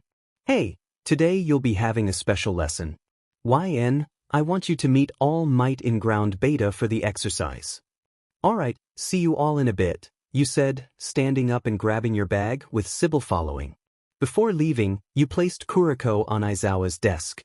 As you left, Shoto watched you with sad eyes, wondering, as he had the day after you left during internships, why you hadn't told him. The class, now in their hero costumes, made their way through ground beta's entrance, most of them questioning Shiware about his attire. "That suit really does look great on you, Shiware," Mina said, slightly swooning. "Yeah, you look so manly in that suit," Kirishima added happily. "Thanks. I am a gentleman at heart, so it fits me perfectly," he replied, confidence beaming. "Can you fight in that, though?" Denki asked. "Very well, don't worry. If you want to see some real skill, watch Yenne fight in a corset and ballroom dress." "Now that sounds interesting," Shiro exclaimed. Bakugo rolled his eyes and growled silently. He was more focused on this exercise, knowing you would play an important role. "As long as I get to fight her, I don't care what she wears." "Welcome, one," bellowed the proud and bright voice of All Might, in all his muscle-bound glory. "Hey, All Might!" Deku exclaimed, obviously ecstatic to see him. "You might be wondering why Yenne was called earlier than the rest of you," Aizawa began. "Today's exercise actually derives from her expertise." "Expertise?" Shoji questioned. "Correct," All Might confirmed. Yenne's family is known for their work with the government, mainly when it comes to subduing villains. Yenne has been trained for this type of work from an early age. While she has never participated in family operations, her skills have led her to develop a very advanced mindset, Aizawa added. "So in turn, Yenne will be in charge of today's practice," All Might concluded. "Whoa, really?" Azui asked. "Yes, and you won't be the only ones participating," Aizawa said. That's right, came a voice. Vlad King entered with Class 1B following behind. 1B will participate alongside you all, so learn to cooperate, their teacher instructed. We might be cooperating, but we will definitely perform better than you stuck-up 1A kids, Monoma said, only to be silenced by Kendo. I apologize for him. I hope we can work together effectively, she said apologetically.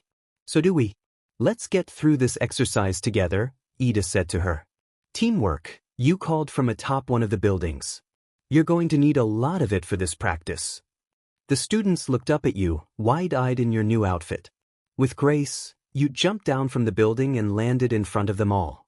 Today, you will be performing a villain raid, you announced. This means you have found the enemy base and must attack them at the heart to prevent any future assaults.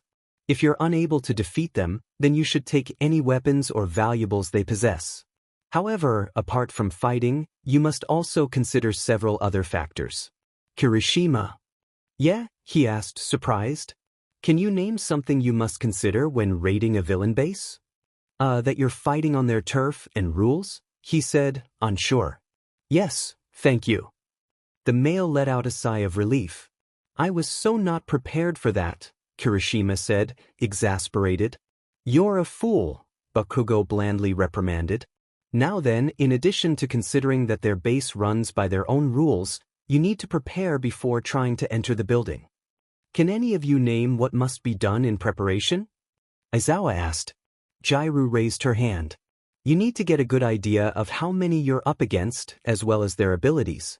You should also get a layout of the building so you'll know what to expect. Right? You agreed. However, most importantly, is evacuation. Sometimes, villain bases are in residential areas.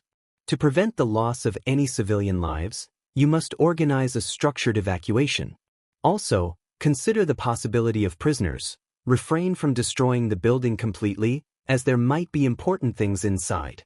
Now that the rundown is done, I need a few of you to act as villains under my guidance. I will take the lead, and I have more team members waiting at the base, you announced confidently. Can I be part of the team? Tetsu asked eagerly. Of course, Ironman. Let's go.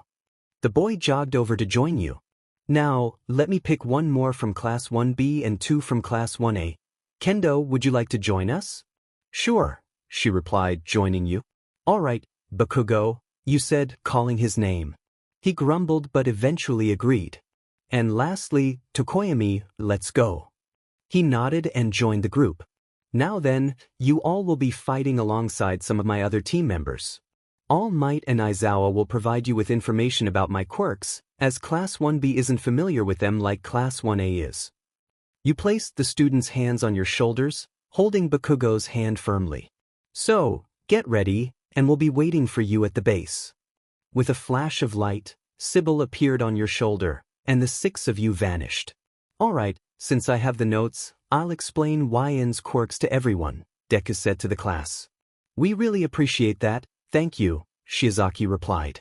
Deku shared the notes with the class while the others discussed strategies. First, we need to figure out which building they're hiding in, Momo stated. I can use my jacks to locate them, Jairu suggested. And I can extend my hearing, Shoji added. You too do that, Azui instructed as they set off. In the meantime, we need to determine how Yenne will organize the base. More importantly, who she has with her, Kaibara from Class 1B said. They've all been caught up, Deku informed them. If she's using her imaginary quirk, then she must be employing them as additional team members, Kodai noted. That's true, but we only know about two of them, Ojiro pointed out. Are we sure she's even using her imaginary quirk? Pony asked. She is, Azui confirmed. I noticed something unusual on her arm while she was talking to us about the practice. Okay, so we know her other quirks well, except for the abilities of her imaginary friends and the full effects of her constellation quirks, Kirishima concluded. That's what childhood friends are for, Shiware chimed in. Oh yeah? Yatsetsu asked. Shiware and I have met and know the abilities of all her imaginary friends, Shoto added. Give me a second, Shiware said, tapping the side of his head. His right eye glowed a bright blue, and holographic images of your friends appeared in the air. What kind of quirk is that? Deku asked, starry-eyed, jotting down notes. Oh, I never explained my quirk to you guys.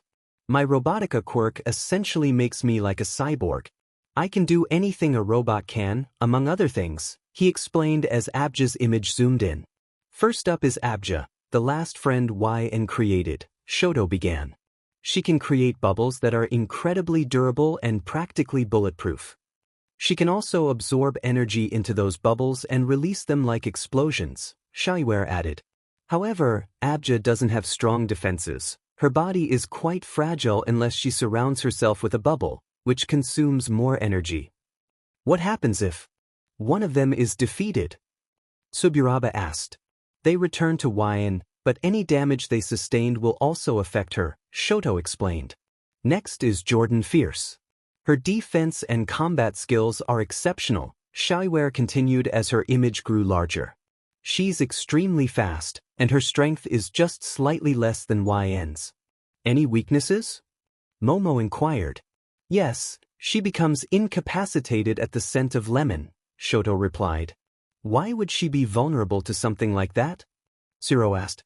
Remember, Yenne created these characters when she was quite young, so their weaknesses might seem odd, Shiware clarified. Next is Captain Morgan, the pirate, Shoto said. Wow, she created this character when she was little? Mina exclaimed. Yeah, she had quite the imagination, Shiware admitted. As a pirate, he can control water and summon it at will. He can also transform parts of his body into gold or other valuable materials to use as weapons. Morgan can turn the water he summons into pirate soldiers to fight alongside him. His weakness? Birds. And Yenne took Tokoyami, which could have been a major advantage, Hagakure said sadly. You're right. After Morgan comes Freya, Shoto said as the next image appeared. The arrow is a clear indication she's an archer, Shoto explained. And she never misses. Freya can enchant her arrows to have various effects upon landing, but not in a romantic way. Her arrows can track their target like heat-seeking missiles and will pass through obstacles without breaking. Her weakness is flowers. Last but not least, the very first member of the pack, Shiware announced. Pixie.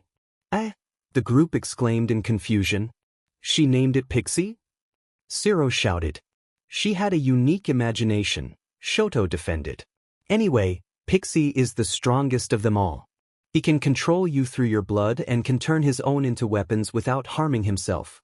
His strength surpasses even Jordan's, making him as strong as Yenne. His roar can cause temporary deafness, depending on the frequency. In other words, Shiware added, if he changes the frequency of his roar, he could knock you out, make you deaf, or even subdue you. But despite his fearsome appearance, he isn't a killer. He can travel through shadows and manipulate darkness itself. Not to mention his teeth can crush anything, and his eyes can detect the slightest movements. All in all, Pixie's a formidable opponent, Shoto concluded. She isn't seriously going to make us face that, right? Pony asked nervously. She will, Aizawa said as Shiware dismissed the projection. I know Yenne and her family well. If there's one thing they're known for, it's not holding back. Despite their immense power, they never go easy on opponents. So even though this might be an exercise, Yenne has been trained to think like a villain. She will use every tactic to prevent heroes from advancing. The only way to defeat Yenne in a fight like this is to match her energy, Shoto explained. Hey guys. Up on one of the rooftops were Jairu and Shoji. Did you find them? Denki asked. Yeah, come on, Shoji replied. Well then, let's move out. We'll get a better layout in person, Ida announced. Why should we follow people like you? Minoma asked smugly. Look, Shiware said as he stepped up to the blonde male, locking eyes with him. His icy gaze matched the cerulean of his irises. I don't know what your issue is with us, but I need you to dial it back. Yenne has been a close friend of mine for years, and if we don't work together, not only will she be upset, but she'll make us look like amateurs too. She doesn't tolerate conflict within a group. If she weren't the villain we were facing, she would have sent you packing already. So if you want to get through this exercise with your dignity intact, swallow your pride and step aside. Monoma faltered under his intense gaze, reluctantly nodding as Xiaoyuer's expression brightened. Perfect, he said cheerfully. Everyone ready? Everyone sane? Great, come on, grab your bags, let's move. Shaken by his earlier demeanor, the others followed. He's scary, Yatsetsu remarked to Kirishima. Yeah, I thought he was pretty chill, Kirishima replied. You think he's scary? Shoto interjected. Try walking away from a really angry YN alive. No villain could instill that kind of fear. All in all, Pixie's a monster, Shoto's voice echoed through the speaker in the office on the top floor. You sat at a desk, twirling a dagger in your fingers while Kuriko slept in your lap.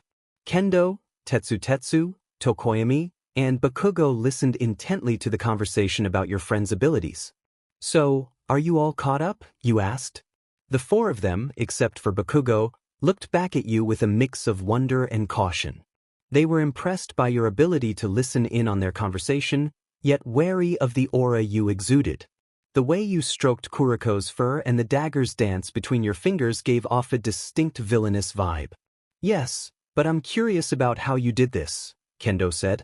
I placed a listening chip on Ida this morning. Very discreet, it sticks to the skin upon contact, you explained nonchalantly. So how should we proceed?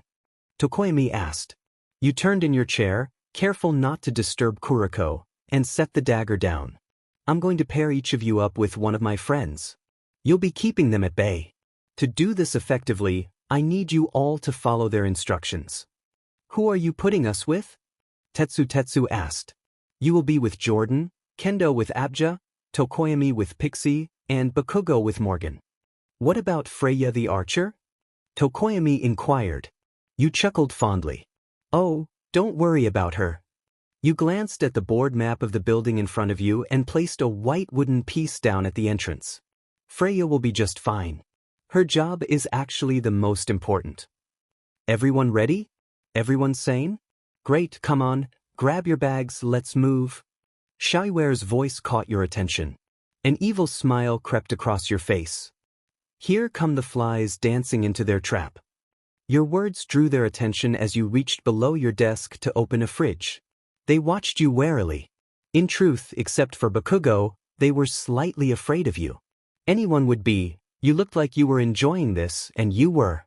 I am gonna eat this, you said, holding out a plate piled high with meat, oysters, livers, and spinach.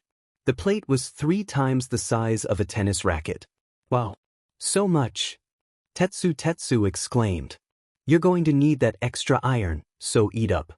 The male took the plate and dug in. Those foods were rich in iron and should provide enough sustenance for a strong defense. As he eats, the rest of you head over to the others. They'll brief you on their plan, you instructed, taking an orange wooden piece and a red one, placing them 2 floors above the entrance. Bakugo was the first to leave, followed closely by Kendo and Tokoyami. The idea of this exercise was amusing.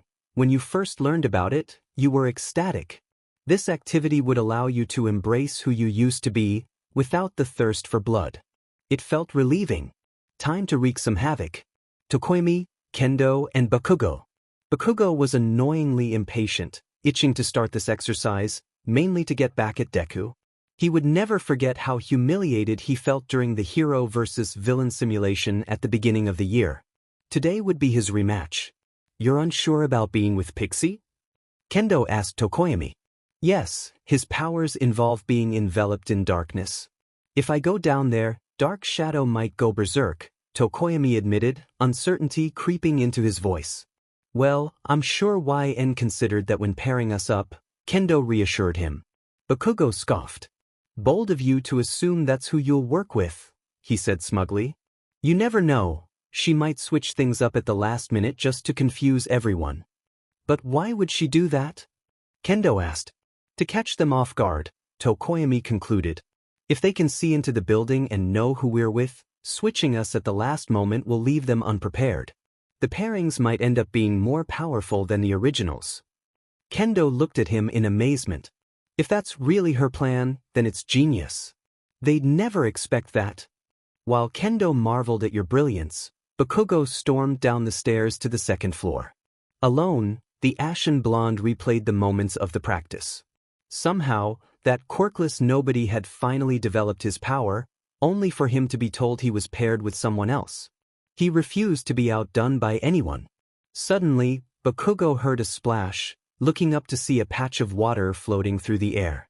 He spotted the pirate Morgan. "Ah, there he is," Morgan said in a thick accent. "Well, don't just stand there, you landlubber. We have some little flies to keep out. From what I know, you enjoy a good fight, don't you?" The male smirked mischievously. "Yeah, so what?" Morgan approached Bakugo with a confident grin, pointing his hooked hand at him. "I like you, lad, so let's give them a show." Meanwhile, on another building a few kilometers away, 1A and 1B were observing. "Here they are," Shoji announced, standing atop the roof. "Let's see who's inside." Shiware tapped the side of his head, his eye glowing as he focused. Peering through the wall, he spotted bluish figures moving around inside. "Can you tell who's in there?" Pony asked. "Yeah, Bakugo's with Morgan on the second floor, Tokoyami is with Pixie on the third, Kendo is with Abja on the fourth. I can see Tetsu heading toward Jordan. And Yenne, she seems to be on the top floor." "Wait, you don't see Freya?" Shoto asked, surprised. Shifting his gaze around, Shiware shook his head. "Nope, she's not here. I guess Yenne didn't bring her along." "Alright, so we're all aware that the element of surprise isn't on our side," Momo began. "However, we need to consider how Yenne has matched them up to strategize effectively. For starters, Tokoyami being with Pixie would enhance the power of Dark Shadow," Izuku noted. "But if it gets too dark, that could be an issue. Tetsu with Jordan would definitely boost their combat strength, depending on how much iron he's consumed. But knowing Yenne, she's probably handled that. Bakugo is with Morgan, which is curious since Morgan's power is water-based, and that wouldn't mix well with Kaken's explosions. If anything, all that water could weaken Kaken's blasts or even put them out. Lastly, Kendo with Abja likely means she'll be on the offensive, given that Abja is physically weaker. Abja will probably use her bubbles for support while Kendo takes on the rest of us." "Even so, we know their weaknesses," Shota said. "If we exploit them to the best of our ability, we could overpower them, right?" "I see what you're getting at, but it would still be difficult," Shiware replied. "Jordan's wearing a gas mask to protect against the lemon stench, and I noticed engraved arrows on the walls near Morgan. Freya placed those there. They'll prevent any birds from entering that part of the floor. And Pixie doesn't seem to have any weaknesses. So we're in a tough spot. Can you find out where the weapons and items we need to steal are?" Yatsetsu asked. Shiware hummed in thought as he scanned the building. "In the basement, but what?" Azui asked, confused by his hesitation. "There's someone down there I don't recognize." He focused on the figure, tapping a few times to change the vision and save the image. "Hey, Shoto, do you recognize him?" "No," Shoto replied. "Wait, hold on, the Nine Tails, you don't think that's... Is that Sybil?" Denki exclaimed in shock. "Really?" Deku added, surprised. "Since when did Sybil have a human form?" Achiko asked Shoto. "I don't know," Shoto admitted, clearly puzzled. "Honestly, this is news to me." "Well, that just opens up 1,000 more questions," Monoma chimed in. "I'm starting to think Yenne is taking this too seriously," Mina complained. "Of all the people they could have put in charge of this, it had to be one of the most dangerous women in Japan," Shiware thought. "Even so, we should come up with a course of action," Ida suggested. "But how do we go about this?" asked Fukudashi, who had been silent until now. "Stellar Aggle grew up with these two, and even they don't know what to do with the human fox." "I think I have an idea," Izuku said. "Are you sure about this, Deku?" Achiko asked as they entered through the front door. "Of course I'm sure, Achiko," he replied with a reassuring smile. "Are you really though?" Kirishima questioned. "We'll be walking right into Morgan and Bakugo. I'm pretty sure he's still upset about the hero versus villain simulation at the beginning of the year." "I know, but this is the best way to keep her friends occupied and away from the basement. Despite us being rivals, I must speak for your well-being, considering your classmates' tendencies," Shiozaki said, her hands together in a gesture of prayer. Let's hurry up and get to them. Sir Midoriya, lead the way. Shishida, 1BS Beast Quirk student.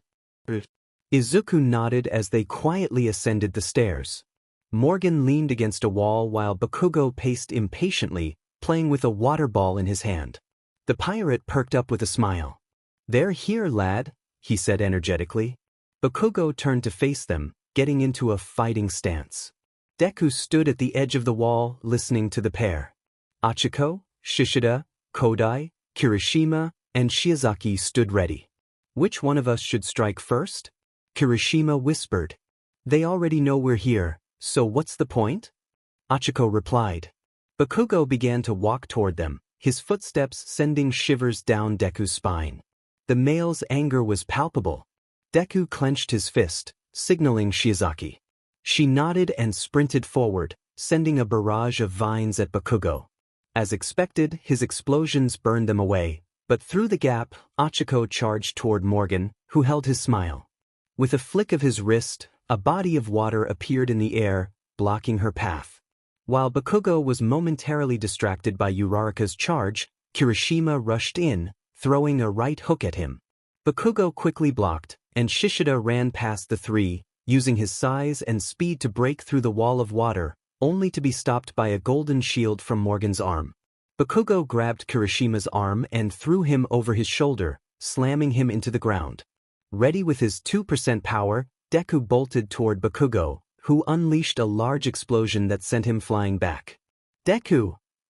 Bakugo yelled angrily, but the green-haired boy, though afraid, stood firm, ready for battle. Kirishima, attempting to attack from behind, was also blown away by an explosion, crashing into Achiko. They both hit the water hard, as if it were concrete. With her vines, Shiozaki wrapped them around Bakugo's arms and legs. You want to be bald? He yelled at her. Die! Bakugo's explosion sent debris flying. Morgan, still smiling, transformed his other arm into diamond and punched Shishida. Then he grabbed Shishida's shoulders, turning his entire head into diamond, and rammed it into him, knocking him out.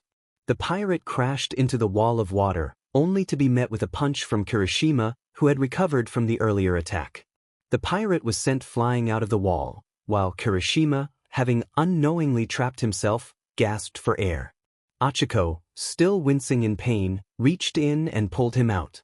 She glanced back at Shiozaki, who was out of commission, and Bakugo, who was unleashing a barrage of explosions at Deku, who struggled to evade them. Uncontrollable laughter erupted from Morgan as he rose from the floor, his face bruised. Landlubber, he exclaimed. Bakugo jumped away mid-fight. What do you want? I'm busy, he growled, glaring at Deku, who stood ready despite his sore body. Grab your bathing suit, we're all going to Davy Jones' locker. Morgan declared. With a clap of his hands, the wall of water surged out, filling the hall. Bakugo inhaled the oxygen he had received from the captain earlier as the water swept them up, until the hall was filled like a tank. They gasped for air uncontrollably, and soon their eyes rolled back as they lost consciousness. With a flick of his wrist, Morgan dispelled the water. Bakugo pulled down his mask and stormed toward him. What the hell, dumbass? I was winning. Who told you to knock them out for me? He yelled, furious. We need to keep these landlubbers from ruining the boss's plan. We can't waste time settling scores, lad, Morgan replied, securing them with silver chains and starting to drag them away. Still seething, Bakugo followed. Shishida was the first to wake up and noticed they were being taken. Before he could move, Bakugo warned him, don't even try it, dumbass. Shishida looked up at him, a mix of fear and annoyance in his eyes. Morgan opened a door to find you rolling a ball with Kuriko in your office. You noticed the group at the door and flashed them a smile. That's the second batch now. Put them with Pixie's folks, you said cheerfully. So our little boy and the big man took out the others? Morgan asked. Bouncing the ball, the puppy caught it and rolled onto his back. Of course Pixie took them out. Morgan walked over to a vault-like door, turning the handle. Inside, Kodai, Kurwaro, Kamakari, Denki, Jairu, and Siro sat, looking toward the new arrivals. Dang it, they got Deku and his group. Jiraiya complained. I really thought with Shishida and Shiozaki, they'd be fine, Kodai said, dejected. 'Tis a shame really, Morgan said, pulling them into the vault. Alas, it was never meant to be. He removed the silver chains and left the vault. Izuku and the others woke up, frustration evident as Kirishima punched the ground.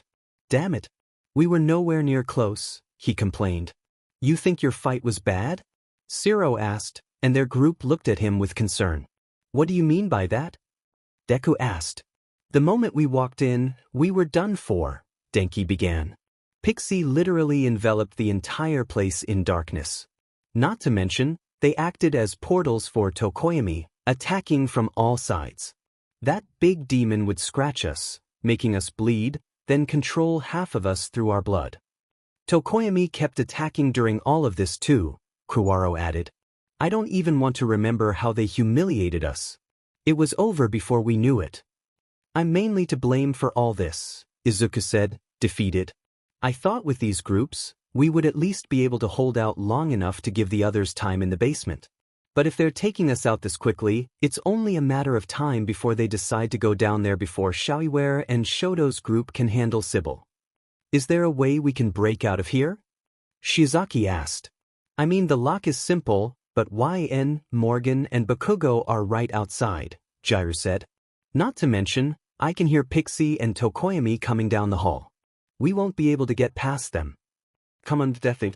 There has to be a way out of this. Yenne's powerful, but even Superman has kryptonite. We're back, Pixie announced as he entered with Tokoyami. His deep, distorted voice echoed through the walls of the vault, sending shivers down the spines of the young heroes. Oh, yes, hello, Morgan squeaked, hiding behind you in your chair. What are you hiding for? Bakugo asked. Remember Boom Puppy? Morgan has a phobia of birds, you informed him. Would it help if I covered my face? Tokoyami asked, concerned. Yes, please, Morgan pleaded. The male pulled up his hood, and Morgan emerged from hiding. Bakugo scoffed at his weakness, having just taken down multiple opponents, yet here was Morgan crumbling at the sight of a bird. It was almost laughable. All right, you started. Morgan, go with Pixie and Tokoyami. Make sure there's no one else on these top floors, except for whoever Jordan, Tetsu, Abja, and Kendo are dealing with. Of course, Pixie agreed. The three of them left the room, leaving you with Bakugo. As you stared at your board, you focused on the sky blue tile representing the basement. You knew they would travel underground, one of the students could make their body parts a drill, and Xiaoiware had something similar hidden in his weaponry. Now the question was whether to send backup for Sybil or not, you pondered. Bakugo watched you, fighting an urge within him. Then he finally gave in. Sybil's abilities in human form should be enough to overpower them, but that depended on how long it would take for your thoughts were interrupted as you felt a hand in your hair. Looking up, you saw Bakugo fully focused on your loose strands. Tilting your head, you moved it away from his reach. He looked at you, annoyed at your movement. Who said you could touch my hair? You asked, confused. My brain, duh. You touched mine earlier today, he retorted. Because you let me and you didn't like how it looked, you argued back. I never told you yes, idiot. You not moving when I touched you meant you were okay with it. Bakugo turned his head away from you. Side-eyeing him, you returned your attention to your board. Then you felt your hair being touched again. Looking up, you shot him an annoyed glance. Bakugo looked down at you with a smug expression. You didn't move, he said. Rolling your eyes, you let him be. The contact gave you a better whiff of his burnt caramel scent, which was pleasant despite his explosive quirk. Come on, we're leaving, you said, rising from your chair and picking up Kuriko. What about the extras in the closet? Bakugo asked. They can escape if they want to, you replied smugly. I don't care, it won't change the outcome. We've won this challenge. Bakugo raised an eyebrow at you as the two of you left the room, the other students in the vault overhearing every word. Deku nervously chewed on his thumb, pinching the bridge of his nose in distress. Dang it. She's probably heading down to the basement, he said, frustration evident in his voice. If that's the case, then we've really lost, Kodai replied, his tone dejected. There has to be a way we can help them, at least get some of the equipment out of the building, Kirishima encouraged. How do we get down there? Jair asked. Yenne probably has this entire place mapped out in her mind. There isn't a single exit she hasn't considered. She likely already knows that Xiaoyue and Shoto's group is making their way to the basement from underground. They don't seem to be here, a voice called from outside the vault. Do you think she went out to check something? Tetsu asked. Doubt it. Maybe she went to ensure everything is falling into place, came the response. The vault door opened to reveal Jordan and Tetsu bringing in Momo, Shoji, Ojiro, Yatsetsu, Pony, and Komori. Ah, so they got you guys too, Momo said, her voice heavy with disappointment as they entered the vault. The whole group bore the marks of their struggle, wincing as they took their seats. Jordan closed and locked the vault door behind them. You all look terrible, Ciro remarked. Yeah, well, no amount of dodging could save us from Jordan's grip, Shoji admitted. Not to mention Tetsu's strength was tougher than usual, Yatsetsu added. I guess Yenne fed him a lot of iron-rich food. Now that I think about it, I don't believe going to the basement would help, Deku said thoughtfully. Wait, why not? Achiko asked, confusion crossing her face. Look at us, Uraraka, he began.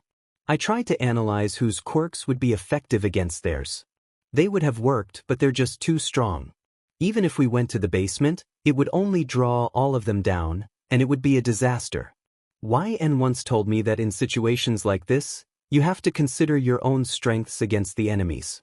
The last thing you want is to feel completely helpless when there's a way to avoid it.